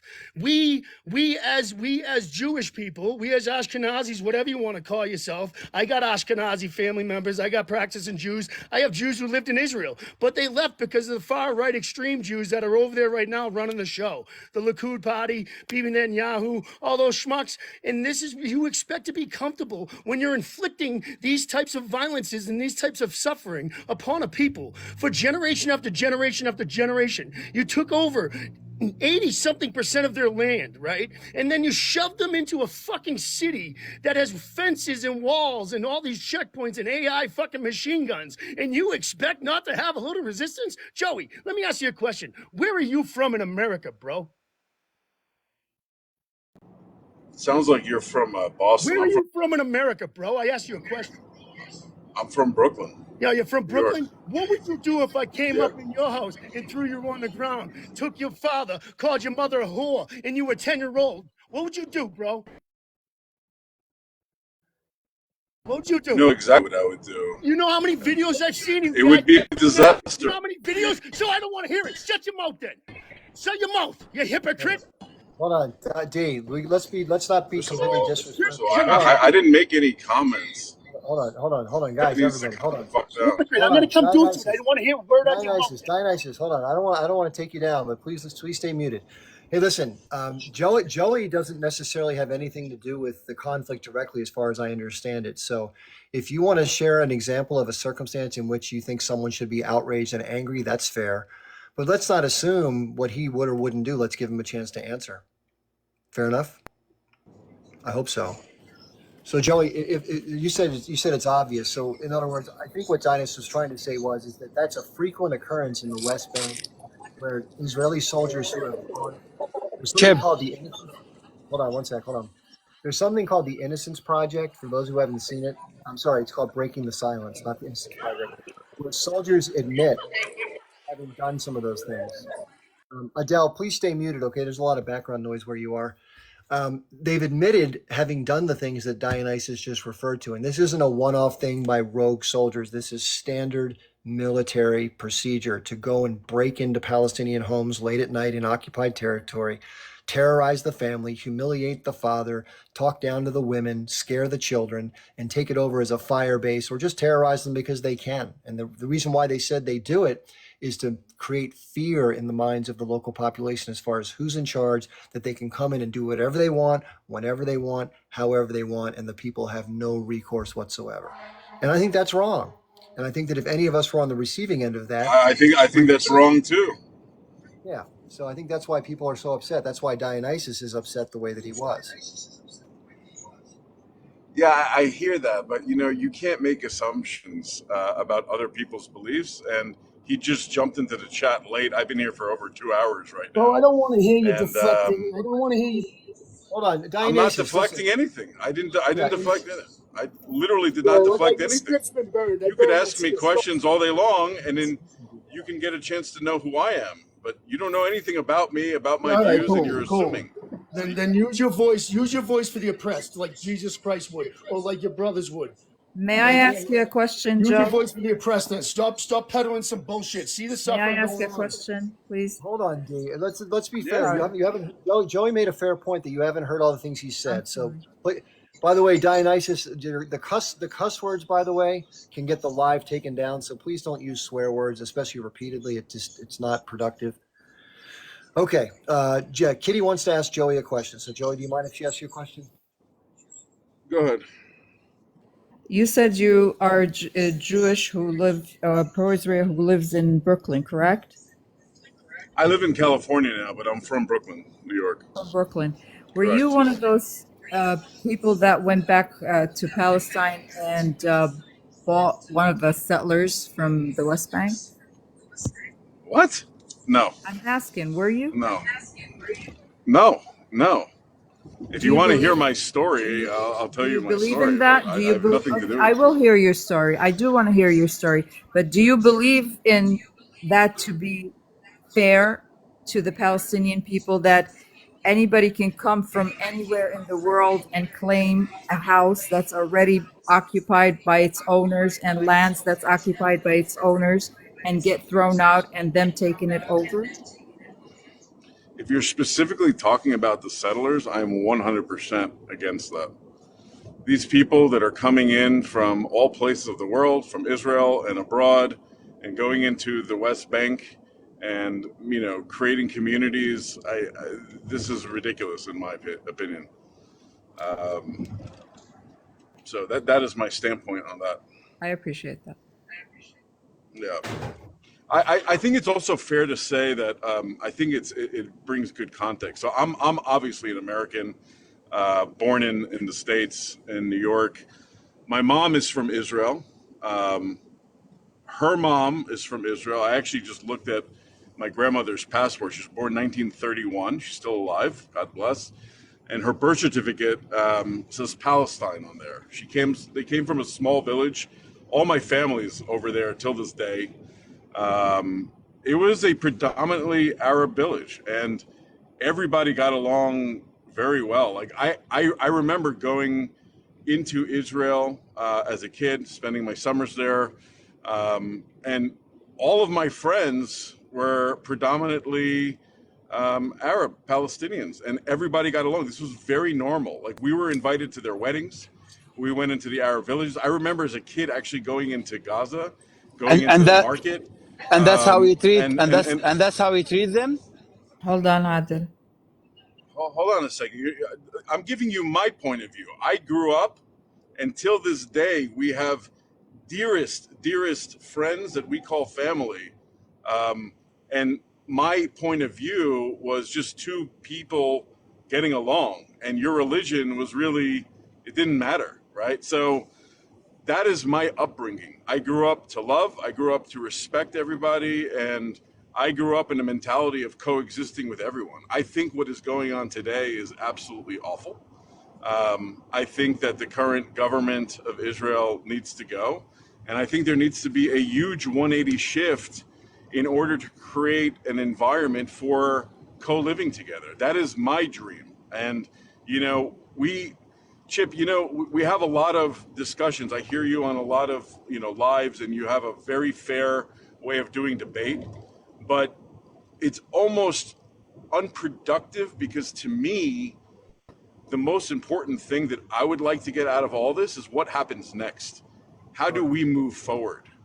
And that is important to me because I want peace. I want to be able to live in a world where I don't have to fear for myself because of who I am and what religion I practice, and that everybody, specifically the Palestinians, can get the same basic human freedoms that everybody else in the West enjoys. And I think that is very important. I think both Jewish people and Palestinians have the right to self-determination.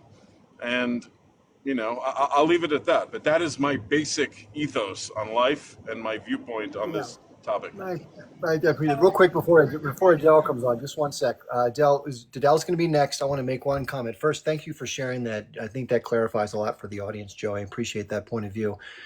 And I guess in terms of solution oriented, I totally agree with you. The only reason I do any of this is towards that end. And as far as speaking to that, here are the challenges that I think, which a lot of people who are critical of Zionism point out.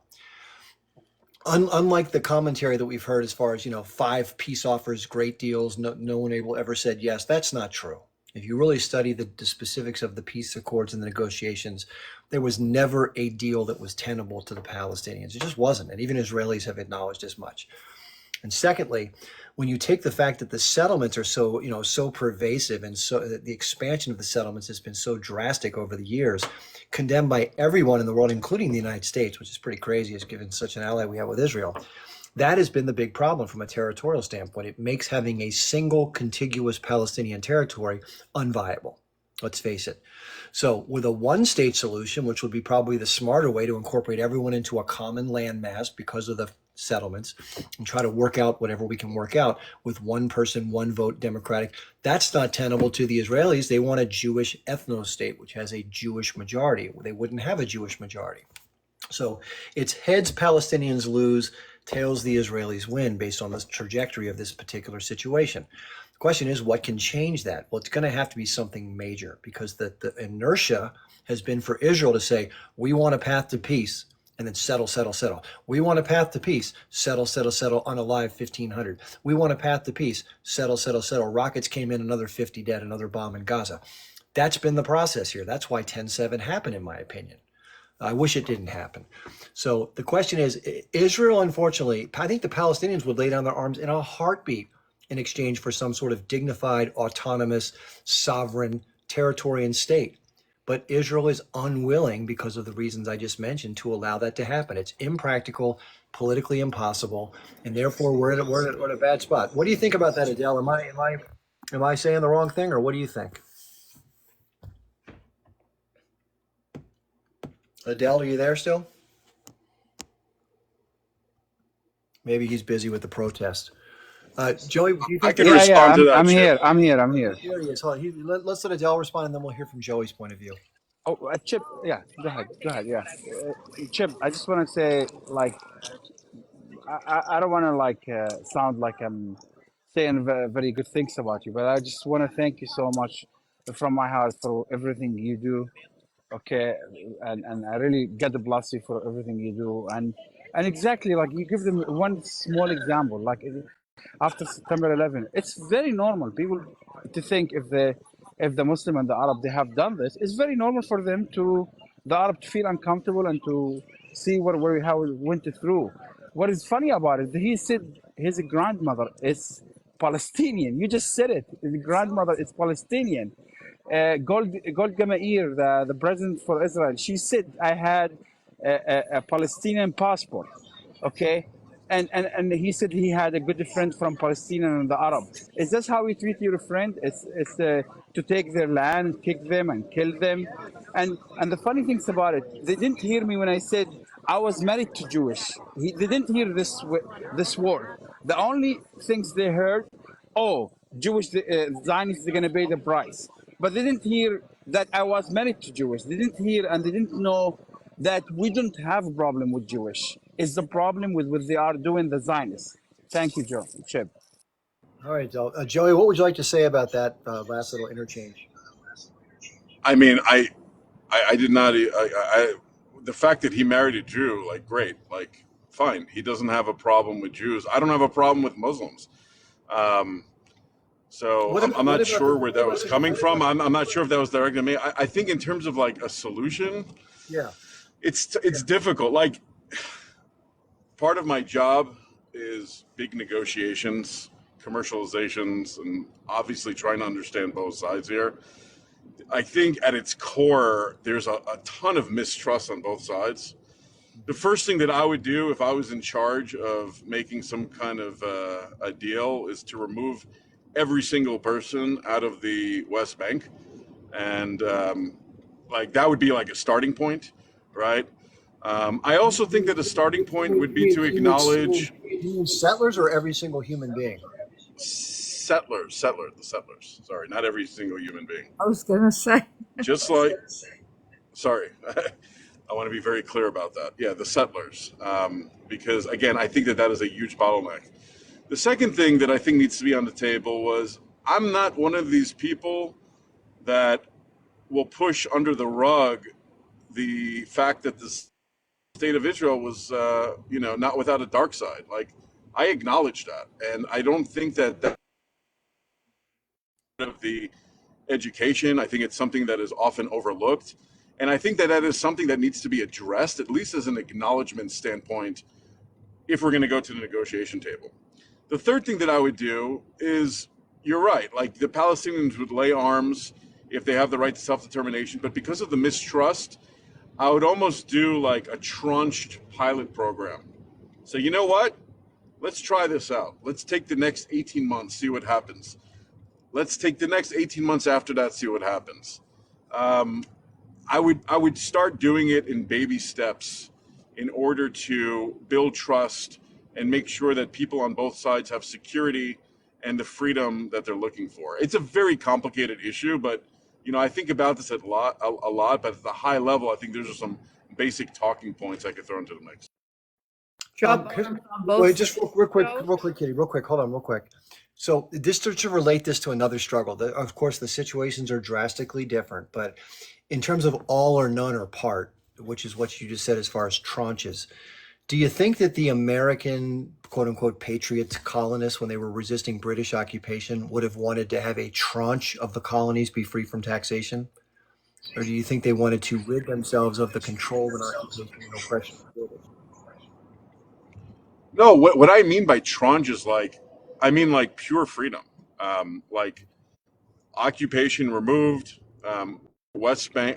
I'm actually very much for a two-state solution. As much as I would like to think that a one-state solution would be possible, and I've experienced this growing up, I just don't think that that is a true reality that can actually happen. So to start things off, a true state solution in my head means getting rid of the occupation, giving people trust to, self-govern, and that would be the starting point. It's not like, like that would be the starting point. I just want to be very clear about that.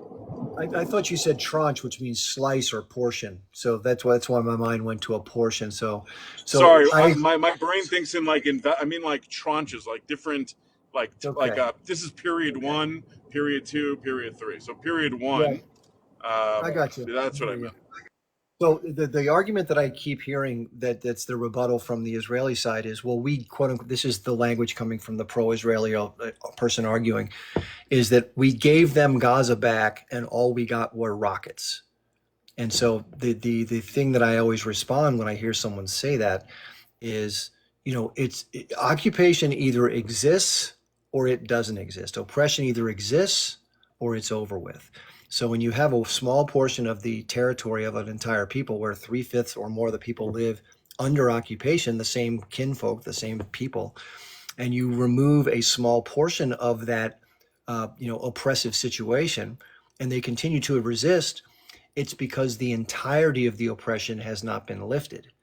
Now, if the entirety of the oppression is lifted, and people are given autonomy and given sovereignty and the ability to defend themselves, and then they continue to aggress upon your territory, that's a whole nother conversation. We'll never know that, though, because we've never seen a situation where Exactly.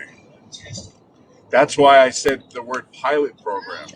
In Can I all say something? fairness, I don't think there's ever, let me just finish. I don't think there's ever been a true attempt to even establish something like this. And you're right, like that's how I would do it. And hey, if either side breaks it, well, you're going to pay the price and we're going to get back to square one, but you got to give it a shot. Like the actual true attempt on both sides to live side by side in harmony, that has never actually happened. So I would love to see that. Yeah, me too. So let me. I need to Adele real quick. Chip, So Kitty wanted to say something really quickly. Then we're going to go to Felicia. Then we'll come back around the turn. Okay, I got to do it. I got to give people a chance to speak. Kitty, go ahead. I appreciate it. I like what you said. I don't know how you're pro-Israel with all what you have just said right now, but that ship has sailed. Netanyahu destroyed it in the sea.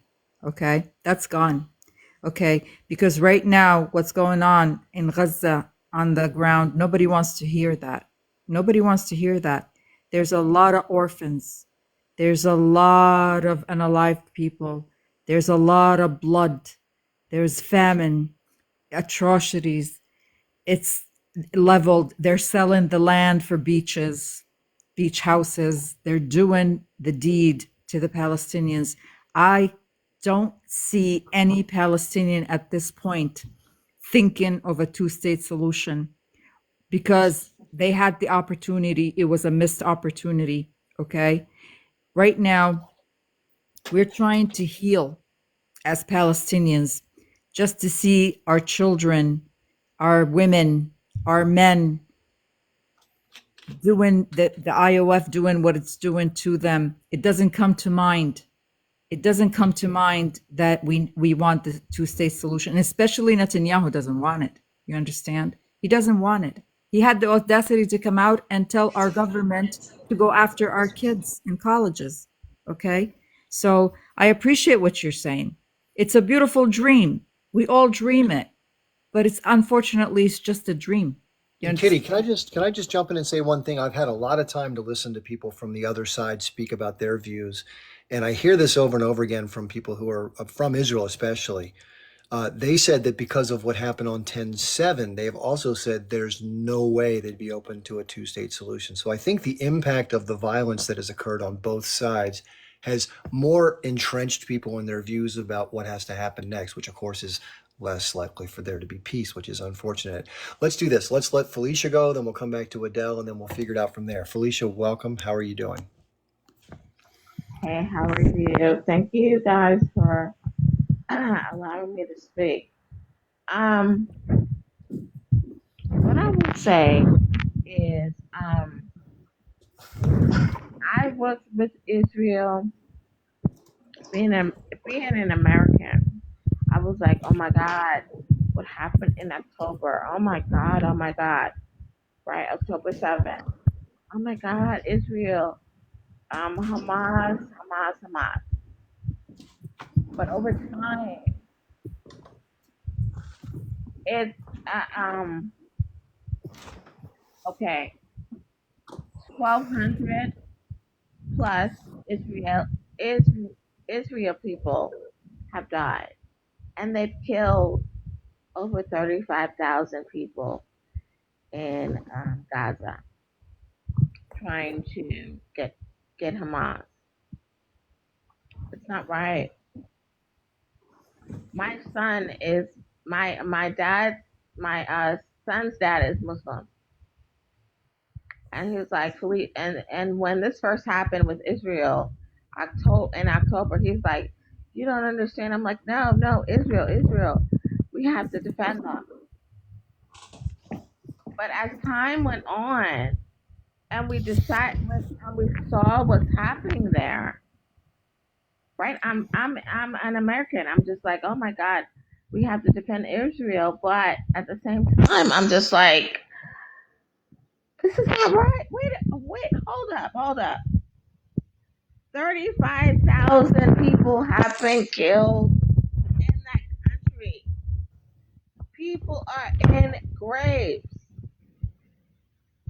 tied behind their back,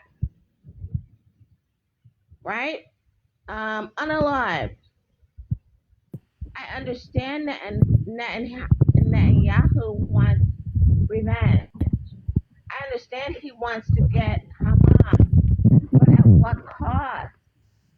At what I don't know if there's some breeze in your microphone or a fan in your room or something like that, but the audio keeps cutting out. So maybe you can get to a place where that gets a little better so we can hear you better. But I'm saying Netanyahu wants to unalive. He's saying that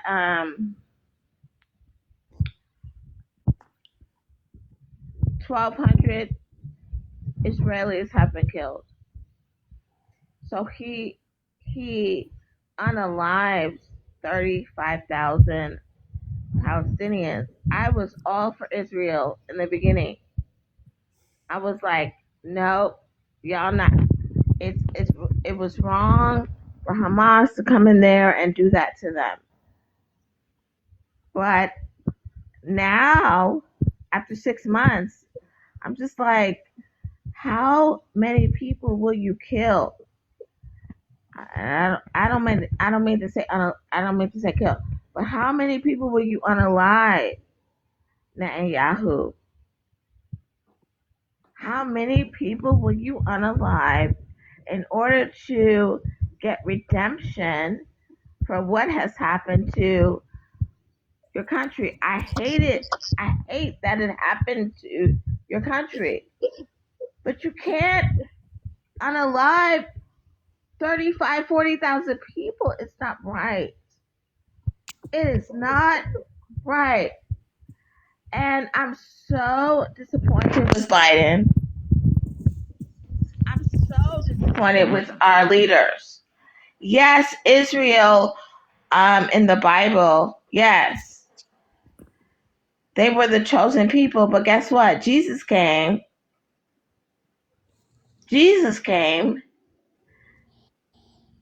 and it's a whole different situation. Jesus came and there's grace. So they need to quit. They need to quit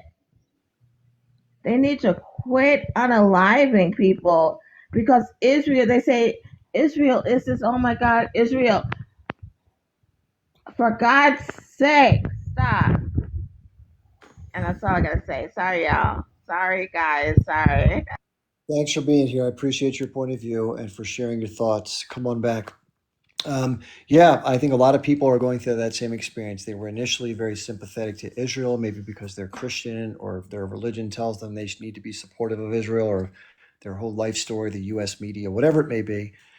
But now that they've seen what Israel has chosen to do in response, whether it's legitimate or not, whether even if it's perfectly unintentional, which is I think not in the realm of possibility, but even if it were, people are outraged by the physical carnage. They cannot take seeing 35,000 human beings be killed in response for 1,200. It just doesn't compute under any circumstance. And also the devastation of the landscape and the seeming indifference to Palestinian life, the water being cut off, the fuel, food, electricity, medical aid, stopping the aid trucks from getting in, bombing ambulances, running over people with bulldozers, tanks, the whole 9 yards. It's just barbaric. And no matter what happened on 10/7, which was horrific in itself, obviously, but what's happened since is 100 times or more horrific. I mean, we can do the math. It's crazy. Anyway, let's go to Dionysus. He kind of got cut off earlier. By the way, keep the language clear because it gets the live taken down. Yeah, I mean, so I guess I'll talk for all the people in the audience who think temperament and tone means you want to debate because he's all calm and cool and collective. But hey, Joe, if you've never watched Occupation of the American Mind, please watch that. Also, 5 Broken Cameras, please watch that. Also, watch The Gatekeepers. Definitely watch that, Joey. And then there's another one. There's a couple more. The Law in These Lands. And then there's Occupation 101. And then you can talk about this, Joey. And then ask yourself, what if this happened to me? And like what Chip just talked about, like this has not just been going on for like a little bit. This has been going on since you guys got there. You did it to the UN building. You did it to the British. There's been bombing, the boom booms being, thrown everywhere by far right extreme T groups in that area since the 1940s. So I think you need to watch Occupation of the American Mind first because that will tell you where you're stuck. And I think Dionysus, I want to share this, by the way. I've been listening to Joey speak for the last, hour or so, 2 hours, whatever it's been. And I got to say, and I'm not trying to at all tell you what to say or do, but among all the people that have come up and at least somewhat spoken positively towards Israel, he's one of the most reasonably middle grounded minds in the world. And because I think somebody shows some sympathy for the Jewish people and the nation state that people attach to the Jewish people, doesn't mean that they agree with a lot of what the government does or the policies of that. And he's been very clear in pointing that out.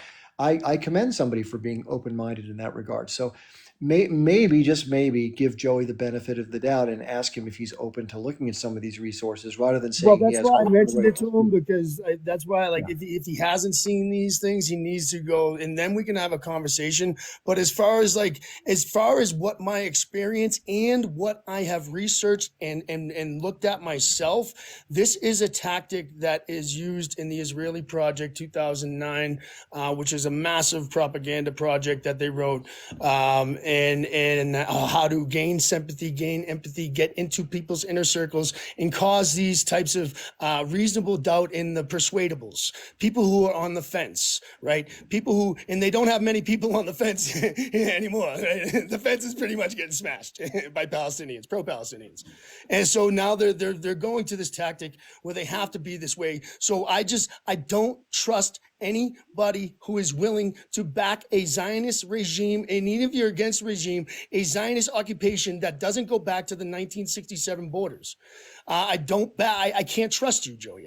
And until you watch these documentaries and come back with a different viewing, then I definitely can't trust you. You know, so it's like and that's not your fault, Joe. You can blame the massive amounts of pro-Israelis who are on this app. They're in the college campuses. The professors are saying some crazy stuff, right? Never mind what they're saying on this app, like saying they should turn it. Never mind what the soldiers are doing and posting on these apps. Like that is why the UN is about to drop charges on all three of them, all four of them, probably multiple one of them. All right. And this is why Bibi Netanyahu is going around to France and his people in Czech Republic, asking them to not have let the ICJ press charges against them for crimes of humanity. Right. And they specifically said, we're not going after the soldiers because there's literally too many accounts of human rights violations from the soldiers that there is no way that the upper hands and upper echelons did not allow this to happen. So they are going to be charged, and it is going to be tantamount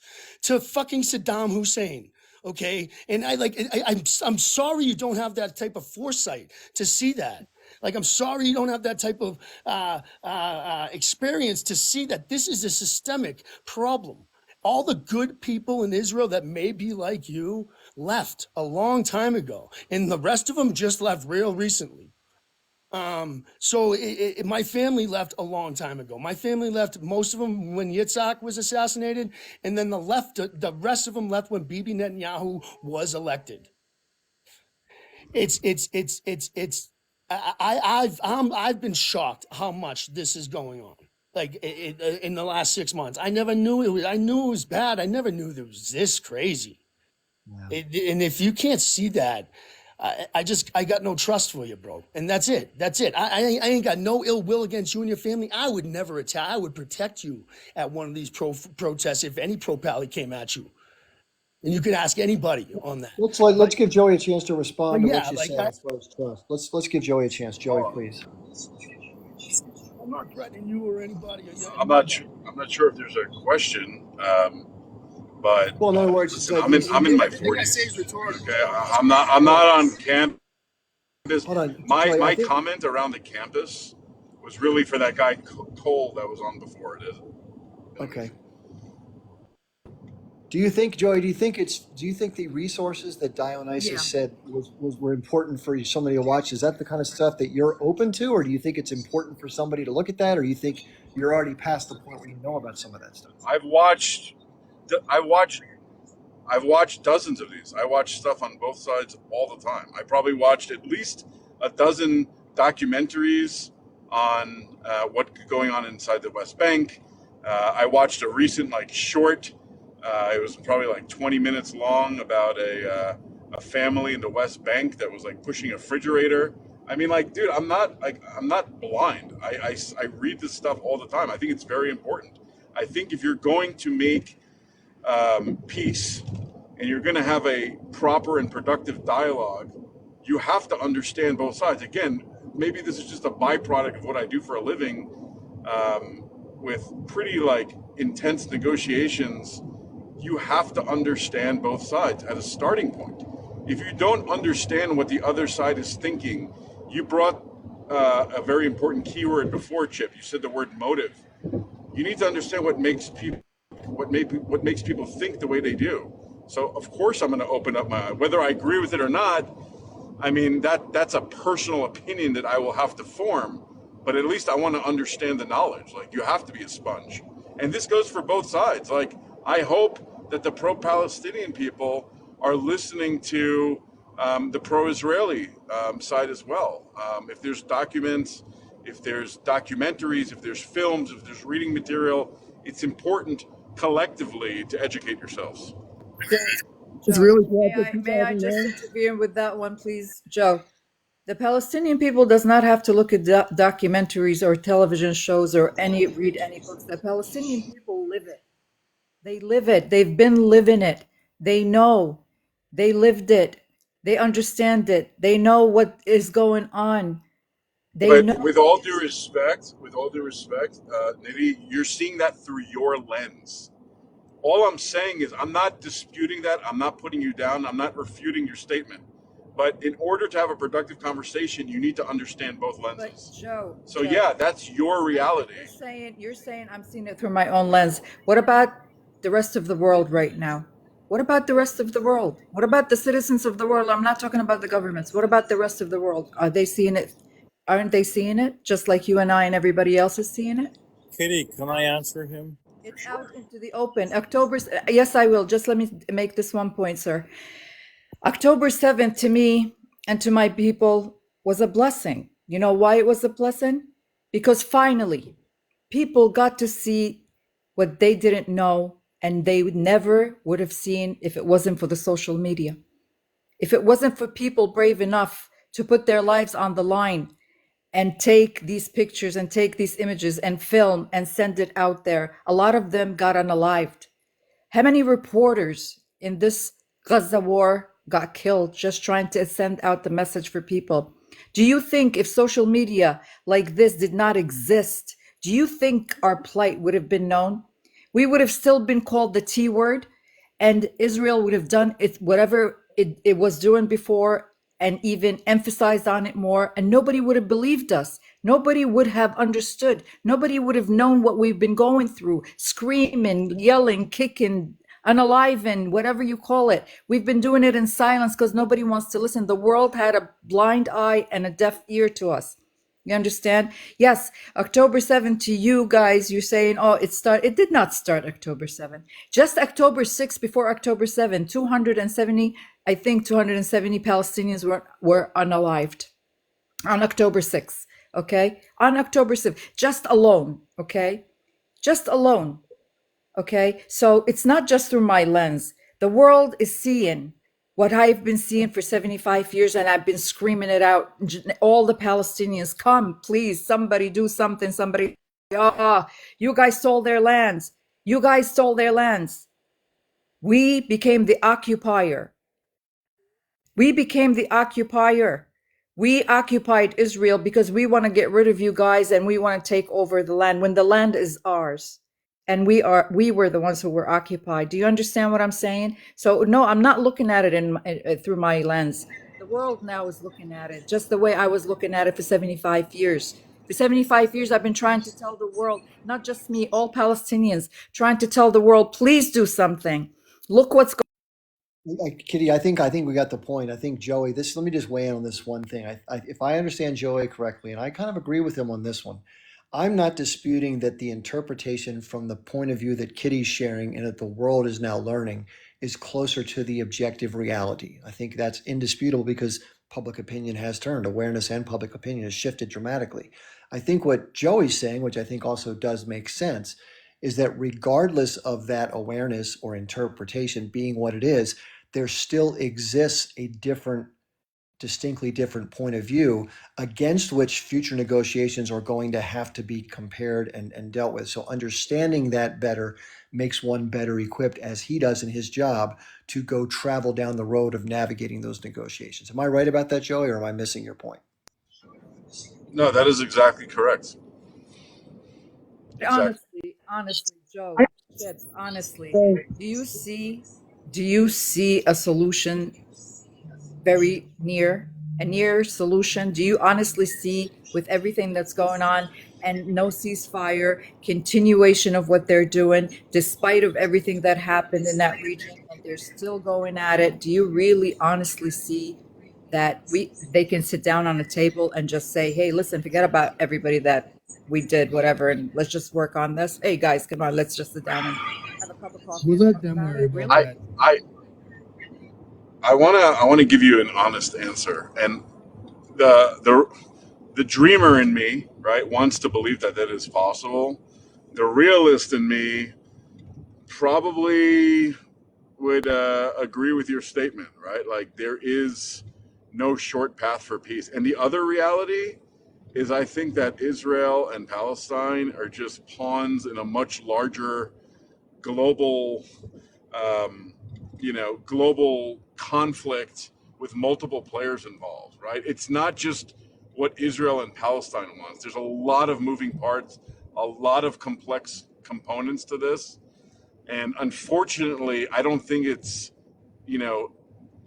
dark and, day and night here as we want it to be.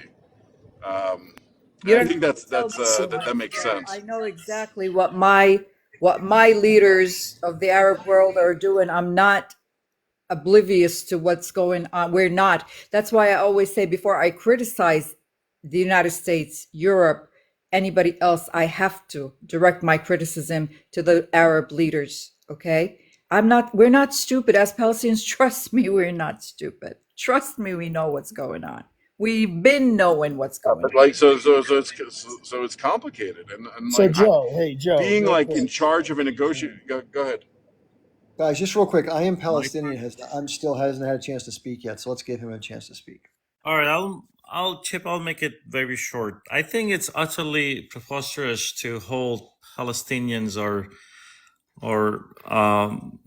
the whole nation of Palestinians accountable the same way. So Palestinians, they don't have a real authority. They don't have their own army. They don't have their own tanks, jet fighters, or even nuclear bombs. They're not even member of UN. They're not getting money, billions of dollars from America. They can't have their own water supply, electricity, you name it. Yet we always hear it from these Zionists that try to hold them, against responsible towards the same standard that they think that the whole world should be. I think if you really want to hold them, towards the same standard, then give them the same opportunity what you have given the Israelis.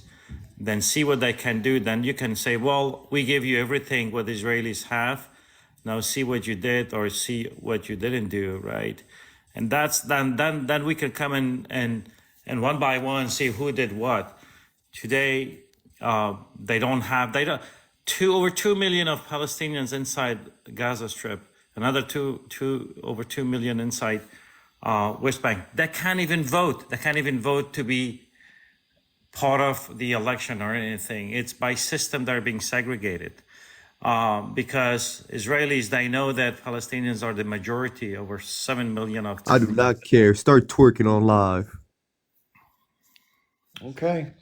So if you wanna hold them towards the same standard, then give them everything. Give them billions of dollars each single year. Then we can come and talk. Other than that, Joe, whatever you're saying that it's so hard. No, it's not that hard. We know the truth how the truth is. We know the Israelis are the occupier. It's not a rocket science for us not to understand. Yeah, I think there's I think what Joey's mentioning is in terms of giving that value judgment is not so much what's necessarily right or wrong or what's just or unjust or moral or immoral. It's what's practical given the political and geopolitical dynamics. He mentioned other nation states. I happen to know that I've read a lot about Iran. Iran does have a very specific role in the entire puzzle that we're talking about here, as do other nations. It's not a simple issue of just one or two parties, obviously. Chip, Hold on. can I just Hold say, on. We got to take turns. Hold on. Chip, I don't know if you're aware of that. A couple of days ago, the H group issued a statement saying that if Israel agrees to the two-state solution, they will integrate their arms with the National Guard of the Palestinian state. Yeah, I don't doubt it. Like I've said this many, many times. I really believe, based on the feel I've gotten from dealing with all sorts of people and studying this for 34 years, that if there was a legitimate opportunity for self-determination and statehood, that there would be no militant resistance. Now, if somebody attacks their state, they have a right to respond, just like what's happened recently. But I don't think they would be the aggressors and continue to attack, because the reason they attack is because of the lack of the very thing that would stop them from attacking. It's so simple, it's ridiculous. But I don't think the Israeli government or the Zionist movement or the United States is willing to put the pressure necessary to make this happen. And therefore, hold on real quick, the Chinese water torture method of just drip, drip, drip, drip, drip is what's continued for the last, 40 years almost, longer than 40 years. And it just continues. And why shouldn't it? Because Israel has the upper hand. They don't have, the Palestinians have a very poor position to bargain from other than having the moral high ground. Yeah, thanks, Chip. And I just want to add. Sure. Oh, sorry, my bad. Yeah, one second, Dino, one second. Sorry, brother. I just want to add, and this is seriously. After the Second World War, the world came in together and formed and said, we will never have this kind of atrocity and war in the world.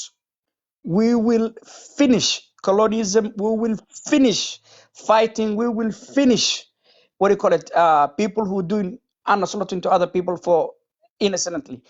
Now, after 75 years, the world is seeing right in front of the faces that people who have no airline, no weapon, no nuclear, no nothing, are being slaughtered day and night. And we're saying we call ourselves a human. We're calling ourselves, what do you call it, as civilians. We're calling ourselves a nation. This is pathetic. There's no democracy, no human right, no human value from the West. Is period. Everybody knows that the West, what they want, it works. What others want, not works. Period. Okay? And someone like Joe and others coming into social media and saying, oh, we want two sides. Pathetic. Nobody wants two sides. If you want two sides and you proving you want a two side, come outside and demonstrate with the people who are actually standing outside and saying, we want, what do you call it, Palestinian to be, what do you call it, not to be hurt, not to be bombarded, not to be slaughtered, not to be demolished. We want them to live just like any other people. And also the world should know America, Britain, Canada, Australia, France, Germany are friends of slaughtering, period. They will never make peace in the world. They were born to be murderers. American government, not civilian, I'm talking about American government with the British and France and Germany, they were born to be slaughterers. Tell me which country they have made a peace? Never. They sell weapons and slaughter innocent. That's their business. That's why they are partners. And you're saying they're going to go make it peaceful between Israel and Palestine? You're wrong. You're all going to the wrong directions. If you cannot see the fact, go and sleep. The fact is right in front of you, day and night, period. Okay? And don't tell There's us a that two solutions. Nobody wants two solutions. 75 years of slaughtering, 75 years of injustice, 75 years of what you call colonialism. What more do you want? Yeah, there's an interesting intellectual named Shahid Bolson. He has a YouTube channel called Middle Nation, and I absolutely love listening to this person speak. I think he's one of the most eloquent, articulate people I've ever heard. And he says, the Muslim world is blamed for being violent and, going on these caliphates and wanting to, and it's the Western nations that have been the perpetrators of the most violence and death around the globe. And yet they blame Muslims for being violent. It makes no sense at all. So I think that's a fair point that was just raised by Peaceful World. And I think it's fair also to ask, how can a Western nation that supports all this carnage, that's been giving the weaponry and the political cover at the UN, have any role in trying to determine a peaceful outcome to this situation? I think the US has lost any credibility it may have ever had, if it ever had any, as to being an arbiter of peace in the region. It has to be the Russians or the Chinese or some other intermediary with some level of humanity and morality that hasn't indicated such a bias and such a participation in mass slaughter. Question, Chip. Did Biden do a favor to the United States? Especially, we are facing very, very severe elections with Trump on the rise, and what he did he really did a disservice or a service to the United States of America? What did With he regard do? to his policy of Israel, or what do you mean? Policy of Israel, exactly. That we're talking about policy of Israel. With what he did, didn't he just put us in turmoil? And you and I don't know who else here is American. You know what we're facing over here. You know exactly what we're facing. Yeah, I think that, again, being the difference between the government, the ruling class, and the population, I look at those as different groups of people. So it benefits the ruling class because war and militarism and empire and colonialism, the money that's made goes to the very top, the shareholders of the corporations. And in terms of the government itself, let's face it, both wings of the American government, both the left and the right, the Republicans and Democrats, they're all paid by the very same people that make the money from the war machine and these geopolitical outcomes and the resource extractions and the subjugation and the political upheaval and all the things we're talking about. So therefore, because their bread is buttered by both of them, they make the same decisions. It doesn't matter who we pull the lever for. It's really unfortunate, by the way. So we don't really have a democracy. As far as where it leaves the average person, I mean, we talked about earlier, Joey said it's never fair for someone to be viewed negatively just because of who they are. Well, I would argue that Americans are the least safe we've ever been in modern history because people from Russia shouldn't like us because of what we're trying to do to their country. Chinese people shouldn't like us because we're trying to destabilize their country. Iranians definitely shouldn't like us.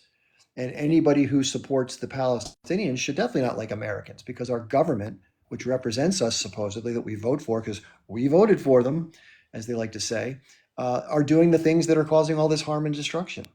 Can I So I would just argue, yeah, I think that's a fair point. Can I just Yeah, say go that ahead. this country talks about separation.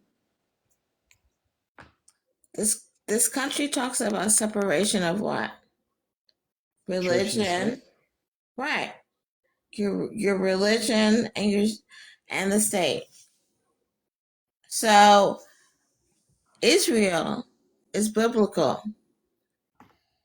Let me say that again. Israel is Theocracy. biblical. I'm gonna say it again. Israel You is don't have to biblical. say it a third time. What? Just tell us what you mean by that. Joey, What I'm saying is that Israel is this golden. It is the golden state, right?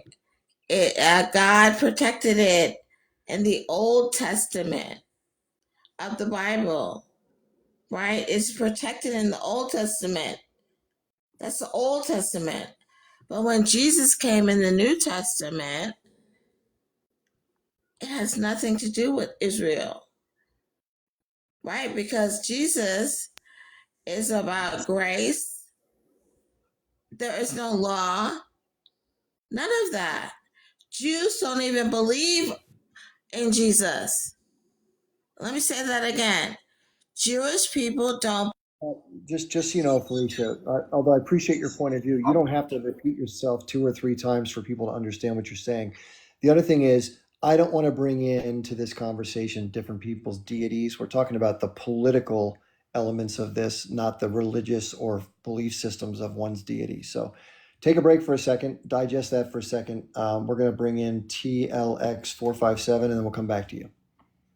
Okay. TLX, would you like to jump in?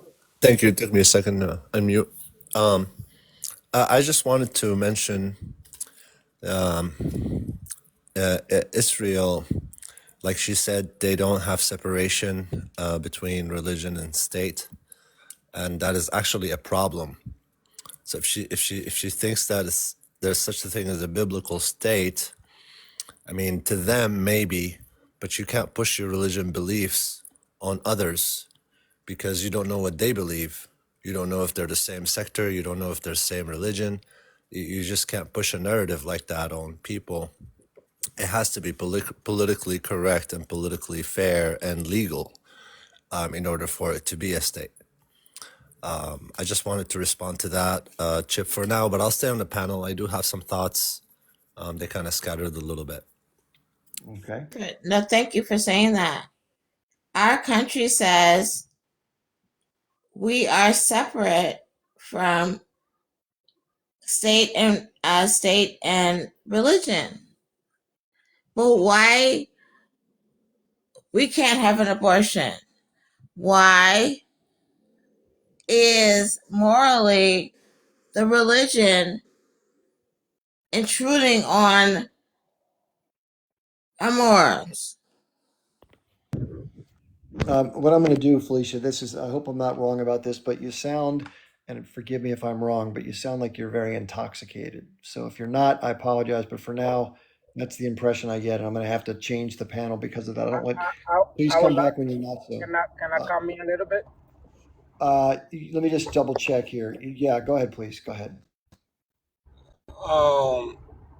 To the sister that was speaking, I just wanted to address few things. and I will be speaking from the perspective of as a human being, because when we discussing the topic of Israel in relation to what is going on right now, and the first thing that comes to mind is humanity.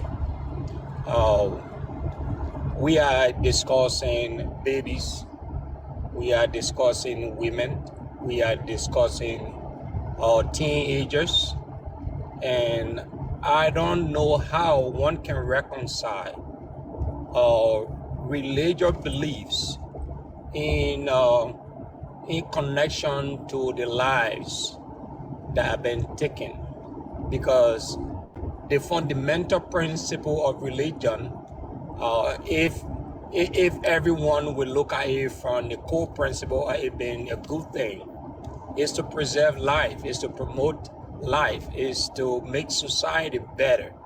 So how can one use the foundation of religion to commit atrocity, and you try to justify that, to say, oh, Israel was protected, whatever it is.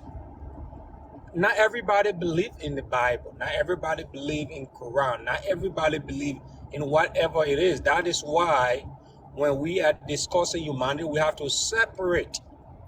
We have to separate power, politics, and religion, because everybody have different beliefs. And as we all grow up, our belief system evolves, and sometimes it change. So we have a duty as people, most especially as Americans. I'm an immigrant. I moved to the United States. When I was in my country, when the U.S. Embassy car passing, we used to stand on the road and say, all hail the holy city on earth. We used to, America was so regarded where I came from. It was so regarded, like when we see the American embassy car, it was like heaven opening. It was something else. But see what our image looks like now as a country. So we have to we have to stand up, because when good people shut up, then bad people voice get louder. So true American, true patriots, we that love America, we that want this country to continue to be the greatest country on earth. Because sometimes we immigrants are demonized, but sometimes we immigrants, in most cases, we love this country. We work, we do 2 jobs, we pay taxes. But what we know about this country, we have 2 lenses. We have a different lens from outside and a different lens from inside. But this country, this conflict is creating an image problem for America. The position our government is taking, it is destroying the image that this country has outside. Because I know the image that America has outside of America. That's all I wanted to contribute. All right. Yeah. Thanks for saying that. Yeah, I would argue that and many people don't know the details. Most Americans don't know the full history of the inner workings of the U.S. government. But a lot of people outside the country who have been impacted by American policy sure do. But I agree that this is the most egregious and most noticeable and most commonly, acknowledged misbehavior by the American government, sort of shockingly so. And I think especially because of the nature of the violence and who's been affected by it, mainly women and children, in this densely populated area with people made, homeless, and the destruction of their homeland and just all the brutality, it's just a step too far. I think for most people, they just can't take it, and they can't understand or wrap their head around how any reasonable or rational human being or government could ever be okay with this under any circumstances. And I think that's the big change we've seen. And I think, like Kitty said earlier, you know, she said she's happy that 10/7 happened. I'm not happy that anybody from Israel was harmed, especially, you know, even the soldiers. I'm not happy that happened. But what I am happy for the outcome of awareness and the outrage that's accompanied that awareness, which I do believe is the beginning of the last chapter of what we currently see and I don't know exactly what form it's going to take or what changes will occur. But I do know that this situation will never be viewed the same ever again, nor will the state of Israel. I think that's indisputable. And if Israel thinks they're playing the victim here, they made the decisions, whether you want to blame it on the Netanyahu government, but all the behavior that preceded this is what led to the attacks on 10/7. And then the behavior that's followed 10/7 has been the most egregious, disproportionate behavior of any nation state in modern history that's been shown on live on social media. And that's the big difference. That's why they want to ban TikTok. Let's face it. Okay. Federico, welcome back. And then this is going to have to be the last person tonight. I got to shut it down, guys. I'm pretty tired. I think, Chip, all you see lately right now is just preparation for the incoming war. There is an incoming war inevitable. And when you see all these partition give Israel new proposal and Israel rejects, these are, you can say, by warning. Iran wanted to test something, and they got their weapons tested, and now they know they can do what they want to do. Yeah. Can you mention what you mean by? Can you mention what you mean by that? Or weapons tested? What do you mean by that? It means when they launched their attack. You remember when they first launched the drones, and we were sitting here, we were talking, and when I told you they're gonna follow with the missiles, and then we had the Palestinian I know what you're talking about. I want the audience to know what you're talking about. Yeah, we were sitting here, we were talking, and they said Iran launched missiles. Just the minute the drones were launched, I mentioned that they're gonna follow with missiles. And Palestinian Jew is like, is that a decoy? I said, no, it's not a decoy. This is a test. They're gonna test to figure out the defense mechanism and put up a plan for the next attack. And basically what we saw that the drones took 8 hours to get to occupied Palestine versus the missiles, they took 8 minutes to get there.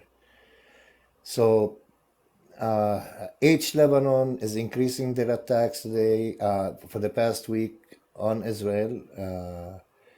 The H group in Gaza, they're increasing their tactics against the Israeli IDF.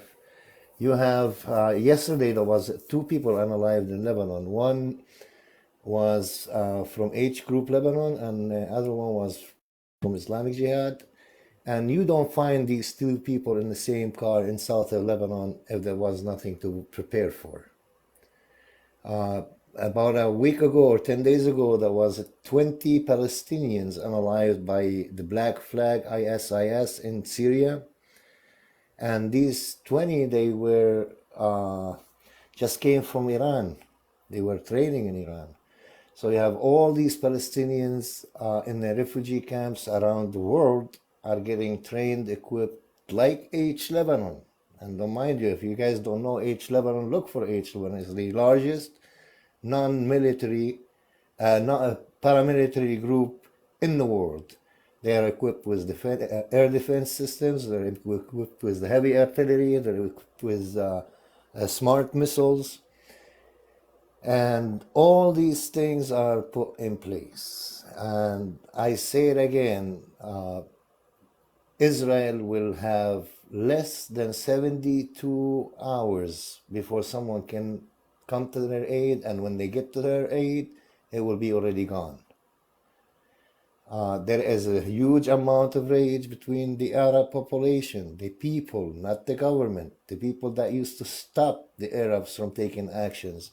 And now we are at a point where the Arab people are taking actions. We are tired, we are sick of, for the 70 years, we're getting massacre after the other, problem after the other. You You give them a hand, they take an arm. You give them you extend for peace, they slap you on the face. And now everything lines up. Public opinion, military power. And by the way, the United States defense system has showed to fail against the Iranian attack. And if you guys don't know, there was 5 different air defense system on the outside of the Palestinian occupied territory, and there was 5 air defense system inside of the Palestinian occupied territory, and 10 defense systems, NATO, United States, Israel, have failed to stop an attack from Iran. And that for weapon market, it's not really cool, because it showed that the air defense system of reselling people are not effective. Israel wanted to retaliate, and if you guys notice, when Israel claimed that they retaliated against Iran, Iran showed 4 quadcopters. The media assumed that the attack is going to give effect, and they will explode it with information. Israel attacked, then go look for the attack. It was like a wedding drone, when you send a drone in a wedding to take pictures. The Israeli needs to understand that they have no longer the power, and I advise them, and I talk to them as a human. Understand of the volcano around you is erupting, is coming your way. Look around you, criticize your government, extend your hand for peace. This is your last chance. You want to take the advice, take it. You want to be the guy that knows it all and he's the most powerful guy in the world, think that way, but there is always a price to everything. And you, believe me, you do not want to pay the prices coming your way.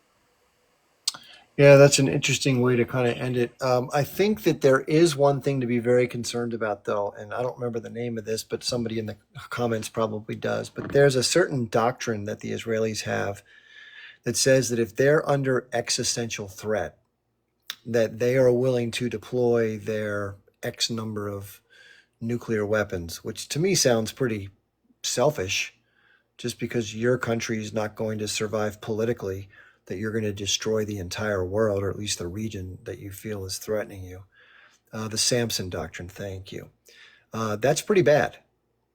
And I think the way that the nuclear process should work is if someone else fires on you first, then you have the right to retaliate. But that should be it. And I think that's a pretty sick thing. And that alone tells you something. It's like it's figuratively like the little kid saying, well, if you don't play by my rules, I'm going to take the ball and go home. But it's much more dangerous. So not good. So let's keep that in mind too, is, careful what we wish for in terms of some of the changes. You just never know what might come of that. Anyway, and the big wild card among all these things, just to keep in the back of our minds, is if this does move to another phase, I think the next phase would be in Lebanon if it does move, which I think is probable. If the Netanyahu government does not want to step down and be voted out of power, they might try to continue the conflict elsewhere if they're not able to go into Rafah because of pressure, which I think is also possible. That could lead to a catastrophic eruption of conflict, and then that could lead in and of itself to nuclear exchange. This is really serious stuff. This is what I was talking with Senate candidate Diane Sarah about it. I don't think people really realize just how tentative, it's a very difficult time right now. We're on a hair's trigger away from something major like this happening, and nobody benefits from that. Let's face it. And so many people around the world who have nothing to do with this stuff are going to die if that happens. So I think sanity needs to prevail. There needs to be a peaceful resolution. I don't think arming the Palestinian people is the right answer, because that's just going to be more violence. Although I think the asymmetry is unfair and disgusting. But politically, there needs to be a solution to avoid the need for violence. That's what I think we should all be aiming for. I do want to say thank you to those who came up tonight who had different points of view, including, especially Joey, who was very patient and, took some things on the chin that I don't think necessarily were fair. I So appreciate thank you, it, Joey. Joe. Thank you, Chip. Thank you very much, as always, perfection. But Joe, truly, I agree with you, Chip. I wish these kind of mentalities existed years ago. we would be doing different things and talking different stories. Yeah, I mean, I put it this way. I think if everybody had a point of view as Joey does, more so, even if Joey supports Israel's existence and survival wholeheartedly, I think there'd be a greater chance for a much more positive outcome than from the people that I've unfortunately interacted with elsewhere. So I commend him for that. And sometimes none of us are going to get everything we want in terms of changing minds and hearts, but I think someone being willing to meet in the middle is more than reasonable. So I appreciate that about Joey. Anyway, so for the rest of you who didn't catch the earlier conversations, this is being recorded and it'll be posted to my YouTube and my Rumble channels probably tomorrow morning sometime when I get around to doing it. And I record all these. In my bio, there's a link that says Linktree Chip Barnes. That's how you can find the YouTube and Rumble channels. In the middle of that list of stuff, you'll see something on Telegram called Action for Change. So if you're concerned about some of these bigger political issues outside of just this issue, which I believe are all tied together, there's a whole discussion group going on there about that stuff. So that's it for tonight's interaction. I want to thank everybody for being here, those in the audience who left comments and those on the panel who came up and shared their view. It was a great discussion tonight. I really enjoyed it, and hopefully everyone else did too. So I don't know when I'll be on next, but it'll be soon, and it'll be fun when we do it. Okay, everybody? Bye-bye. Military Thanks, balance. Chip. Thank you. Thank you, guys. Good night, everybody. Thank you. Good night.